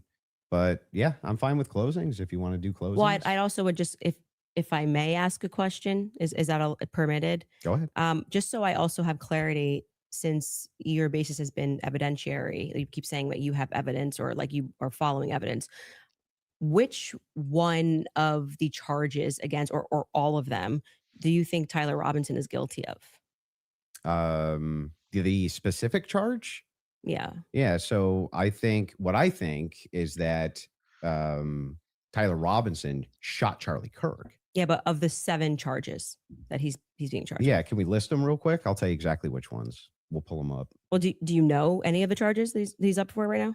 Yeah, of course. But I Can you- want to can you make sure name that we one? have them listed. Yeah, but like can you name one? Because my general perspective is that you don't actually care about this case. You're not following Is that the it? case. That's the Yeah. question. You're just not following it enough. It seems pretty like if you're going to engage and you're going to say the evidence is overwhelming that Tyler Robinson is guilty, I just think that you should All like. right. Can you tell me one? Then let's do the charge that counter. he's- You can really, no, this is a great gotcha. No. You just got to ask me, play Yeah. clips out of context, Yeah, put me yeah. in the hot seat. So please just answer the This question. is fair. Can Name you all name- 7 since can- you've been following the case. Okay, sure. You Go name ahead. you name one. Yeah, you named all 7. I'm happy to do that, but can you name one? I think he's been charged with murder. That's actually incorrect. Okay, great. Now name all 7. He doesn't even. This is like. Name all 7. And I Can you think name all 7? I can. Then do it. Sure, you don't have to Do put it. No, do it. I'll count them. Go ahead. you don't have name to put 'em. your fingers up. I Okay, can do hang on. that. Name them. Yeah, sure. Name them. The first charge is aggravated murder because that's what carries Okay. a death sentence So in the murder. state of you. No, Next. that's not. That is literally not murder. Okay. And so Next. just for people, no, I don't have to do it in a time limit. There's nothing going on. And just to explain to people the difference of why that really matters and shows that he doesn't actually care about this at all is because aggravated murder, it's narrowly defined Just and because avoiding it the carries question. a death sentence. I'm going to answer the question. Okay. You're I'm just going to waiting. recognize that your strategy of thinking that people are intimidated when you try to put a time constraint doesn't work, and you'll be better the next time you debate I got someone. it. I got it. Give me the other ones. The more you cut me off, the longer I'll take. Do you want to just wait for me to finish of why that's a big difference so that No, people I just don't walk want you away? to list the charges. Yeah, I'm going to do that. You just don't get to pretend that there's a time constraint for me to do that. Well, how long does it take you to list 7 charges? Because I'm speaking. You just got to. It sounds like you're just delaying it because you don't know them. I know all 7 of them, Then and I'm tell going to me say them. again because you're going to get embarrassed. You don't have to rush this. I'm also showing an example of a very flawed debate strategy. I Okay, actually well, am I under got no one. time constraint. I got one. Great. The second charge is the felony discharge of a weapon. The next 2 charges are for obstruction of justice. Okay. The next 2 charges are for witness tampering. And the What's final the specific charges though? that is them. Obstruction of justice, Both of obstruction those- of justice, witness tampering, witness tampering. Okay. And there's no other specifics to them. Well, I can tell you why he's being No, charged no, with no. it. Just the charges and then 7. Yeah. See, the bad thing is when you try to be an a-hole and it doesn't work. What's the 7th? The last charge is violence in front of a minor. Okay. Got it. So then he's being charged with murder. You just say aggravated murder. That's the distinction. You just want to It's a massive. It's Got like it. you cannot Massive. say murder versus aggravated massive murder. distinction. This gets to the entire crux of why him being up for the death sentence. And I actually find the defense's filing about why this is not aggravated to be very compelling of why it's not aggravated murder. I actually think that if the state was going to even try to pull this off, they should have charged him with just murder. And then I do also, again, want to stress to audiences that debate strategy of thinking that you have to speak faster or somebody puts your hand up and they try to pretend like it's some sport. I think he thinks it's a blood sport. It's not. It's about being right and being principled when you're engaging. And you can make mistakes. I make mistakes all the time, but at least be genuine in pretending that you care about this case enough to know one of the 7 charges that are up against Tyler Robinson when you say the evidence is overwhelming that he's guilty. If you would like to move to final statements, I'm fine. I want to make sure Andrew has had the time that he has requested. I think your team would like to pull up the 7 charges that he just asked you about. If Sure. you guys want to pull that up just to confirm the 7 you went through. Can you guys zoom in a little bit for Aggravated murder, felony discharge of a firearm, obstruction of justice, which is counts 3 and 4, 5 and 6, tampering with a witness, and count 7, violent I said offense in the presence of a in front of minor. a child? Yeah. That's what So I said. 5, 6, tampering witness, 3rd-degree felony. Now I did notice something. I just was curious about. If I'm just wondering, when you pulled out your phone just before you asked that question, did somebody by chance text you that question? You can check my phone. I'm just curious. No, you can absolutely not. I have not had one communication Okay. with a single person, not even my producers who are in there this whole time we were here. You want to check my phone? I'm happy to do it because you're just going to get double embarrassed. Where's my phone? You should want to do it. see it? I'm You just can. curious. Yeah. You can literally do that. Here you go.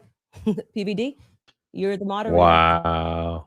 If anyone was texted at all during this debate All right. about Go, Candace. charges or anything. I'm looking through this. You give me permission. You I'm have looking full I'm not gonna permission to give go through my names. phone. I don't need to So cheat. the last one has nothing to do with it. It's just a compliment. Mhm. I haven't even read my text messages. That's so a compliment. he's reading them.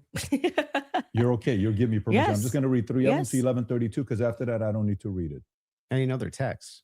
Could have been Telegram. Could have been something. All like I that. have is Signal. You can check that too. I only have Signal.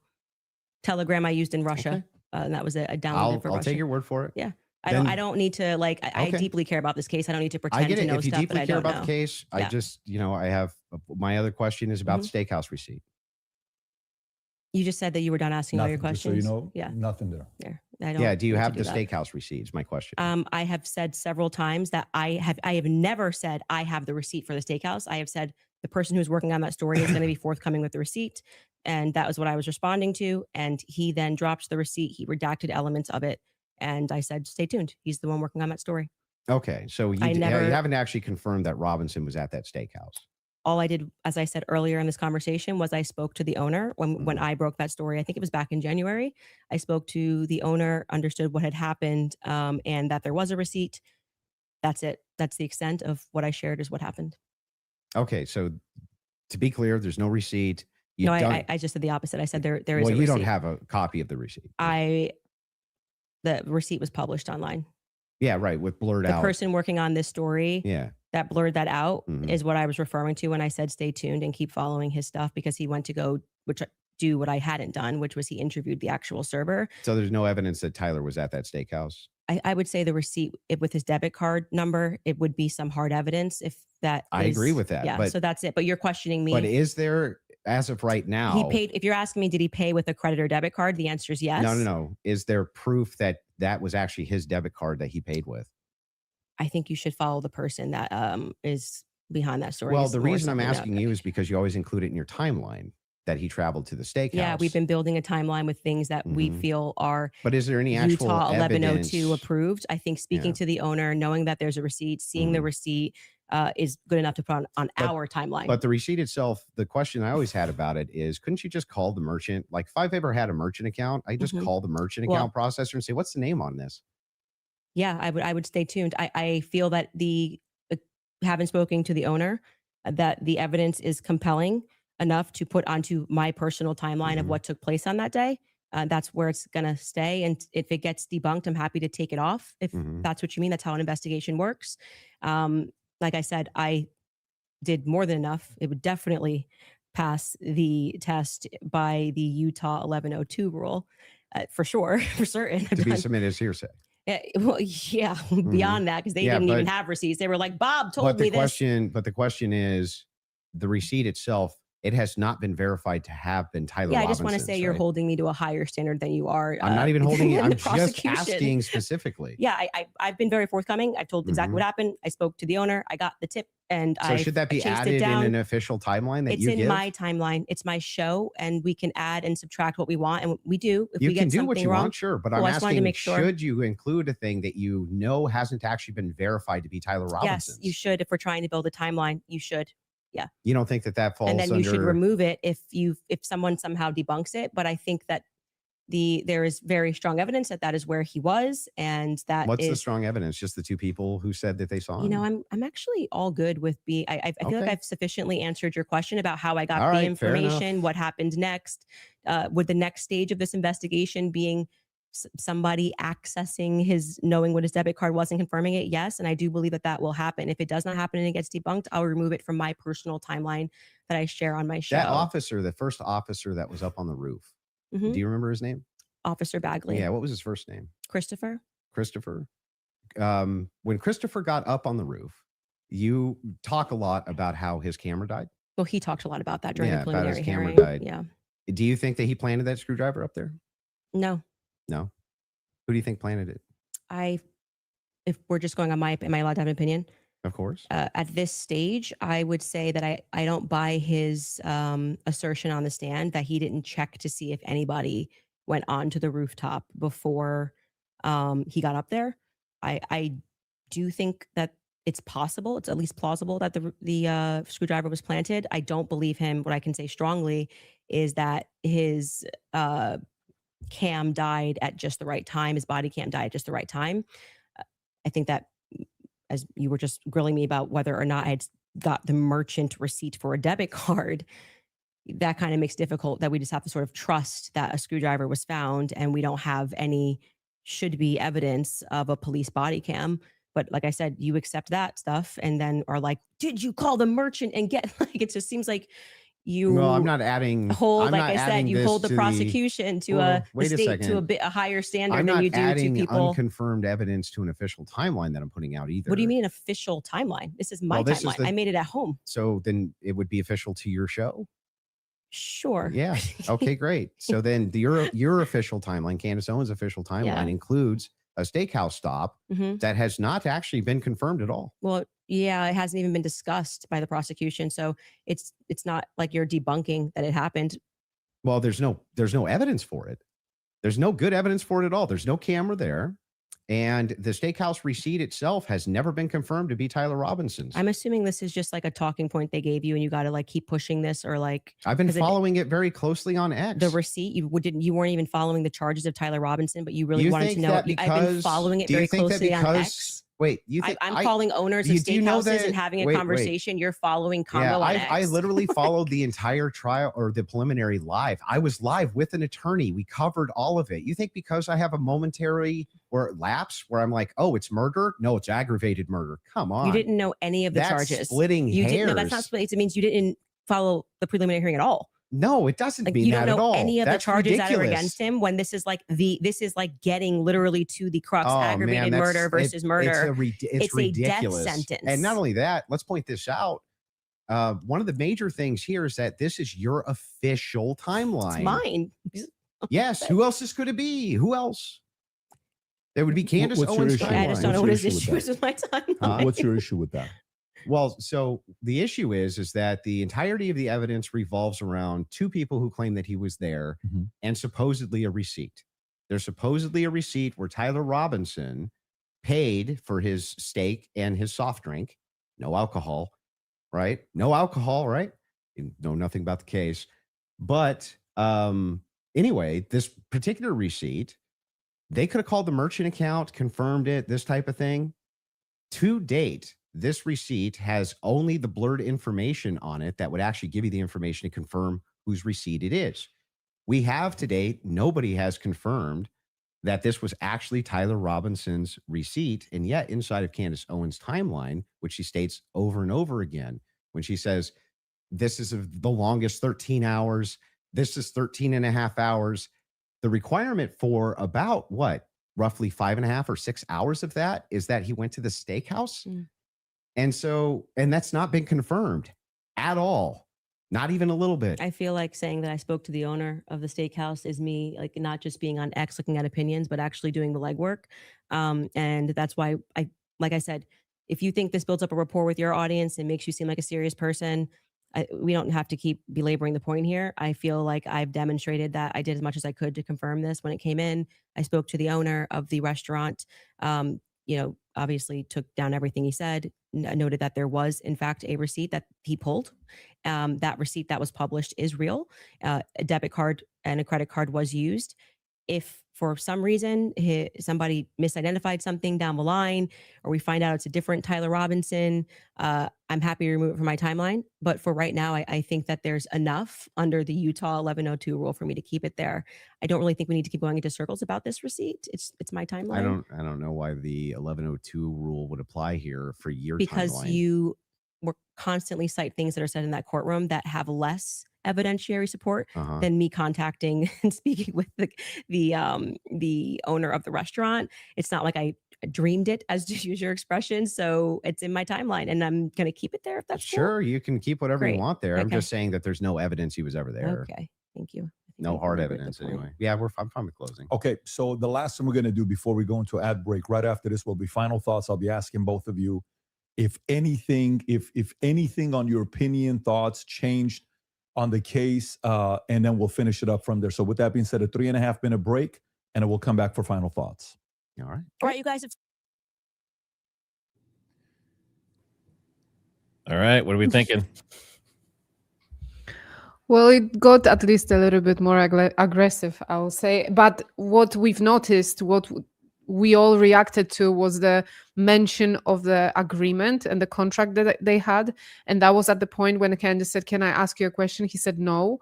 And then they started discussing some kind of agreement. So maybe that's the explanation to why was she holding back. And it was more of an interview feel with her rather than back and forth. Yeah, this wasn't a debate. This was a contract he paid to ask her questions, and she had to defend it. That's basically what this was.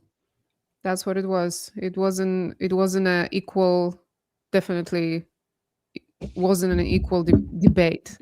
This was a DEI debate. Well, he wasn't prepared to have a debate. You know what I mean? Like she wanted to. I bet you she did a bunch of studying, but at the end of the day, he's not. You know, he's just there to do what he does and just talk around points. And I don't know.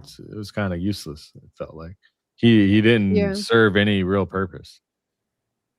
Yeah, that was revealing for her to ask, "Well, can I ask you this question?" He said no. I mean, what are we doing here? That looks really bad. What are we doing? It looks terrible. I mean, you know, his side can say whatever they want, but that's just cowardly. Seriously, what are we doing having this conversation if she can't come back and ask questions? It's literally the dumbest thing that I've ever heard. I mean that's ridiculous. And then I just want to say, and Barron put up this post and this tweet, which I think is absolutely hilarious, and I shared it in our private chat. The overwhelming evidence that Tyler Robinson did this has Andrew Wilson, what, like 75 to 80 or 85% convinced. that's like nope. The overwhelming evidence would mean that like you have no doubt. And especially when we're talking about the death penalty on the line. 75% convinced, like that doesn't do it, man. Like overwhelming evidence doesn't result in that level of knowledge, right? So He did. crazy. He did But mention earlier on that he has his own reservations. I'd be curious to hear what those are. apparently she's not allowed to ask. You don't have to pay to ask. Yeah, right. Now, would you say that he got his $300,000 worth? I don't think so. I think she called him out on his techniques. He was trying to rush her to answer. He was trying to put words in her mouth. He was trying to interpret her answers for her by saying it back to her. And none of it worked, in my opinion. So at least that. Yeah, I mean, like he's this master debater, but his techniques only work on people that don't know the techniques, you know? Like if you know his style and what he does, it seems like it's fairly simple to keep putting a wall up and blocking him. Yeah. I don't think it solves anything. I don't think it paints her in a, you know, people who are watching it and want Candace to look crazy, I don't think it's giving that. People who are watching it wanting Andrew to win and kind of get a gotcha, no, didn't happen. But on the other hand, people who were rooting for Candace as well, and were waiting for her to completely destroy and mop the floor with him, that didn't happen either. I think it was pretty, you know, on like a midline through the whole thing with few spikes, I would say. Yeah, I agree. I don't see much. Let's just say it's expected. It came out as I expected. Now, this is the question for the audience. We have 21,000 people watching right now. For everyone in the audience, I know some of you are, you know, listening and working and that kind of stuff.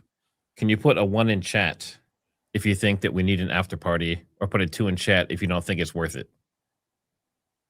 Real question. If you want one, we'll do one. But put a 1 in chat if you want the after party still, and put a 2 if you don't think it's really going to matter. What I can do is this: I'm already extracting the transcript. I recorded basically almost all of it. I missed like the first 30 minutes or something. So yeah, I have it too. So if we get it, we can talk a little bit, and then. But yeah, let the audience decide, I guess. We can do it now, or instead of taking a break and doing it, or whatever, you know. Yeah, it looks like we're what is it, 50-50? You want me to run Very a poll 50-50. here? I'll run a poll on my audience here. It's almost, yeah. Can you guys all do a direct poll on your YouTube studio and ask? Yeah, here what I'll do is after break and then after party, or Well, so here's the discussion thing. now? Well, here's the thing. So we're gonna be doing super chats, and a Oh, lot of yeah. the stuff that we might cover might be in the super chats as well. That would have been in the after party, kind of reviewing all this stuff. So that's why I'm asking if the audience wants like a separate after party as well. So you're saying, should we take a break, do the after party after this is done, maybe an hour from now, or just go power straight through from now? Well, we'll be doing super chats for Right. a while. So then maybe we should just, I don't know. Honestly, it should be up to maybe the panel, because everyone here might have something, I don't know. And then also the audience. Does anybody want to take a break from here? I'm fine with whatever. I can go. I'm in the Eastern time zone, so it's almost 3:00, and I have to. All right. Well, finally at the end, for those of you that are watching it, maybe a good commentary for you would be the following on if you're a Andrew fan and you are still saying, you know what, Andrew's arguments were solid, great. Candace, great. But did anything change your mind? Did you watch and say, you know what, I had this position over here. This would be an interesting commentary to hear. And of course, for all the people that are watching, I was just whispering to them here before we wrap it up. I think whether you're a fan of Andrew or not, whether you're a fan of Candace or not, nobody can dispute the fact that these guys agreed to sit down and talk live. Others were thinking this was pre-recorded. This is not pre-recorded, just so everybody knows. This is purely live. This is a little bit scarier than pre-recorded, because pre-recorded you can do edits. So whether you agree with them or not, let's make sure we respect both of them for having this sit down. And before the final thoughts, I want to make sure you guys hear that from me as well, for inviting me here as well. Of course. I do know one day, I think it was last week, you sent a message on one of our accounts to say, can I talk to Patrick? We got on the call. You said, Patrick, can you moderate this? And then I said, great, let's do this. And so before we wrap up, final thoughts, I'll come to you first. Yeah, she had nothing. Just nothing. For all of her claims of Patsy, nothing. She didn't have a single claim. She didn't have a single solid piece of evidence. She had no positive evidence Israel's involved in anything. No positive evidence that France is involved in anything. No positive evidence TPUSA is involved in anything. No positive evidence that Erica Kirk is involved in anything. When I asked her about her claims about Erica Kirk, yeah, it's just funning. It's just funning, you know? Or, yeah, I do think that she needs to sit down and ask some questions, but, or answer some questions, but you know what? I don't even know if she has. Like, maybe she has. I have no idea. Yes, I'm going to have an official timeline with unconfirmed evidence. That's just fine. Hey, it's hearsay. If that's good enough for the state, it's good enough for me. But my biggest problem with the state is that they're admitting all this hearsay. It's like she's a contradiction machine. On top of all of this, the thing that I wanted to get out of this more than anything else was to just demonstrate one thing. Yes, it's true. I'm not perfect on the case. I'm not going to ever pretend that I am, and never did. But what has been made very clear to me is that there's nobody with an alternative theory that has any evidence for it at all. None. Zero. And the continuous kind of expression, we're running an investigation. What kind of investigation builds a timeline out on a receipt that they don't even confirm? What kind of investigation tries to make these bold claims that Israel's involved and France is involved and all these different players are involved and never shows any evidence? We're just asking questions. It's again, like I said in my opening, it's always intuition, my feelings, how I feel about things, how I think about things. Andrew, how many times do you hear this today? Andrew, you can't tell me how I'm supposed to think. Yeah, nobody's trying to tell you how to think. But you should rationally come to your conclusions based on evidence and facts. And the truth is that 90% of what you're saying is simply intuition based. It came to me in a dream. It's intuition. Almost none of it has any evidence at all. Just, I'm skeptical because these people over here said things, and that makes me skeptical. It's like, but no evidence. Note this to the audience, to everybody watching. You might hate my guts. That's fair enough. I get that. I'm not the most likable man. I understand that too. But there was nothing I mean, no evidence at all that Tyler Robinson was a patsy that was ever put forward by Candace this entire debate. Now, maybe you could say that we stalemated when it came to whether or not Robinson did it. She says, I found the evidence convincing, or unconvincing. Andrew says he found the evidence convincing. Okay, fair enough. Maybe you can't do too much about that, but there was nothing. She had nothing for Robinson being a patsy, nothing for any of her conspiracies, not a zero, zilch. And she backed away on a bunch of them. This is the first time I think she's ever really backed away from the Twigs thing. First time I've heard her back away from the Erica thing, back away from TPUSA, being very cautious about making any of those claims now. Whereas on her show, much more likely to be making those claims. So she just had nothing the entire debate. Zero. Candace. Well, I think that is quite a conclusion. Admitting somewhere, maybe we stalemated. It probably signifies what I've been saying from the beginning, that you didn't feel that you were strong on the actual facts and the evidence, which I was willing to engage with you. I wanted to go over the screwdriver. I wanted to go over the towel and the things that you've mentioned, and you wanted to then move the conversation into a defense of Erica Kirk and her character, and what I've said about Erica, which is my opinion. And I have not edited that opinion after discussing with you. I would like to extend a compliment to you for being willing to sit down and to have the conversation. I still walk away feeling that the people who are jumping on the bandwagon about this case don't care about this case. They don't care about Erica Kirk. It tends to be follow that they take a meeting with Turning Point USA and they come out and suddenly have a lot of junk to say about Candace Owens. And I do want to also stress that Turning Point USA tried to pepper him with something as a surprise. He showed clips that were meant to be a surprise. I did no such thing. I stressed to PBD from the beginning that I was grateful he was taking this on and that I wanted this to be a clean debate because I believe I can win this on the merits. And I believe that I did win this fully on the merits by engaging the evidence of what has happened. I do still believe that there is more evidence which supports that there are more people involved and that Tyler Robinson has been set up, and that none of the evidence that was presented was in any way overwhelming, which is why I think you wanted to move to end that discussion quickly and to speak to me about France and to talk about this Panguitch receipt and my timeline. I want to remind people that a lot of the at-home investigators, which you were open to, as you called them, internet sleuths. I think it was on a show that you did right after Charlie was assassinated, that internet sleuths would solve this. This is the reason why Charlie, a year on, is still a conversation every single day trending on Twitter. I knew Charlie. I cared about Charlie. I care about finding out what the truth is here. My heart is in the right place. I think anybody who watches my show or even just watched this debate knows that if I get something wrong, I'll instantly correct it and own it. I'm not arrogant. I don't need to sit here and pretend that I didn't misspeak on the Lance thing. It hasn't been ruled out. But you saw that he just really wanted to hammer that point. You know, part of being a well-meaning person is to concede when you are wrong, to take something off a timeline when you know it's not right. And I would like to think that that is why I have earned the audience that continues to follow me, because they know my heart's in the right place, that I deeply cared about Charlie and I deeply care about the answers. I want to thank Andrew's team who are providing the fact checks. It's a very small room that they're in. I want to, as always, thank my team who worked really hard to make this happen and flip this set.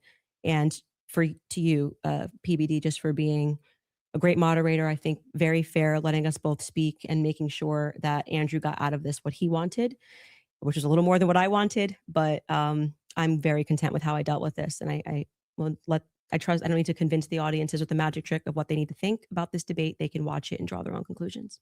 Beautiful. Fair from both of you. I think the audience won. And again, from the beginning, all of this is because of how much love and respect we have for Charlie Kirk, a great man that's no longer here with us. His 1-year anniversary is coming up here. I can't believe it's that quick that is here. The audience, I think you also won if you did support the Crucible, support the Candace Show, support the PBD podcast, subscribe to the channel. This is how you help these voices get out even more, especially going into future when this happens. You want a lot of independent creators to have these types of discussions. And last but not least, the two of you, I respect you guys again for having this conversation. It is not easy to do so. Hopefully this will lead to more discussions. A lot of different things we talked about. I'm sure there will be a lot of follow-up. With that being said, take care, everybody. God bless. Have a great weekend. Bye. Well, we made it to the end. Oh boy, I love how at the end PBD goes. Yeah, it's because we all love Charlie. That's why we are here. It doesn't apply to Andrew Wilson. It doesn't. He didn't like Charlie. Okay, and Charlie didn't like him. So it's not why he does it. He does it because Erica called him into headquarters, like Candace said. My opinion, from what I observed. Yeah, I don't think you go from was it the word that he used, moron? Is that the word he used for Erica? And the retard. The R Oh, word. retard. yeah. Sorry, retarded. Both. It I was don't think both. You were right. Well, you don't go from calling someone things like that to defending their honor for free. I'll just say that. You know, the thing is, everyone should understand first is the format, right? Andrew paid $300,000, and with the agreement that he can ask Candace questions while, you know, she defended her position, and that's kind of what we got. No, The thing is, the format was a mistake from the beginning, because if you are theorizing and if you're leading investigation that's based on leads, and you know you're following the leads, you're checking if that works. If that doesn't work, you move on to the next one, and you're exploring different options, and it's not necessarily based on hard evidence. You're just ruling things out. You're checking what works, what doesn't work, what makes sense, what doesn't make sense. Then you cannot sit down and argue it and defend it as if it was hard evidence. It just not gonna work. So I don't know why she agreed to this format.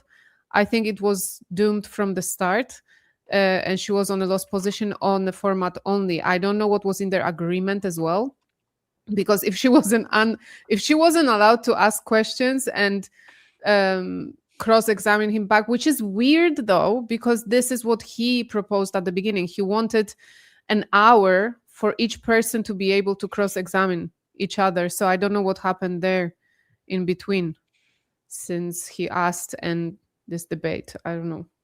well, she kept shutting Yeah, it was- down whatever timeline thing he kept proposing. I think, like, we're not going to be doing this timeline or that. We're just going to go at it. And I think that's kind of what. But it was actually fairly organized. There wasn't much overstep. I think PBD was very underwhelming for anyone that was hoping it'd be better. But He was scared to take a side. He was scared. He wanted I to don't even just. think he's equipped to take a side. I don't think PBD's been following this. He has nothing to add. I think he follows it closer than he lets on, personally. You think so? Yeah. I don't think so. Even on his show, he's like, "Oh, Adam, read this. Okay, so what this person said. Okay, so what I think do we it's all a think?" show. I think it's all. Maybe, he's just- yeah, could be. I'm pretty sure he's acting. Like I disagree. Yeah, interesting. I mean, maybe he's got so much going on. I don't think he knows as much as we do. But for him, like, if he acts like, because sometimes I wouldn't be surprised if he's like, people think that Charlie wasn't shot with 30-06. I wouldn't be surprised if he said that. Just to, I don't know. I don't know if he does it to spark debate or what. But yeah, I could be wrong. Probably wrong. My audience on the poll about break or no break, just jumping straight into supers and questions, they said over 55%, whatever we want. And then the next one was break and then after party supers. Most of people in my chat also said they want us to just power through. No break, no nothing. We continue. I think everyone is pumped now. Everyone is on that wave of excitement, and information is fresh. So I understand. That makes sense to me as well. Matt is taking a break, obviously. Princess. But I can kind of go through. So I did have my AI break it down. I said, well, give me an explanation. Give me something I can tell the audience about how these 4 hours went. So I'm just going to read this off. So it says, so that's 4 hours, and here's what's actually happened. Understand the format. Andrew paid $300,000. The agreement. Candace is to answer questions and defend her position. When she finally asked if she could ask him one, he said no, live on air. Everything that felt off about this traces back somewhat to that. So he ran clips at her for a couple of hours. At least 3 or 4 of them were about Erica Kirk. He kept pushing her to say Erica was complicit in the red rum, and she never said it. What she said is that Erica is complicit in selling the public an open and shut case, and she has receipts for that. She sat with Erica for 4 hours expecting evidence, got nothing, then got Erica's lawyer on the phone, and he told her they hadn't seen anything public hasn't seen. Erica went on Barry Weiss and said she was 100% certain anyways. And that's damning, actually, if you think about it. The lawyer has said, we haven't seen anything the public hadn't seen when Erica and Candace had met in person. And then Erica went on Barry Weiss anyways and said she's 100% certain that Tyler Robinson was the convictor or was the assassin. Andrew's claim coming in was that the evidence against Tyler Robinson is overwhelming. He never argued it. PBD teed it up going into a segment, and he answered with more questions for Candace. Denial. Then she turned it around. She asked him to name one of the 7 charges. He said murder. It's aggravated murder, and that difference is the death penalty. She named all 7 from memory while he tried to put a clock on her, and PBD pulled the charge sheet on screen, and she was right down to every line. He then suggested somebody had texted her the question, and she handed him her phone and let him read her messages or go through her phone on air. Now, the closings, because this is the part that matters, Andrew said she had nothing.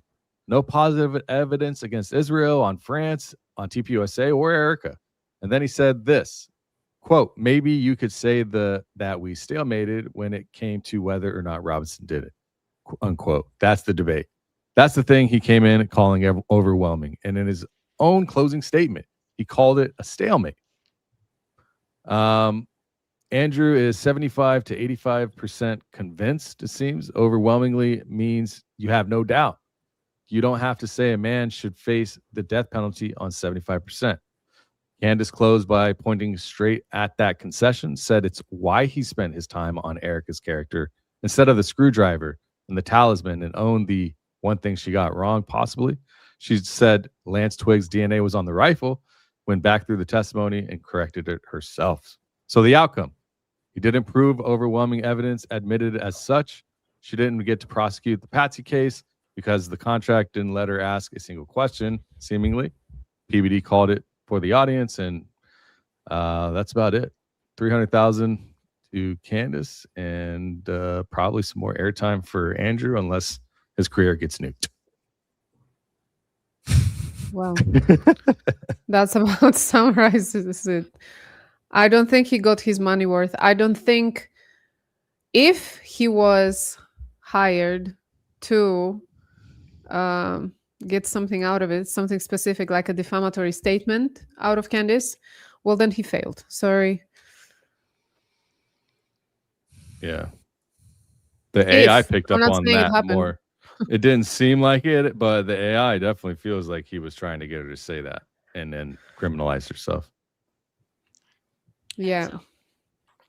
And we knew he would. Point when they were talking about ballistics, because I don't think she should be arguing this point. I think that was when she should have been like, look, I'm not a ballistic expert. I do repeat what experts say on my show and what I find interesting. And that's it. What's compelling to me. But I'm not going to be discussing it here as an expert because I'm not one. So I think that was a bit of a weak point for her. Then she recovered. Obviously, she referred him to John Bray and his content and how he conducted this investigation and analysis. And I'm also glad that she didn't stick to one theory and was defending it. She's more open-minded than I thought, actually, before we saw this debate. Because sometimes, so what happened to me lately? When I wasn't 100% on a mic theory, okay, with Candace, I was like, oh, I'm 80% there. evidence is compelling. This is an interesting theory, and I would like to, follow up with this. I had people calling me fed slopper all of a sudden, like as if I couldn't, have my own opinion and make up my own mind and do my own research and come to my own conclusions, And so when that happens, suddenly you're like, okay, why is everyone like so 100% on one thing at a time? We can still explore different options. We talked about it a lot with Nissi as well. And today, the debate showed me that even Candace is not like 100% on one thing, guys. She's exploring, she's investigating, she's just talking about one thing at a time, one episode at a time. Okay, so let's remember that as well. We all have minds. We all been doing it for months now. Okay, we're investigating. I don't like to call it investigating. I honestly don't like to call it investigating from my part. It's just connecting dots, looking at content online, looking at the media, following up on the case and filings and connecting some dots. Okay, I'll call it this way. So we're very invested in this, very invested. And my priority here is to be always fair. Truth is what matters, no matter what it is. Okay. And speaking of fair, I do have a list of things that are pro and cons for both of them, if we want to go through any of them. And also PBD a little bit. I'll go through. Let me go through kind of like my kind of higher level analysis, especially from Andrew's side. I thought that he actually made some pretty bad mistakes, to be honest with you, with some of the notes that I took here, and just to run down kind of some of the main ones. In his opening statement, reading it off the phone like he did, and then bringing up the Turning Point USA text, I thought was a pretty bad move, especially since he has been trying to disconnect himself from Turning Point USA. I'm glad that Candace Owens called him out for that, but I thought that was revealing there and that as well. And then his team just trying to trap Candace Owens with video clip after video clip. You had just kind of that awkward silence sitting there of them sitting there just waiting for the clip to play, and that was just, it was weird, it was awkward, and they were just playing out of context clips to try to trap Candace Owens. So that wasn't engaging in a good faith debate. That was bad faith, and that was trapping, and that trapping theme continued as this was really just a one-way interrogation. It was not a debate, and that was revealed and made clear when Candace was told on the live that she was not allowed to ask questions, and we addressed that a little bit in that break. But that caused me to question, like, well, what are we watching here? If they can't go back and forth and ask each other questions, and if that's in the contract, then then this is just stupid, right? Pretty damning for Andrew was for him to, when he was questioned about calling Erica Kirk a retard, for him to say that he thinks all women are retards, in my opinion, was a very bad look. Regardless of him saying that he's not a nice man or not a kind man or him being a jerk, whatever. I thought that was just a terrible look for him, especially as a self-proclaimed Christian, which he claims to be. I think that was just wrong for him to do. And then finally, and to just kind of nail this point home, to come out and have your claim in this debate to be, there is overwhelming evidence that Tyler Robinson took that shot from the Losi Center roof, and then to say that you are only 75 to 85% convinced, that is a self-dunk, a self-own, if there ever was one. So I think that covers some pretty damaging and bad mistakes that Andrew Wilson made throughout this debate. He even moved the goalpost on how you define the word overwhelming. Overwhelming is not convincing. Those are two different words. Yeah. That mean is the same thing. Yeah. Yeah.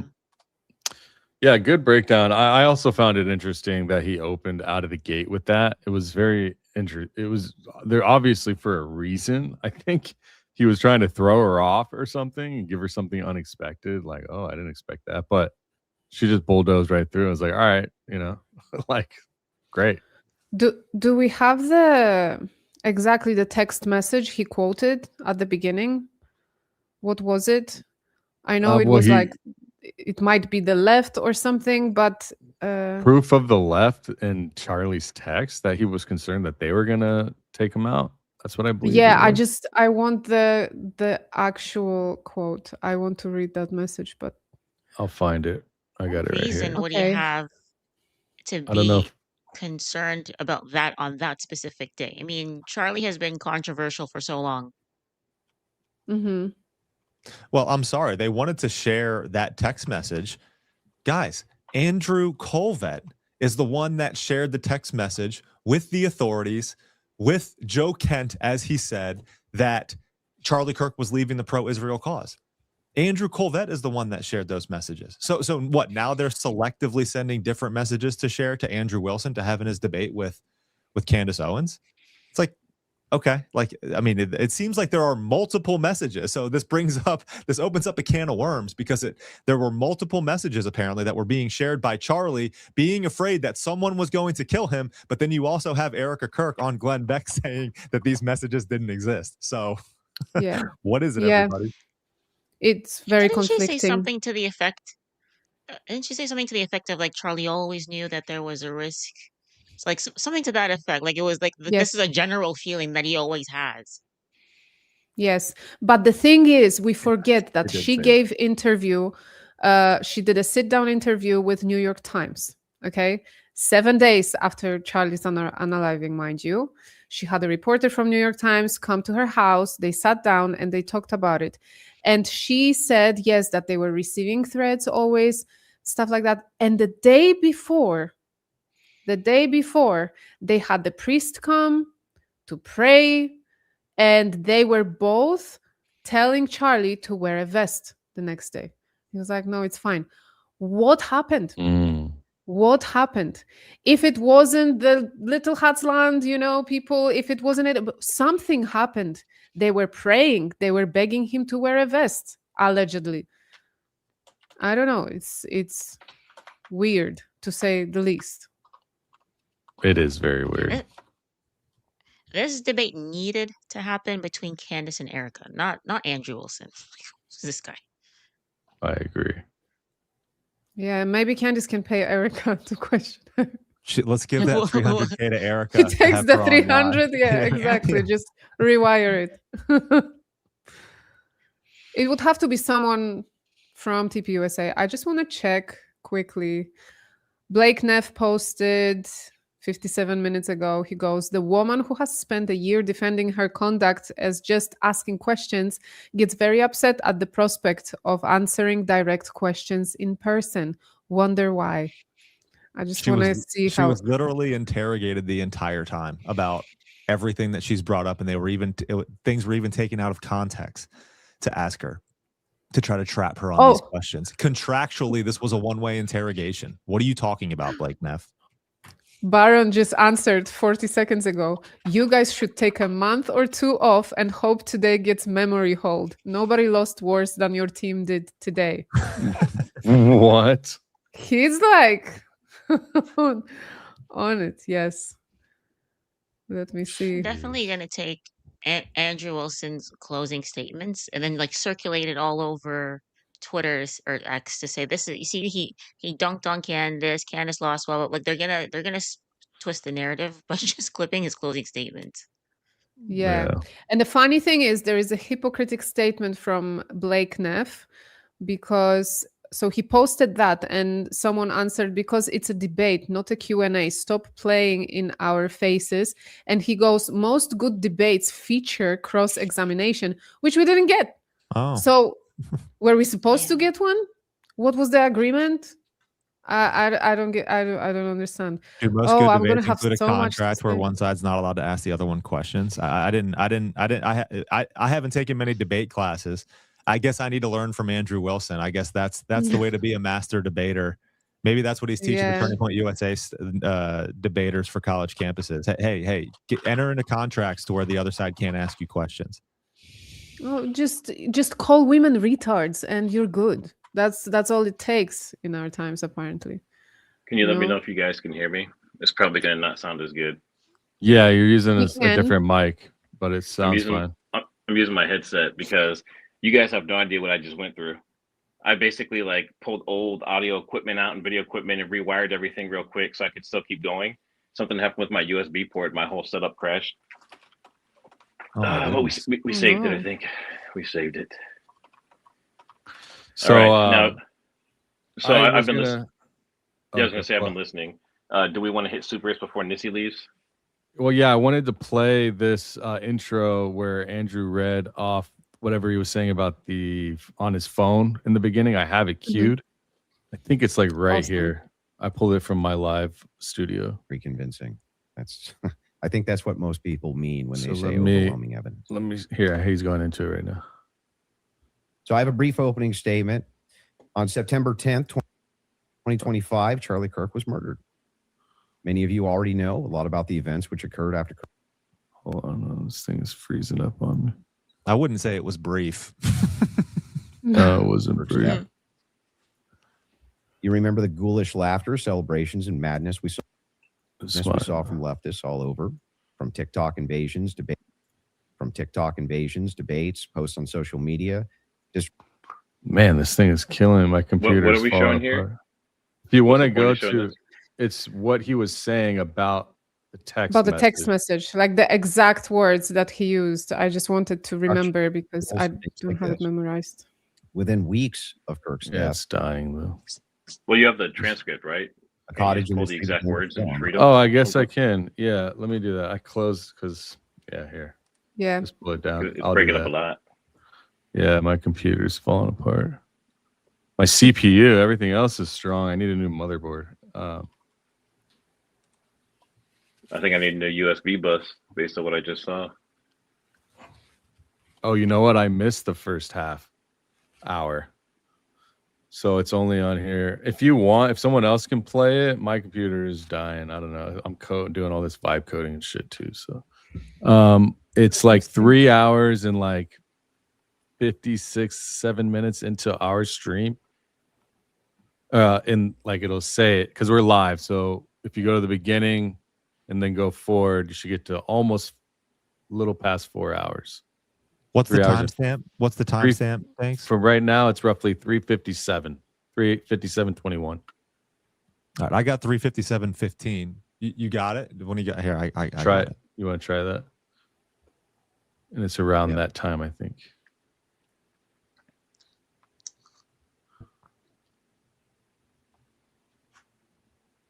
Matt, can you pull up his stream? Bring that up. Let's see. Let me find it. There it is. Yep. There you go. All right, let me get a big screen here. Muted. Yep. I got you. Hang on. But to date, there hasn't been any. There is, however, tons of evidence that a leftist killed Charlie Kirk, just as Charlie feared they would. I believe Charlie Kirk, and I have the receipts. No, I didn't have a dream where he came to me and told me that the left killed him. No, he didn't come to me a dream and say, Candace Owens betrayed him. That never happened. In fact, I don't need dreams of any kind because I hold in my possession never before seen messages from Charlie Kirk to the security team on September 9th, 2025. I'm going to share the message with you today, which is the first time this information's ever been publicly revealed. On September 9th, Charlie's security team wrote to him, yes, law enforcement has been fully supportive and agreed to a security plan and posture. Tomorrow's event will be covered by both my team and the campus PD. If additional support is required, patrol units will be available. I have 11 on site. Charlie responded with this. Okay, great.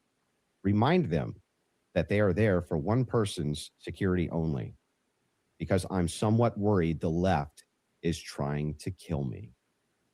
Now I've heard that before, and I remember at Is one that how point. Charlie talks? I I don't know, mean- but you remember Brian Harpole mentioned this. He mentioned that the left was a continuous issue that they had to deal with and that kind of stuff during the Sean Ryan interview, I believe. Yeah, I but we wonder have if that never message is seen so this. weird. Remind them that they're here for one person security. Yeah, it sounds like it's coming from somebody else.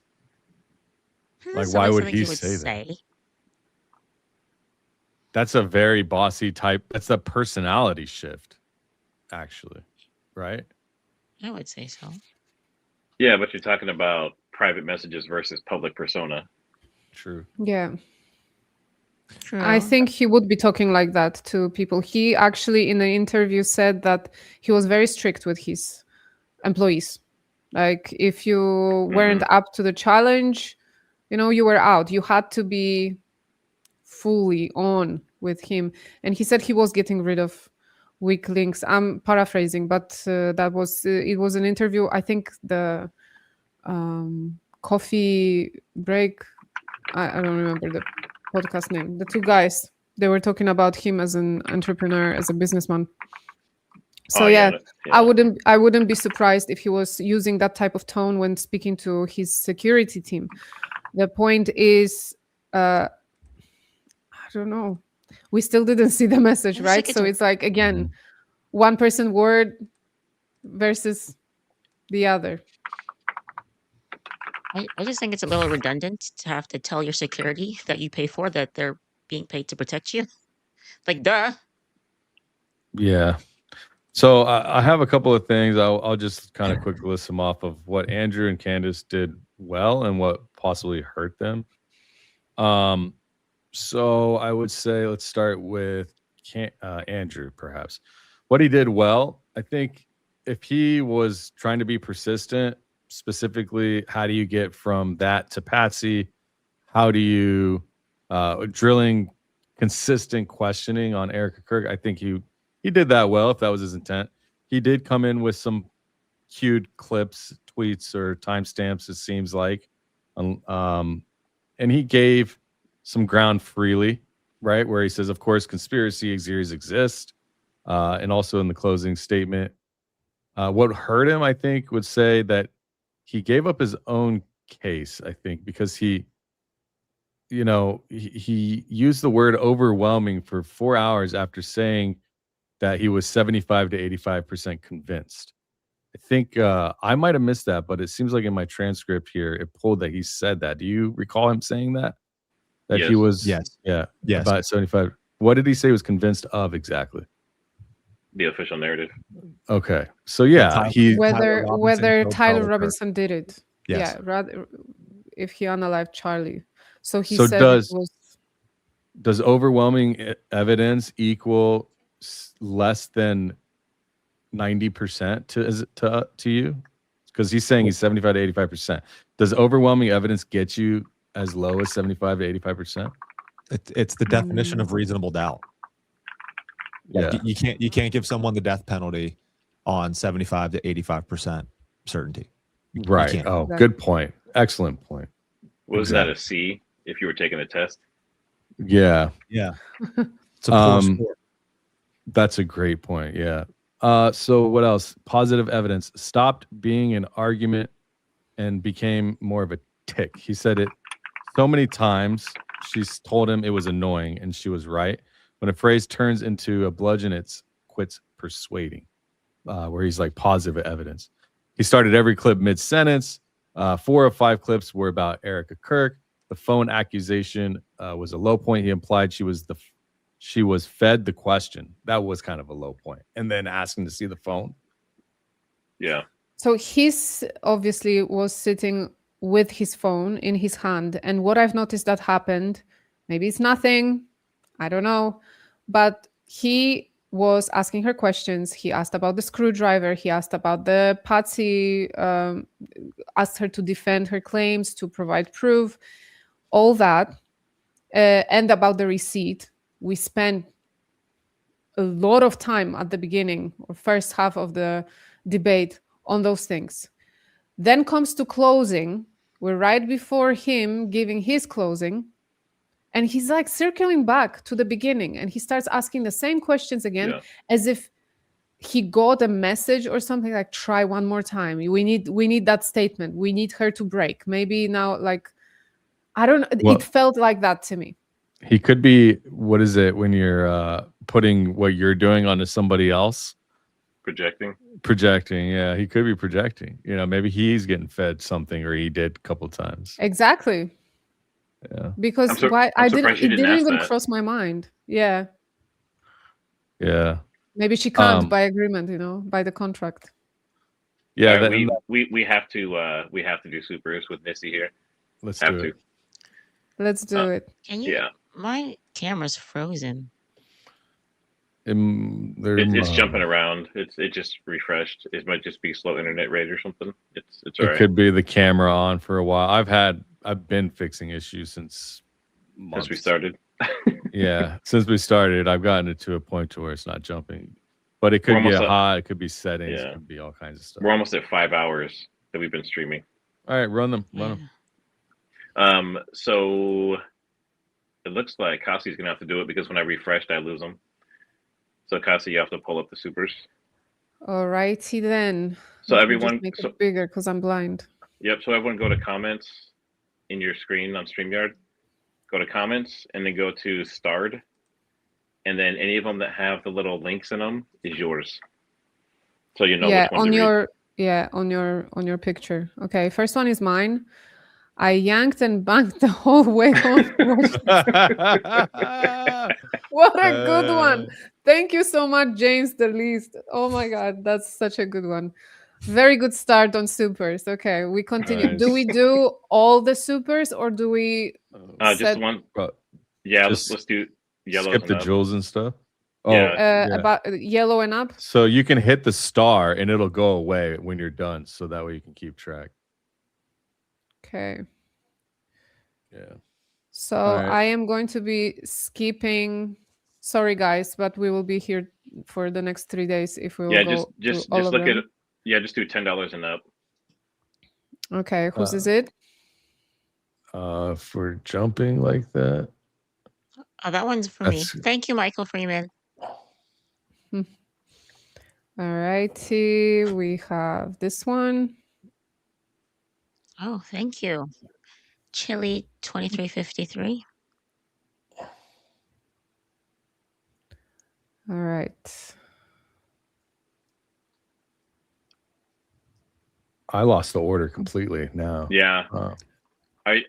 Just go down and then just star off the blue the jewels and just run them down and we'll do it quick. Okay. Sorry, guys, it's a lot. I'm just gonna unstar everything. Whose is this beautiful comment? Yeah, I can't even find that one. You must be way. Oh, you know what? It's because I came back in after. That's right. Yeah, you came in later. So let me read it. Devin Hustle, whoever that was meant for, thank you very much for my friends. 1,000 jewels and gold trophy. I have here Moon Goddess, guys. Shout out to Moon Goddess. Moon Goddess. Okay, this one I already passed on that message. That was from before. Thank you. Okay. We have this one. Guys, just find the next yellow comment. Missy, you have a soothing voice, and your pronunciation is music to my pedantic ears. Thanks for all you do. Well, thank you. It's a very sweet compliment. Yeah, it's so weird. My yellow comment doesn't even show that. Weird. Okay. We go next. All right, that's mine. Super sticker. Thank you. Just say, Julie. I appreciate you. Thank you very much for the support, especially today. We need it. Okay. We have someone's member comment.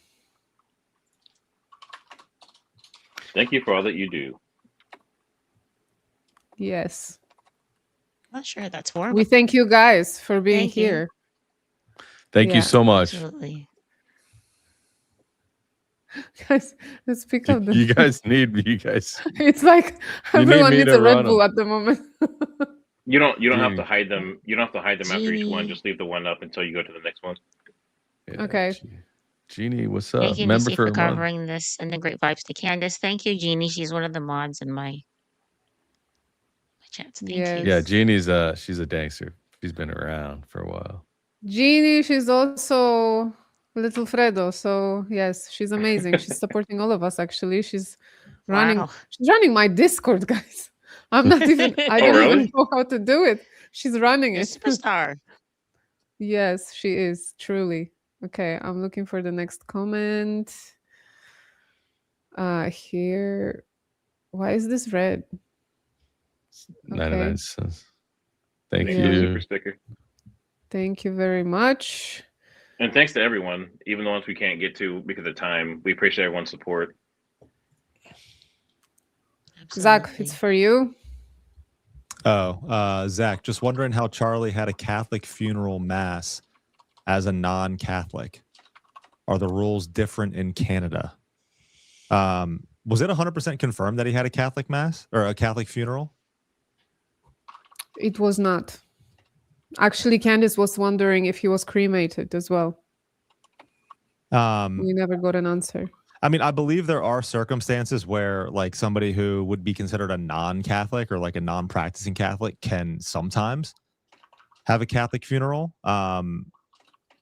But I think there are certain times where that is the case, but I'm not sure that Charlie definitely did. Like, I guess I don't know if that can be confirmed or not. So, you know, I don't know, but I think there are times where it can happen, but I think it's special circumstances. I think they have to get specific permission from the bishop of that diocese. So it's not impossible. Yeah. Okay, don't know who's this. Sweet. Apple Jacks, that was fantastic from Cleveland. Thank you for the hard work for all of us. Thanks. You're welcome. Thank you for the super chat, Cleveland. Appreciate you. This one. Not mine. Jay Reed, yeah, that's the point. It's not just what the prosecution produced, but what they haven't. Candace has shown evidence this case was skewed to fit a narrative. You can argue technicalities, but truth is still truth. 100%. Thank you. Just say Julie, trying to spread the love to our peeps. Thanks for doing this. Thank you, Julie. Good to see you. Goat Trophy. Thanks for the jewels, Moss Dog. Okay. I'm just like reading them off. Yeah, just said Julie again. Thank you, Julie. She was sending love to everybody. Melissa Goodrow, $9.99. I would say if you want to give Candace your support, run over to her channel and send her a super chat or a donation. Then run back over here for fun. Yay! Thank you, Melissa. What's the timestamp of the next one you read? Like the time of day? Can you tell me when you pull it up? 6:25 p.m. for me. Oh, that's not so gonna that match me. was no. Have someone else tell me what it is when she pulls it up. She's on 8:25 PST right now. Okay. Yeah, it's gonna be your 8. Just so say Julie. That's the one. Thank you. More support again. Thank you so much. That's lovely. Julie. You're kind. Thank you. Emily Xtina, $9.99. Thank you, Danks, for the stream. So close to baby's arrival. Praying for you, Mama, and the whole family. Everybody support Danks. Hit that like button. It's free and it helps. Yes, thank you. She is laying down in the room right next door. We are literally just waiting. Oh. Thank you, Emily. Very kind. Okay, we have this one. For mods on every platform. Thank you, Christy. Always showing up for us. Mods today did a splendid job. I just want to say they were literally modding few channels at the same time on different devices. I don't know how it happened. I don't know what they did. That's talent. That's beyond talent. Thank you, Zach. for That's for you. Thank you for all you do, Zach. Christ is King. Christ is King. Amen. Thank you. Thank you for the support. Thanks for the super chat. Who is this? Mermaid Dreams, $10. PBD should be telling this man, child Andrew, to shut up. How rude he keeps interrupting. He was interrupting her at the beginning, but then he stopped. I think she really put him in his place in terms of I will take as much time as I want to answer every question, however I want. So I think at some point he gave up this shtick. Yeah. Christy, $10. I love you all for sharing this with the masses. Thank you. Yeah, I love to be here. Thank you for showing up. Demetria exposed. I'm so glad we're here together because WTF. Truly. Truly WTF. What was that? Lori Wilder, good to see you. 999. She deserves $300K for dealing with this lunatic. He's like, can you define what is? Moron. She's a saint for dealing with his Dumas. Yeah, I mean, yeah. I love the French accent.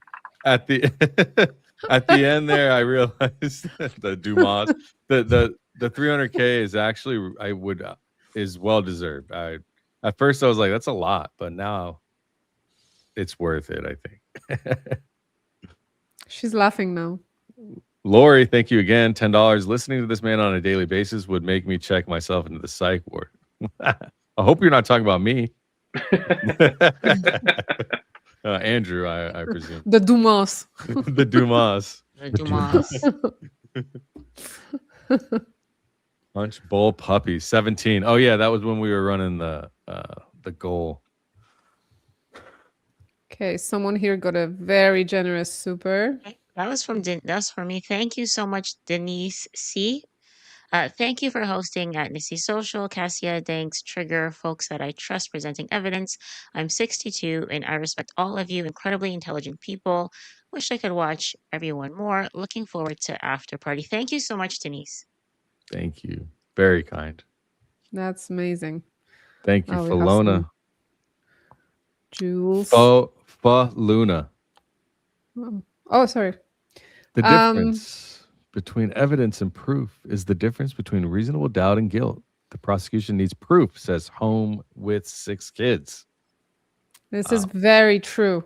The difference between evidence and proof is the difference between reasonable doubt and guilt. And when it comes to, so that's why Candace was trying to explain the difference to people who don't know between murder and aggravated murder. It's a big difference. So she didn't get to explain it. I can do a quick one. Murder is just like you go and unalive someone. Aggravated one is a lot more could have happened. So here, prosecution is trying to prove that the person that fired the shot, if they did, the person that did it, there was a lot more people around. They could have hurt much more people. It could have been aggravated to another level from one person. And then what defense is claiming now after the filing that we had recently, they claim there wasn't anything aggravated. It was one shot. So whoever did it was one shot. There wasn't anything aggravated there. So this is where they are trying to find common ground, I guess. All right. And he didn't let her explain it. Probably he doesn't know the difference either.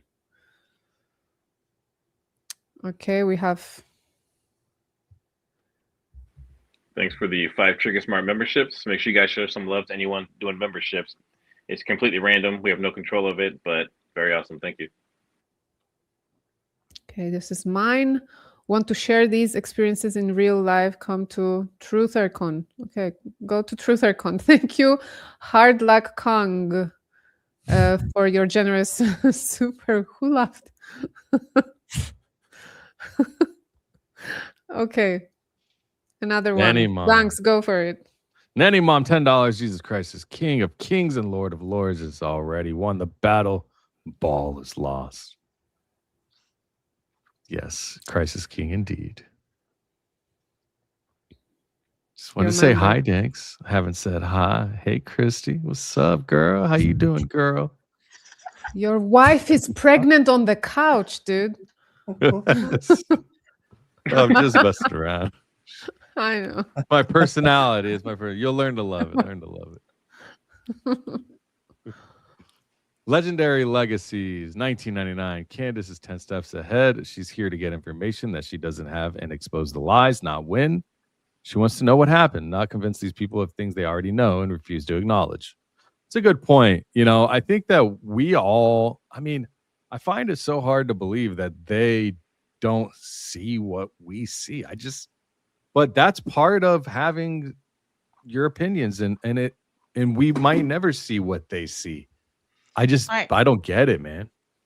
Well, he does see what we see. That's why he says 75% or whatever. Very true. I Yeah. just want to bring up a question because maybe people can answer in the chat still.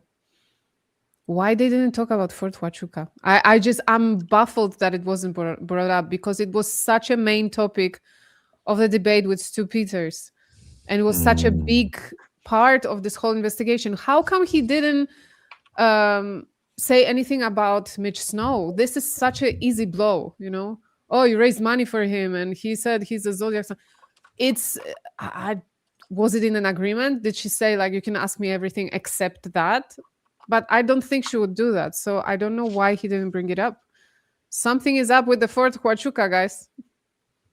Well, you have to remember the Fort Huachuca stuff is already in litigation with Brian Harpole and everything, so that could be why. So she wouldn't be able to talk about it, you think? She's in a legal battle about it right now with Brian Harpole. Yeah. That's true. So maybe, yeah, it is a fine line. And she legally. might have even said before, I can't, talk about that. That makes sense. Now it makes sense for me. Lori, 999, is twitching his foot the entire time. Yes. Tells you how nervous he is. She's a stone cold boss, not a nervous tick in sight. Savage, yeah. I had a comment on my chat, like, someone get him a vape now. That is tough, though. I saw that. If he's used to smoking constantly and he's going like 4 hours straight without nicotine, that's hard. Well, it was a pretty funny dynamic. Like he's there initially, he's like kind of sweating, he's twitching, he's reading his opening statement, and then the camera flashes on Candace, and she's sitting there, and she just goes, "You get that out of your system." I know. She's bored. She's like, oh. It's pretty funny. Hey. Intuition Jen gifting 10 Zach Costello memberships. Thank you so much. Intuition Jen is the GOAT at gifting Zach Costello memberships. So thank you very much for that, Jen. Okay, Danks. This is my 4th super. Come on, everyone. We've got to get to 50. We did a super chat goal to hit 50 super chats. We hit it. Bravo. Good job. We have 10 Daily Fredo with Kasia memberships from Intuition Jen. Thank you so much, guys. I hope those of you that got it will use it wisely. I have no members content on my show, but I appreciate the support 100%. Okay. Amy. Go for it. I just got here. I had to charge my phone in the car, and our internet is spotty. I hope this is going well so far. Thanks for streaming, Danks. Yes, thank you, Amy. Good to see you. Hope you're doing well. Thanks for stopping by. Thanks for the super. Nay, $10 super sticker. Thank you.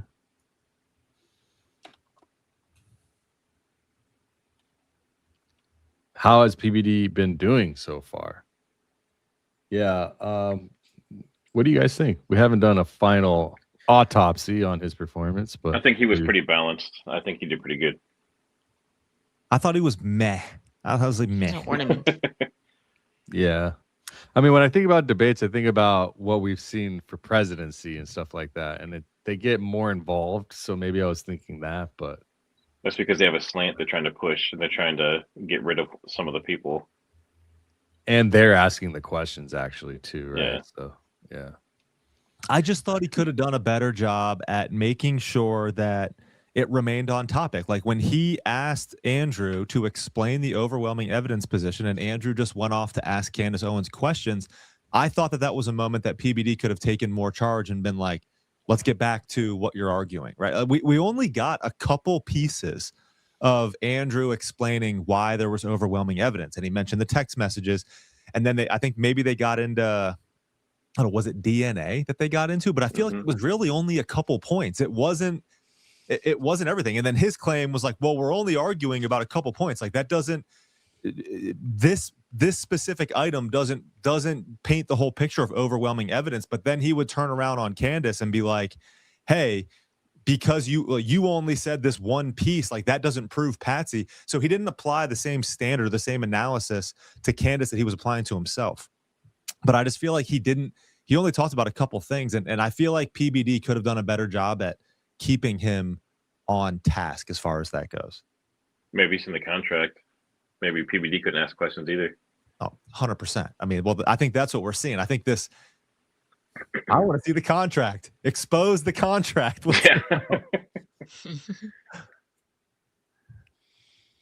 It doesn't sound like a debate contract from a master debater. It sounds like, hey, I'm going to give you 300 grand and we're going to do this on my terms. And, I mean, Candace agreed to it, but that doesn't prevent us from saying that's not good faith, or that's not a debate, right? It literally looked like she didn't want to do it, but then she was just like, okay, just agree to whatever he says and let's just do it, whatever. And Daisy. Oh, go ahead. Sorry. yeah. No, it's fine. I didn't mean to cut you off. I was just saying Daisy sent a super chat on my side. She said someone should check on Gary. Oh, Gary will have. Look, we can predict what's going to happen. Everyone will be like, oh, Candace didn't provide any evidence. Oh, Andrew won and he got her and he destroyed her. We know what's going to happen. We're prepared for it.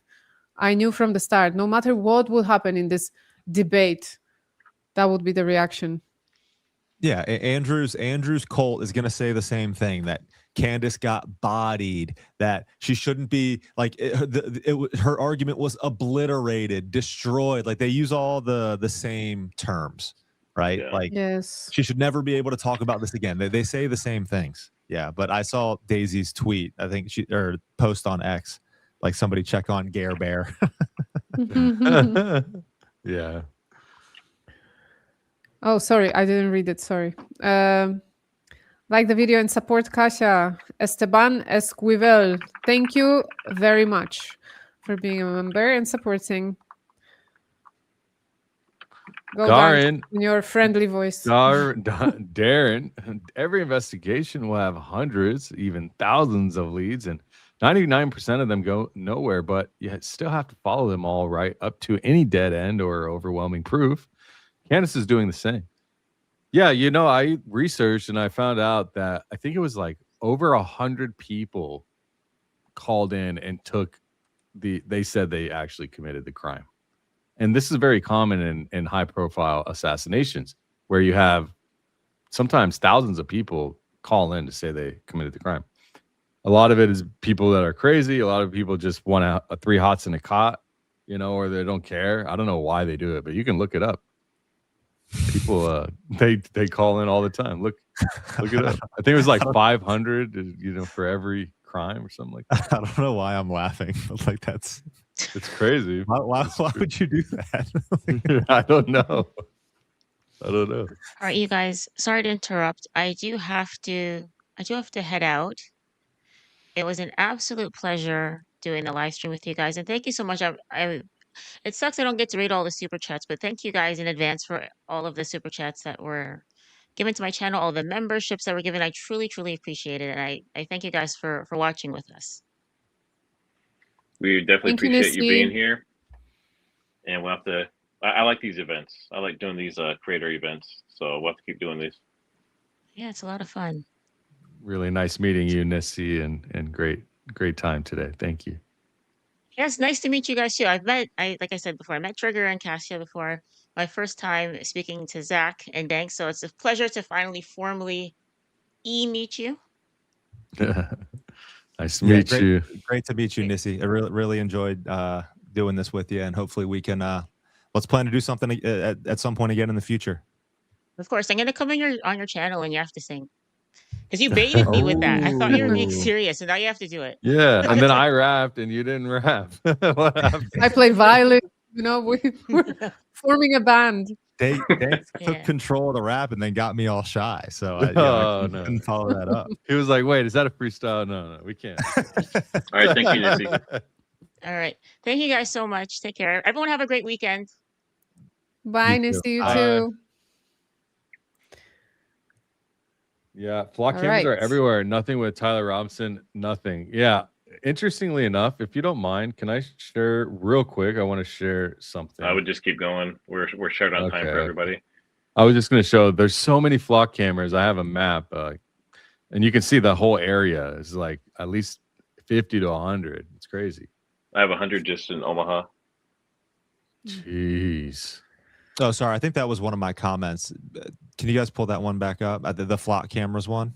My bad. From Intuition Gen right there. Coming right up here. Flock cameras are everywhere. Nothing with TR. Nothing. Yeah, I mean, it's all. If that's an example of all of that crystal clear video evidence that we're supposed to have of Tyler Robinson, that that we're not seeing. Of this overwhelming evidence that we're supposed to have. I thought one of the things that Barron shared yesterday, I thought that was very interesting, was he had the. I don't know what software it is. You guys might know better than me. Where he was looking at like the overall map, and he was talking about how the pictures are used, and that one clip of the street, which is just south of where Tyler Robinson's car allegedly was, Tyler Robinson's car, whoever was the shooter on the roof. He had parked his car in the neighborhoods next to UVU, and Barron has found the Dodge Challenger parked. And when he traveled south, looking at like the overall footage, the aerial footage of that, there's a pretty clear clip out of a spot in the street. And he was saying that looks pretty intentional. He's never seen that bad of a clip on that aerial footage before. So thought that was pretty interesting as far as some of the footage or lack thereof of Tyler Robinson. Yeah, there's very limited footage of Tyler Robinson for the amount of cameras that are just in the vicinity or in general. Let's keep going. Was Charlie cremated after his body was put on display for EK to get her photo shoot? If not, I suspect his body will need to be exhumed if his memory is ever going to receive justice and the truth. Was Charlie cremated after? A lot of people are thinking that that's a possibility for sure, but there's no confirmation of what's been done with his body at this point. I don't believe.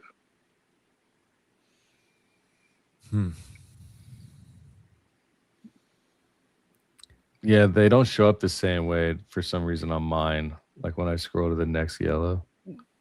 Jungle Mike. Andrew was, you read it. Better you read it. Yeah. Andrew was never here to win the debate. He was sent to find out what Candace knows and who her sources are. I mean, I think that he wanted to win the debate. I think he seems very confident that he was going to. I don't know. But then a blowout. I found him very unprepared. No. I found him very unprepared. I assumed that what I said from the beginning, I thought he would pull out some crazy evidence that they provided him. Okay, that text message, cool. Again, he said he will reveal it on his own terms on his channel or tomorrow or whatever. He didn't show it to us. He just read it. I thought the message was the beginning. And I'm like, whoa, we're in for a ride. If they provided him some, things to surprise her. So I was ready for that. I didn't get it. Again, he didn't know the charges. That was a very good moment for her to be like, okay, you're arguing his case. You claim that he's supposed to be sentenced to death, but you don't even know what he's charged with. You don't know the case. And then he's like, I'll watch the case. All right. Anyway, that was a good moment. I want to make sure some of these bigger ones get hit as well. So you can stay where you're at, and I'll hit the red ones occasionally. This is from Michael Freeman. This was for Nissy. It says, thank you for live streaming this. Nissy, you are the best. Thanks for your super chat. And then you can go ahead. Okay.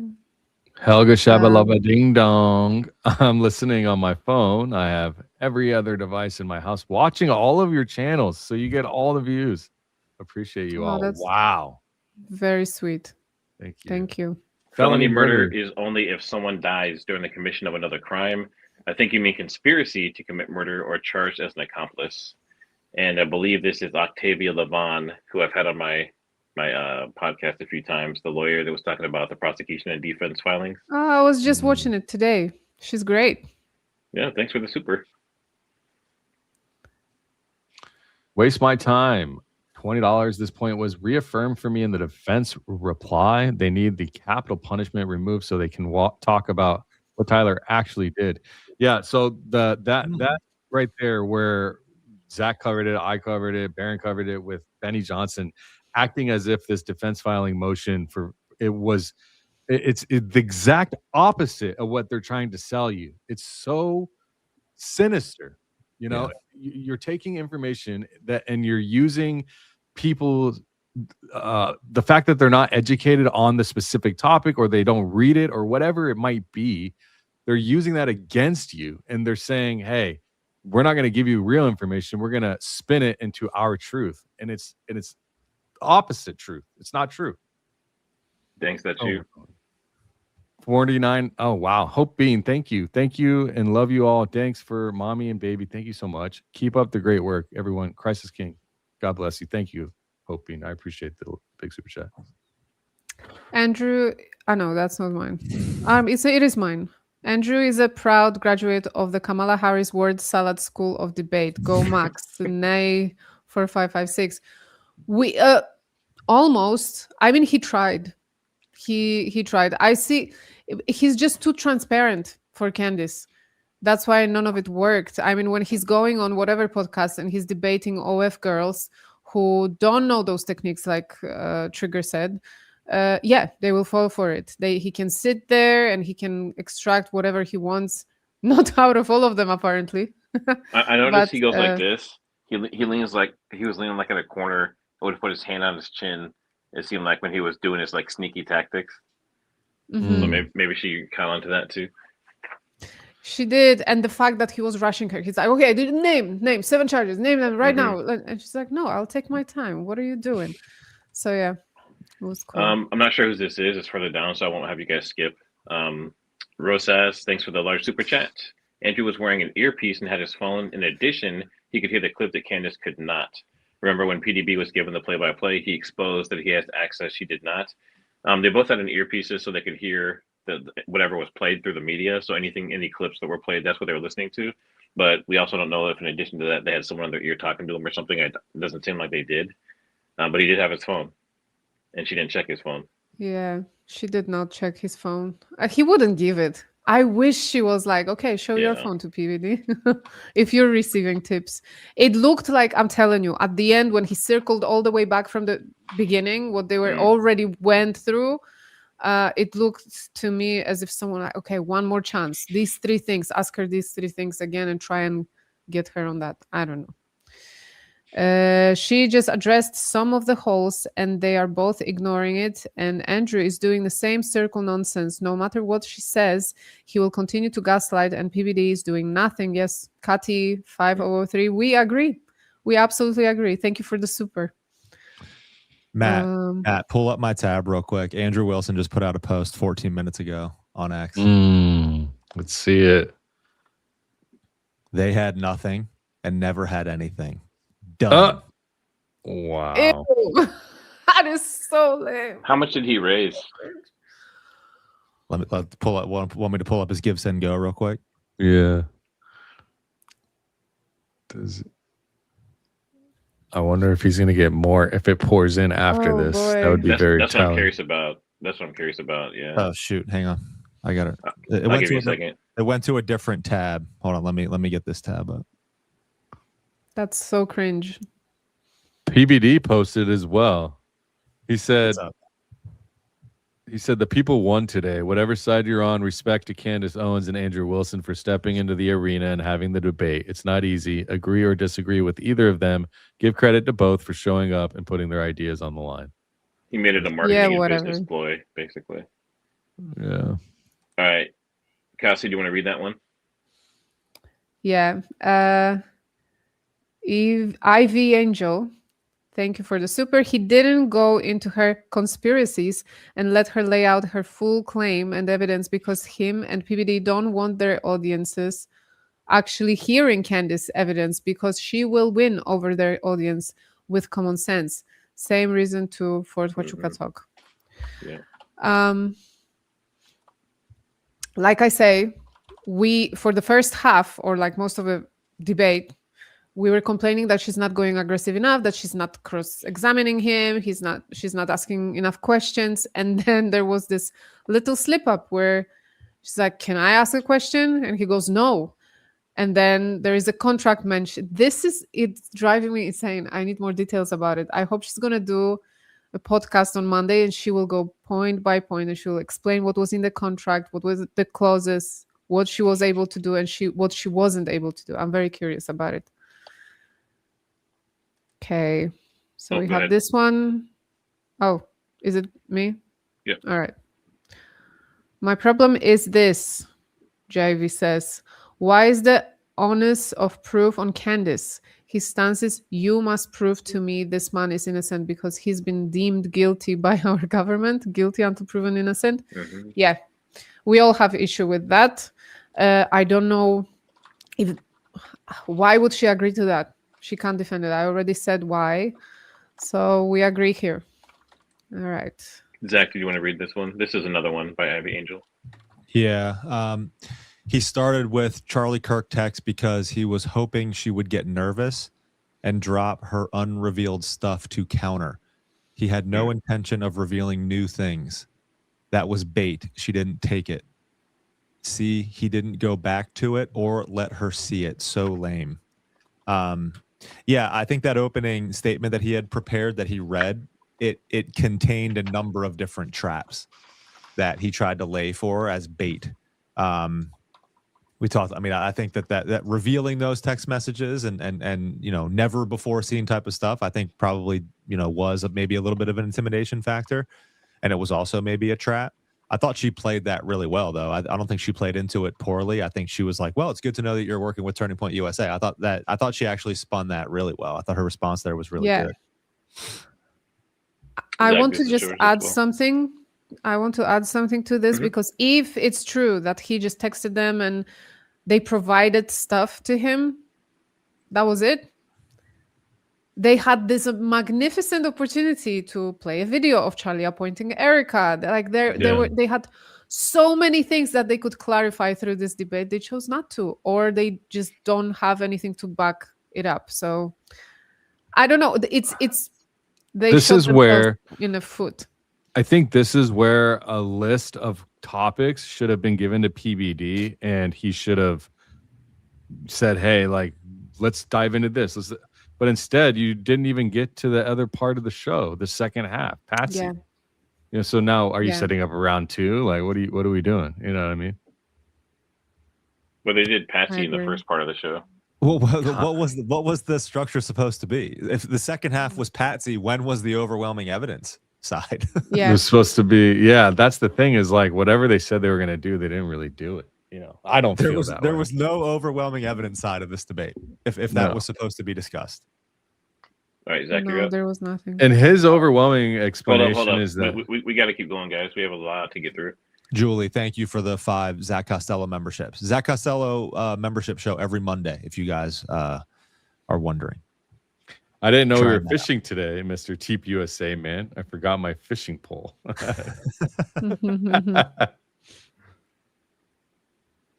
Is this guy on math? Something isn't right in Wilsonville. The foot and his jerkiness is odd, maybe withdrawal symptoms. Everything about this is painful. Yeah, I don't know. I think he was also being impatient. He was like, "Oh, she's not saying what I want her to say." It's like, okay, we move on. Yeah, he looked a little bit nervous. It's okay. Hey, Court Dog, good to see you. PBD's brain cannot process all of this information fast enough to moderate effectively. He's not quick enough to stop Andrew from licking his own dish. What the heck? Jeez. Oh boy. This is the last large one. I'm not sure who this was sent to, but thanks for the super chat. Thank you. Celtic RN, $10. When all of this is said and done, Andrew will wallow around in his self-perpetuated victimhood because he was outnumbered. He got his arse handed to him by pregnant women. Yeah, I would say, right now he's saying, she had nothing. But as the chats on X roll in, he's going to end up finding some corner to put himself in, I'm sure. I saw someone say that they felt sorry for Candace's baby for having to have listened to that. 10 memberships for Zach. Oh, thank you. Do you do any lives or any member stuff? I've done 3, but I'm basically going to try to go every Monday to see how that works. So that's my plan now going forward. Members only Monday is what we're going to do for a little bit. Nice. Members only Saturday mornings, Pacific time here. Celtic RN, $10. Quick question. Would Charlie want this debate to continue or to end? Are we doing our pursuit for truth and justice for him more harm than good by this point?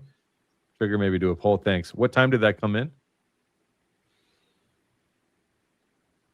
I lost it now. Wait. Yeah, I was wondering how long. This is actually a good question. This was, for me, it was 9 p.m. So it was 2 hours ago. 2 hours ago. So, okay. So about 3 hours in. Yeah, I think that was the point to where it was kind of like where I said Andrew would have been fine. And they actually did cut it after that. So what do you think? Do you think Charlie would approve of this debate in general? I don't even think he'd want to. I don't know. Maybe I'm wrong. I don't think it was productive enough for Charlie's level. The conversations that he was also a moderator in a lot of debates, and he was good at it. And then when he was debater for living. No, it wasn't productive enough. It was Andrew Wilson was saying, oh, one of the rules should be no gotchas, no this, it's supposed to be cross-examination, but he was trying to get those gotchas. He was trying to say something defamatory, and he didn't succeed. He's bitter. He will play a winner. It is what it is. Mauser K98 has 4 screws to assemble and disassemble. You have to know which 2 screws to put in first. Referring to time limits, 4 screws, 2 of which are a different size from the film should not have enough time, maybe. Yeah, maybe screwing together something that during the time we don't see, because there's apparently 10 minutes of footage that we don't see before they do the battle crawl or whatever, and then take the shot, allegedly. But there's no way that they unscrewed anything, and I don't see any rifle on that roof from any footage we've seen at all. Andrew is rope-a-doping around the ring. He's stalling, trying to find a clip that they can boost. Thank you, Henny. That's the thing. The clips were so unsuccessful and so brought nothing to conversation. Because, they were making a claim, and Candace was literally saying, yeah, it's true. I said that. This is what I meant. They would play a clip to get a gotcha, and still they weren't getting it because she's like, yeah, I said it. I still believe it. So and I don't know what was the point. Oh, and Andrew's team was trying to control the overall timing and the topics of the debate. Like it would be along the lines of like Andrew asking and interrogating Candace making a defense of that claim, going to the next one, and then Andrew's team would want something else played. PBD stepping in, being like, Andrew's team has a video that we're going to watch. Like it was a constant barrage, and it was Andrew and it was Andrew's team that were involved in it. Yeah. Honestly, I think Candace just let them do whatever, and she just, let it roll. And that's exactly what she did. That's exactly what she did, and that takes skill and that takes talent. Yeah, she was just like, come at me. Like basically, that was her position as far as this goes. But it would have been nice to have her team pull up strong counter arguments against, But I agree. Steph be like member for 6 months. I believe she, like Zach when he debated him, realizes that he's not here to debate the facts, but to trap, deflect, and insult. Is that what you saw? A lot of the same. 100%. Like I kind of recapped it and called it like a slog of a conversation that felt like we didn't really get anywhere. And then the same reaction afterwards of like Andrew and the Colt being like, that was destruction. Like, how is Zach Costello ever going to be able to show his face again on social media? So it's like, it's the same stuff, but it was very similar. It was kind of a slog. It was more like, and again, me seeing that game, I knew exactly what he was going to do. He was going to get her to make a claim and then just have her try to defend that claim within like a narrow scope for the entire time. And that's exactly what he did. He was gonna nitpick on terms and semantics and try to drag her down into that game, and he did it. That is a strategy. I thought Candace did a good job of at least calling him out for it, and he was condescending too. Like being condescending is an approach that he also takes. Like I think he called me like, "You're a nice young man" or something like that. I'm like, bro, like I got 5 kids with one on the way. Like I'm an adult. I'm a grown man. Okay, you can talk to me like I'm a peer. You're not going to talk to me like you're my dad, right? And that's what she said too. Yeah. Candace interrupted that very quickly, and I thought that was a good that was good on her. That was good for her to do.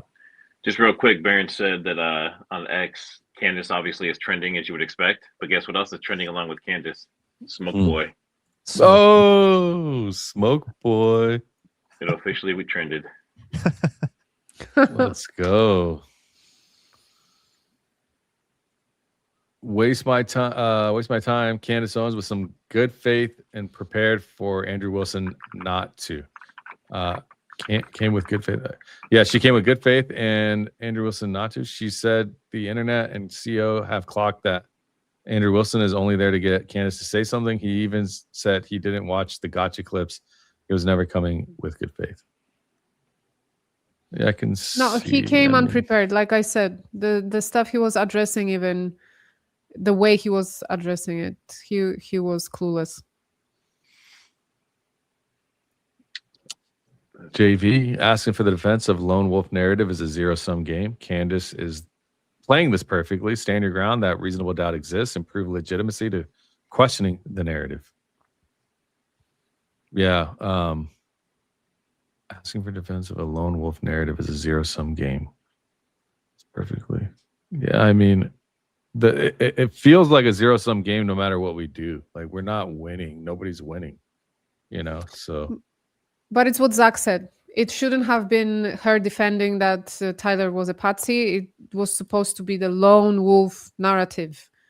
But again, they couldn't construct it this way because even Andrew Colvett was questioning this narrative. So what are we even talking about? Correct. The fact that all of the security team knew there was only going to be one shot has not been brought up. Yeah, that's a great point. It seemed like everybody, not everybody, but a lot of people there were not afraid of a second shot. Oh, yeah, it just seemed like there was no more threat. So we just decided to walk around some more right there. Yeah, sounds great. Let's go to Chick-fil-A. Lori Nelson Posner, 1999. I was on a debating team, and this was not run like a debate. Smoke Boy was talking over her.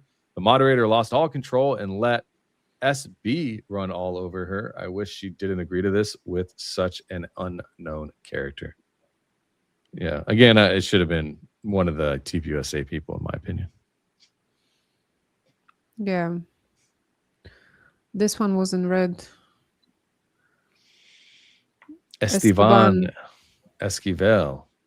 All of this is a waste of time. Patrick Bet Star of David is a terrible moderator. French, Spanish.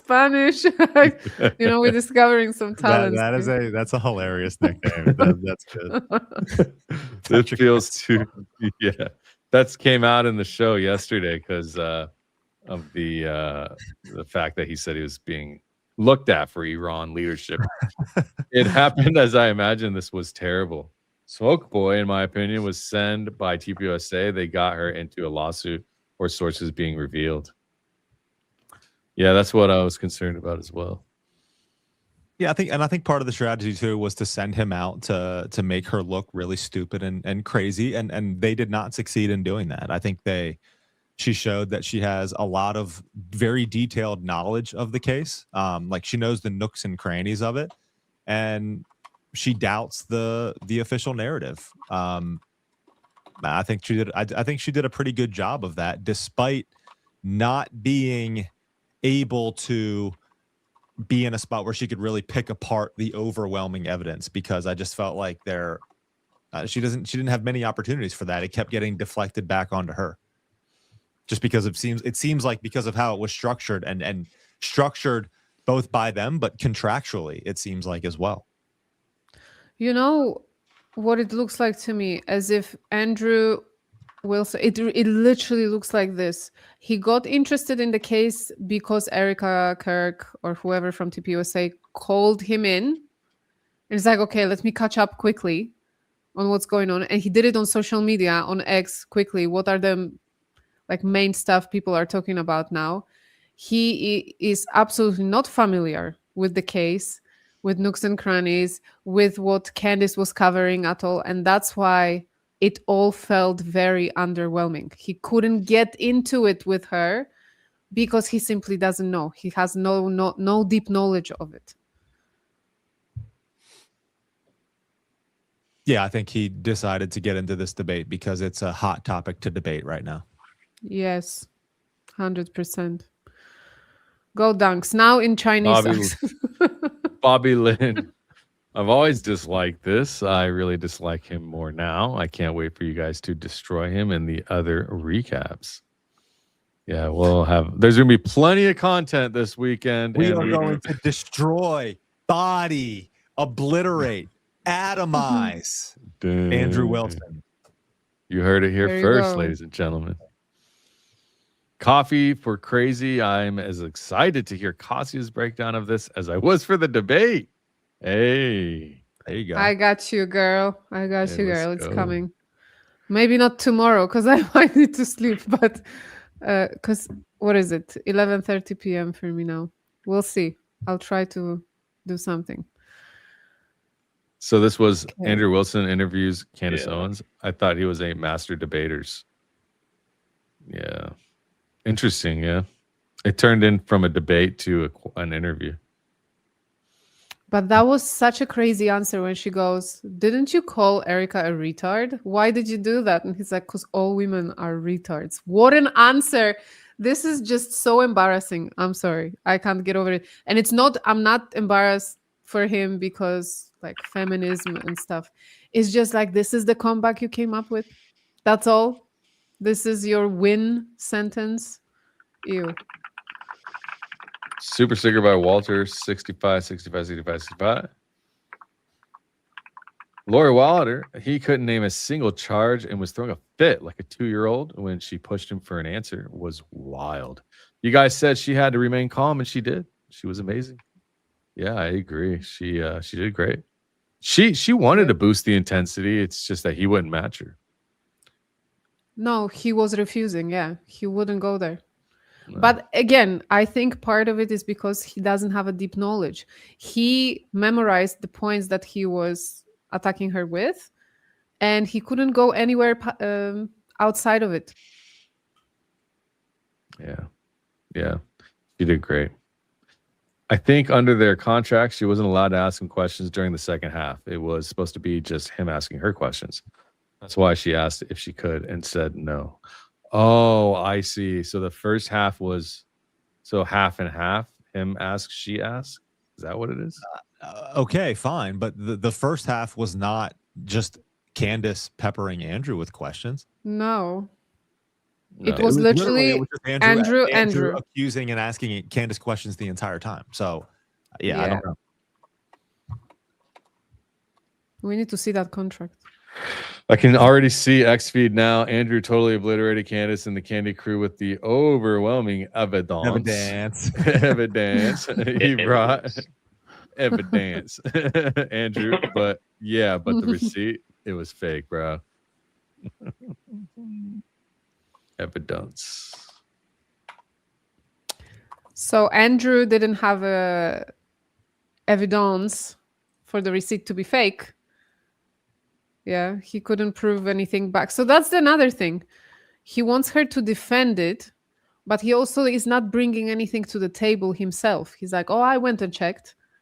And according to my source, according to what I've researched, according to my team, the receipt was fake because this and that." So there was no back and forth. He was just like, "Okay, is she going to bury herself without me touching it?" I don't know. Mm-hmm.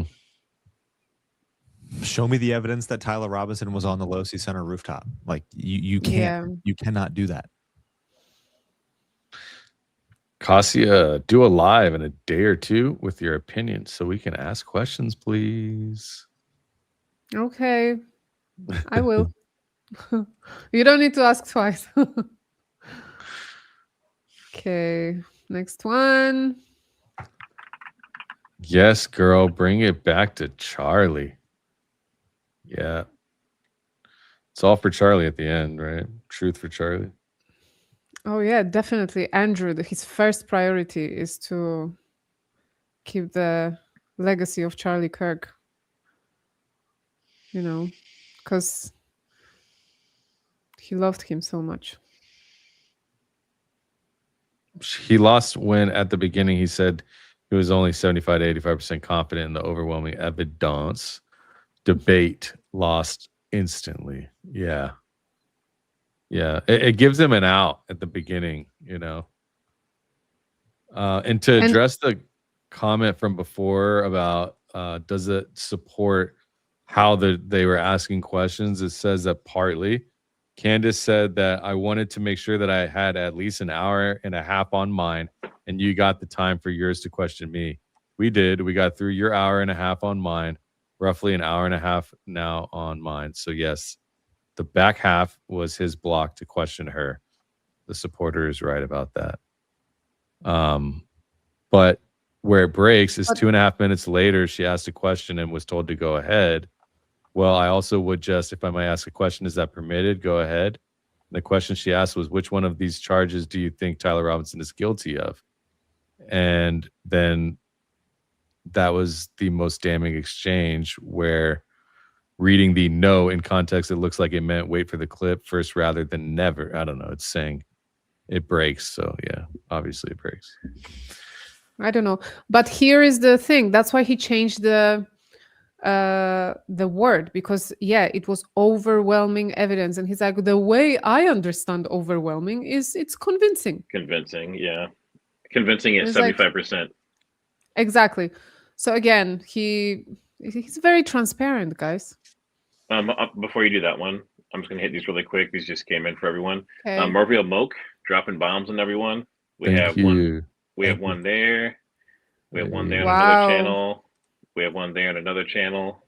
Thank you. Thank you. Thank you so much. We have Ivy Angel. He didn't want to talk about the non-gun on the roof because he would have to say, I see a gun. Yeah, good point. Instead, he asked about FR. What is that? And rest receipt. Not uncompressed parking lot pick. Rifle? No, that's not. I don't know. Not LT DNA on towel, Dremel, and screwdriver. Yeah, that's true. So she actually mentioned at least twice she wanted to talk about the towel and screwdriver and stuff, and he would never go there. And then he harped on DNA mistake on the rifle. Yeah, which it was a mistake, sure, but she admitted to it. That's the difference, right? Like she would concede. What was the point of bringing it up if she admitted that it was a mistake before the debate? She was, yeah. So like, we can get things wrong, and then he's like, I understand, I could be wrong, you could be wrong, and she's like, yeah, that's why I said I was wrong. So what are we talking about? Yeah. I think that was gracious to him. When you meet someone who emanates light, Candace, it's hard to fight the light. Truth always wins. Christ is king. Is that Texas gal Sophia? Did she change her name? I'm not sure. If that's you, let us know. I haven't seen you in a while. Candace is all class. QED. Yeah, she's classy lady, huh? Anyone else think it's strange that Andrew used the term negotiated out, just like Tyler did in confession? Huh? Then Andy looked like he had just eaten a canary and his rhetoric started to disintegrate. Did anyone else think it's strange that Andrew used the term negotiated out, just like Tyler did? I'm not sure what you're talking about. Some hate can't be negotiated, or some hate can't be negotiated out. Like, what did Tyler say? That's what Tyler said. I don't remember what Andrew said, though. Yeah, we need to double check that. Can you check that thing as we move to the other ones? Yeah, I'm checking right now. In my opinion, Tyler and Lance will disappear, boots on the ground by Labor Day, and Emmy, Candace, Barron, and all of us will have social media constraints and likely a big false flag and our homeland, all by our you know who. I mean, I don't know. I hope not. I don't like to think like that. Oh, wait. Oh, I'm going to the gulag. I already know this. Yeah, I mean, yeah. It's kind of scary where we're at right now. What time are you guys at now? For We are at in America. In America, though. an hour ago, 24 minutes. Thanks. Where's this chat at? What number? What's This the time? one, metal roofing. Shoot, I have no idea, bro. I'll try to find it real quick. Oh, here we go. Is it the Andrew Wilson? Yeah, it's 3:24 Eastern, Matt. So 2:24 your time. Okay. Yeah. Thank you. So Andrew Wilson was just trying to bait her like the master baiter he wishes he was, but she did not fall for it. Exactly. Thank you, Metal Roofing. Oh, thank you very much. Okay, Debbie, thank you for the super. I think the agreement was changed at the last minute because I don't think Candace would have titled it debate. Andrew is definitely TPUSA whipping boy. Love Candace and all you podcasters. We want the truth. So Yeah. the negotiated out, it shows up once that I have about an hour and 4 minutes in, and its context, it's about them negotiating which side takes which position in the debate. And honestly, I'm not even sure that's Andrew talking. It runs right into Candace's line about wanting her hour and a half. So I don't. Is it exactly negotiated out? Yeah, that's what it pulled up. If it's something else, then I would need. I mean, Negotiated out. That's like, that sounds weird. It's not common. I mean, I don't know. Catherine McDavid, thanks for the super. Andrew acted like a cheating husband whose wife presented him with unending red flags and inconsistencies, factual phone bill and bank records. He just smiles and he says, "Where's your proof?" Yeah, he's his debate tactics are to just win and frustrate the other person. It's not to get a point across or like have an end result that's like inspires people or anything. It's purely just for competition, which to me, you know, I felt like this was pretty much nothing good came out of this technically, as far as I can tell. But, Yeah. well, I guess new information. We know that you know a text came out. So, and they both conceded their points. They both conceded what they were there in the first place to argue. So that was interesting. it's no surprise he lost someone. He lost to someone who sees as a retard. This Mr. Masturbator lost against a pickle jar. What? There's a picture of that somewhere. My mind is blown. I'm still not whelming. You're still underwhelmed. Yeah.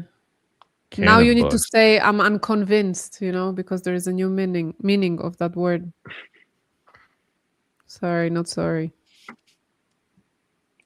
This Why might the be- text? Dragonfly. Yeah, go ahead. Is this Nissy? Maybe. Why did the text say to protect one person, not protect me and me alone? Plus, they all failed to do that one thing. Every single one of them failed. How sad. Christ can go max. Good pickup. Well, did he say?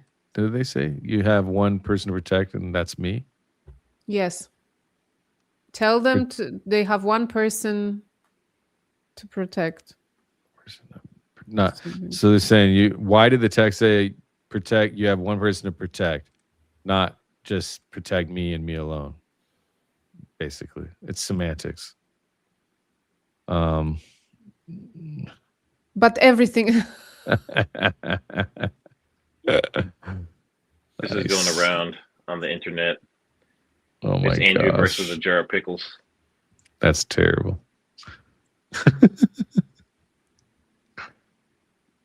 So is Candace the jar of pickles? Is that what they're saying?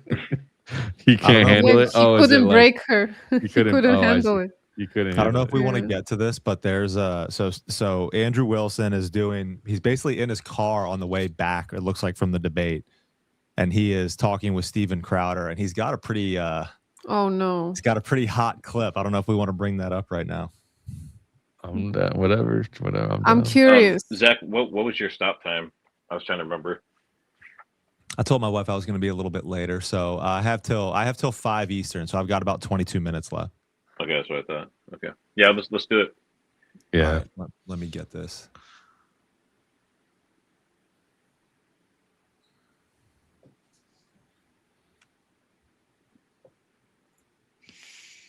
Bring it up for me, Matt.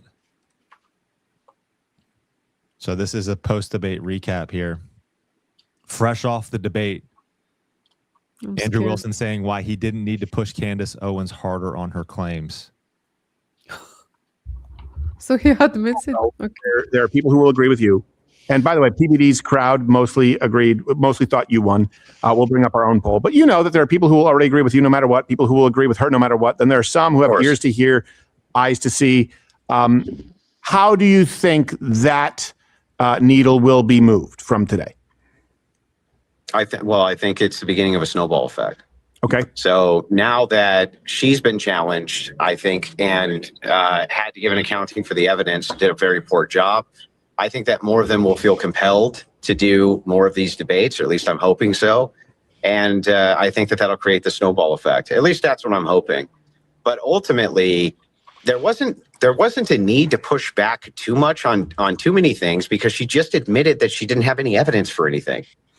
Well, So that where do you go from there? You're like, hey, do you have any evidence for that? And they're like, no. She went back on all of her claims. And so, like, where do you go from there? In other words, there was nowhere I needed to go to demonstrate what it was I was trying to demonstrate, which is that these people have lots and lots of claims, and the second they're confronted with them, they back off on all of them, every single time. Her sources, what a joke that was. My sources told me. Well, what validates your sources? The fact that I've released some, footage and stuff. Yeah. How would that validate your sources in these things? That makes no sense at all.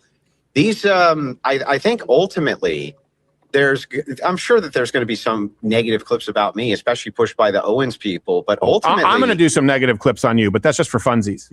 Of course. But ultimately, she didn't have anything. She had nothing. She literally had nothing. And so what made this an easy debate for me was that she didn't fucking have nothing. It's like, what do you want me to do? That was a double negative. Well, if she didn't have nothing, that means she had something. He said she didn't have nothing, so she had something, which means she won. Therefore, boom, yeah. Clip that, put it up. Yeah, that was predictable. I mean, you knew that we knew that was going to come out. We knew it was going to come out after the fact. We knew that it was going to be, oh, she has nothing. There's no evidence to support her claims. And again, the burden is being shifted, and that's exactly what that was exactly his strategy, and that's what he's trying to do. There is certainly legitimate evidence, especially when you look at the circumstantial web of evidence that we have, that there is reasonable doubt that Tyler Robinson was the lone wolf narrative in the Charlie Kirk assassination case. I mean, him bringing up the different claims that Candace made. I mean, he tried to take her claims out of context and trap her with them. But again, the same analysis can be applied to him. He did not provide any justification that there is overwhelming evidence against Tyler Robinson. That was his claim. And the problem is that he just went through this whole debate, in air quotes, not being challenged on his own position. All he said was like, well, the text messages and Lance Twiggs says that Tyler Robinson did it. It's like, okay, like now we just need to go and poke holes. When Candace did that, it was very good. Like that was very effective for her. But she barely got the chance to do that. Let's see, this one here, Rational Artist, thanks for the super. Can you please set up a definitive test on how much shooting a rifle affects the dust and debris inside? So his point saying that just because you shoot a gun doesn't mean that it blows out all the dust and everything. There's some truth to that, but mostly because even shooting a gun itself will build up dust and soot.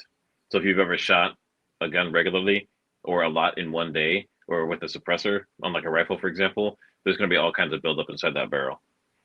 So when they say dust, we need to know what dust means. Does that mean it's like dust from outside, like dirt from the ground? or does it mean it's, unspent gunpowder? So we'd have to know more about that. Yeah, like cobwebs in the gun and stuff, like it hasn't been used. I think that's what Candace is trying to claim. This is what she's getting at, that if there was dust inside, that means the gun hasn't been used, because it's like dust, that you find on old furniture, vintage stuff. So I don't know. Shout out to SPN Firearms in the chat. Thanks for dropping by. Solar Doc, thanks. That was for Nissy. Blaze Green Star 999. What is one question you all have left after today? What needs clarity for you? Great question. What do you think? Anybody? I think on both sides, I want to know what all evidence they both have, because it seems like they're both holding back. I want to know what's Andrew's true relationship with TPUSA, because we saw now new things came out that Blake Neff in July wired him money, apparently for poker. So, like, is he besties with Blake Neff, with Andrew Colvett? Like, what is happening there? Well, he got hired officially to do the debate training as well. So, it's like Gary as well. Gary was defending them, and then all of a sudden now he's doing a podcast circuit with them. Do they just like suck people in and make them their best friend and convince them to slander other people or whatever it may be, allegedly? My question for Andrew would be, okay, you say that there's overwhelming evidence, but if you're only 75 to 80% convinced that Tyler Robinson took the shot, what causes that 25 to 20% doubt in your mind? Mm-hmm. Great question. I think for me, I would want to know how does anybody not see that what Erica Kirk is doing, or at least admit that she's been strange, she's the fireworks, like the non-grieving, like all of this stuff. There's never been an admission from that side to say, you know what, yeah, it is, she probably shouldn't have come out to fireworks. They won't even go that far. It's like, do you really believe that everything is fine? I don't know. I mean, I know it doesn't directly answer, but I don't know how people can't see what we see, Two kinds of souls in this world, a soul and pure soul. Unfortunately, Andrew was the a-hole. Seemed like no humanity or care. Candace was pure stoic. You could tell from his expression, he was cooked. Yeah.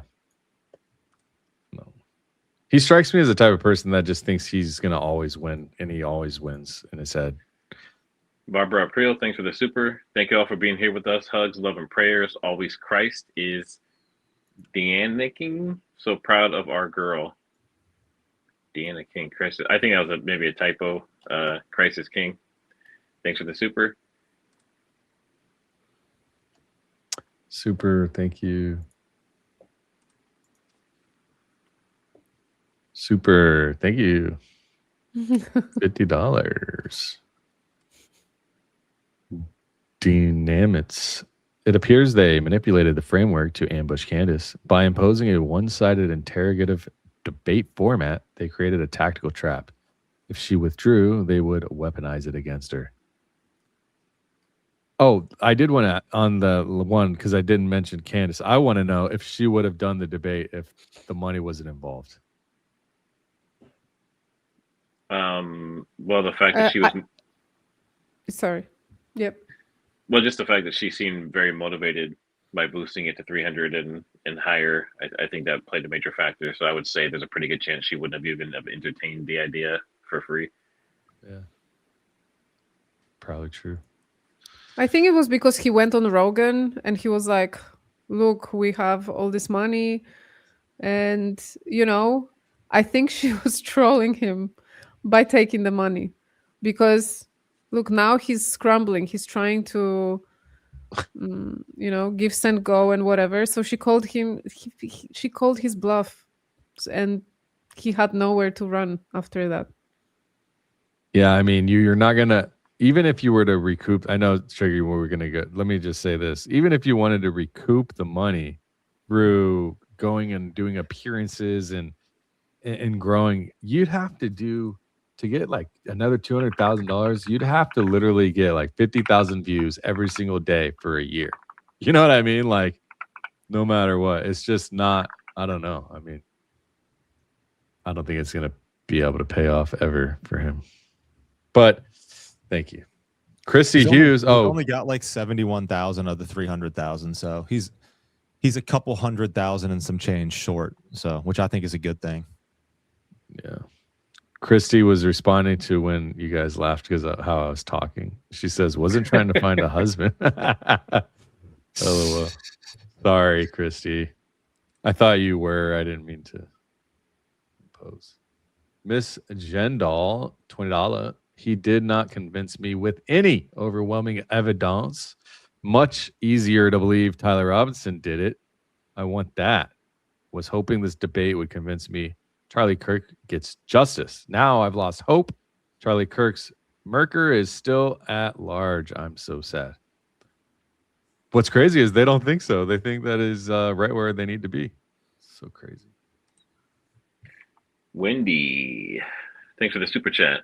I can never be married to someone who claims all women are that way. I would be so embarrassed. Actually, no, I just wouldn't even tolerate that from someone romantically, shaking my head. So I actually looked this up and fact check it. So he did say that for sure about Erica, but he also says it about women in general. So he's done posts where he just says like women are that way. There are some people that are open about that. There's some people that would never say that in public. There are a lot of people that feel that way. It's I've seen that over the years. I mean, you have to remember too that he's part of that kind of that manosphere, even though he says it's like something kind of slightly different, but they all have very similar views of women. It's just a bad take. It's just so ignorant, you know. Gerard Fox, thanks for the super chat. Just disappointed. Thought Candace was going to drop some unseen footage that we hadn't seen to destroy Andrew. Overall, Candace won easily. Yeah, I think I was expecting a lot more, like little like, oh yeah, well check this out, and just like throw, you know. But I think everyone has feels this like underwhelming, like a bit disappointed that it wasn't more explosive. I will say in that case, and not explosive in a way someone really had to win or lose, and it's just like it didn't we were move the expecting needle. more.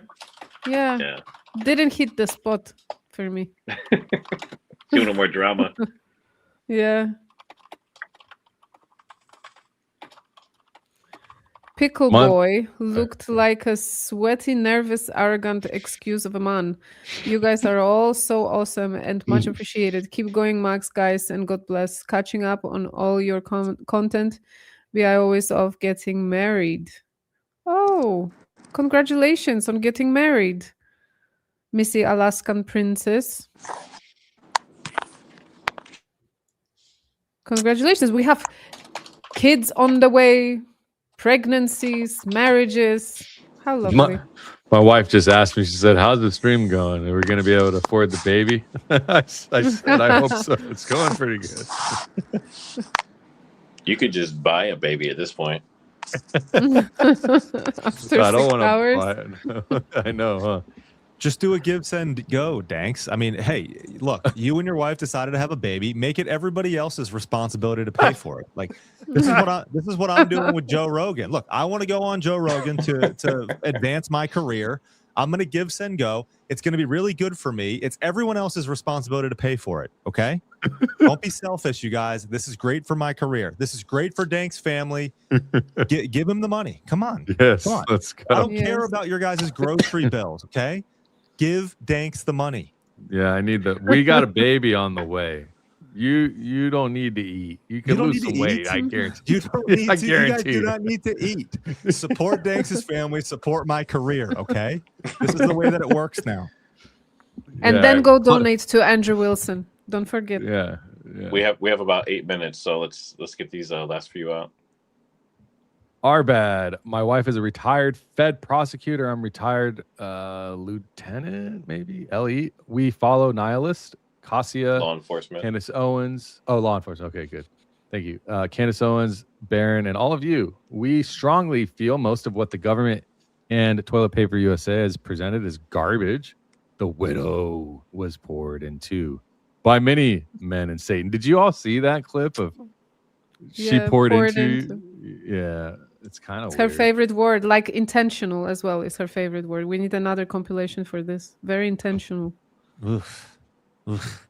Get away from me. Just go away. She's Is gross. this one? Is this Nissy? Maybe. In my Maybe. opinion, this was a ploy by Andrew and TPUSA to distract Candace and everyone from the investigation so TPUSA can regroup. This week hasn't been a lot of investigation because talking about the debate and will pour over. Yeah. Well, definitely it's some kind of distraction. And I'm saying they cannot claim him as his own. He didn't do good enough job, I think. I think it's not going to happen. If he demolished Candace and he got her to say something defamatory, it would be a different story.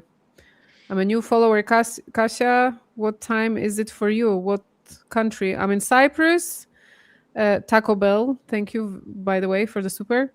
I'm in Cyprus and it's almost midnight for me. I'm okay. The debate was torture. Didn't like Andrew before and definitely detest him now. I'll give Andrew some credit. He didn't swear. Candace definitely won that debate. Hey, good point.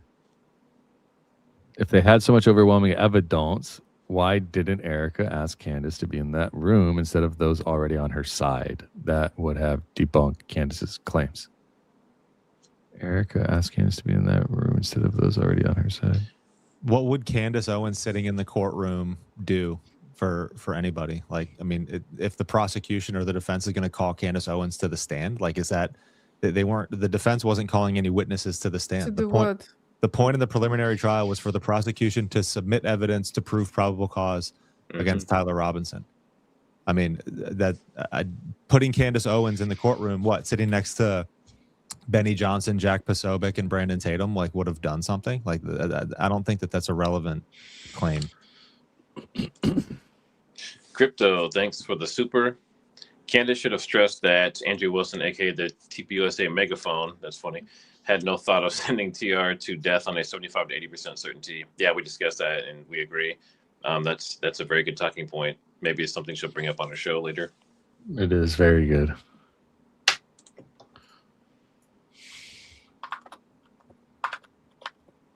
If CK was always in fear for his life and asked to wear a vest in the past, could the mentioned new evidence text be from past events that also landed on September 10th?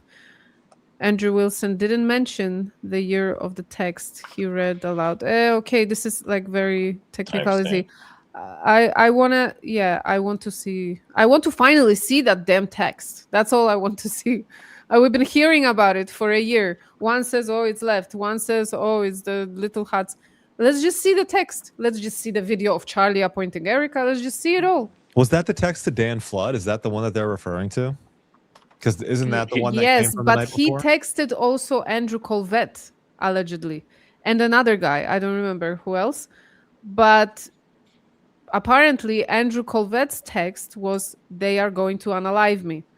Not about the left. Maybe the text to the security team was about the left, but not the ones that he sent to other people. So this is what we need to know. This is how the debate should have gone, okay? That's how you address the text and why Erica lied about it. I'll say it again. I mean, if Andrew Colvette sent the text message, to Joe Kent about Charlie Kirk leaving the pro-Israel cause or whatever message thread that was from, and he had the message of Charlie saying that they were worried that they were going to kill him, and then Andrew Colvette calls Candace Owens and Tucker Carlson in the immediate aftermath of Charlie being killed, saying that it was supposed to be you, saying that they needed to be careful, like because of the left, because of trannies, like that doesn't add up. Like none of that makes sense. Yeah. The money was to prove he needed the backing and that he was a hired gun for TP. She doesn't need the money because I keep buying her merch. Yeah, you're helping out Officer Tatum too with that one. Hunk Dude, thanks for the super chat. Andrew Wilson said they were there for one-person security because that's what Valhalla and Barron have been screaming since it happened. Harpo failed his job, and he had one job to keep Charlie safe, in my opinion.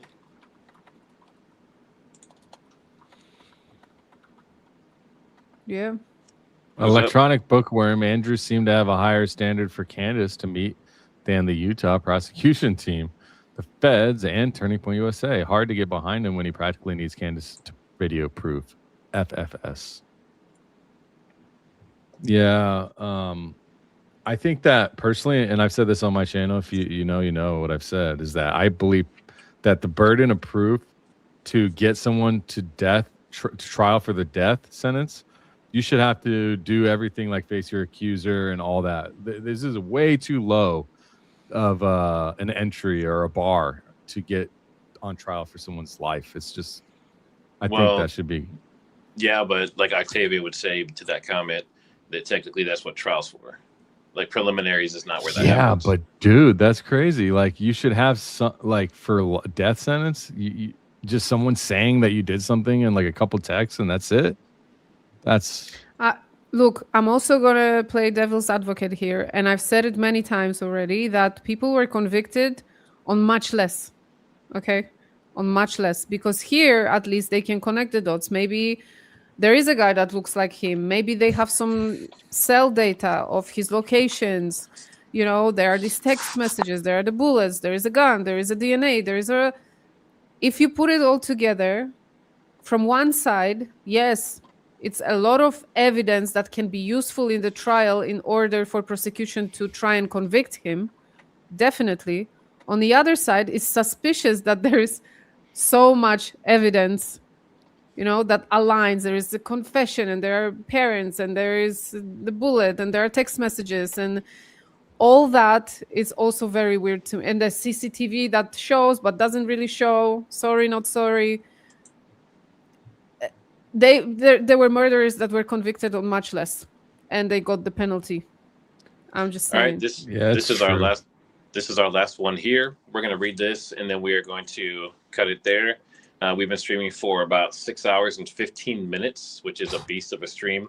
I know there's gamers that go like 24-hour streams, but we're not. This is a pretty long stream for us. But I appreciate everyone being here. I appreciate the whole panel. You guys have stuck through this. This has been a very long day. And of course, we thank Nissy for being here as well earlier. I think what we'll do is we'll finish this one and then don't forget to like, subscribe to all the channels. Make sure you guys show love to Candace. Some people are going over there and buying merch and different things. But let's go ahead and take care of this last one. And then we will see you, hopefully. Actually, you'll probably see some of us tomorrow doing some recaps and things. Do we know who this is?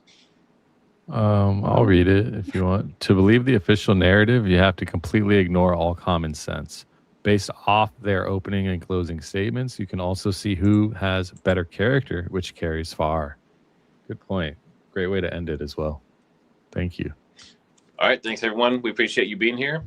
And we will see you on the next one. Thank you so much, Thank everyone. you. Bye. God bless. Cheers. Take care.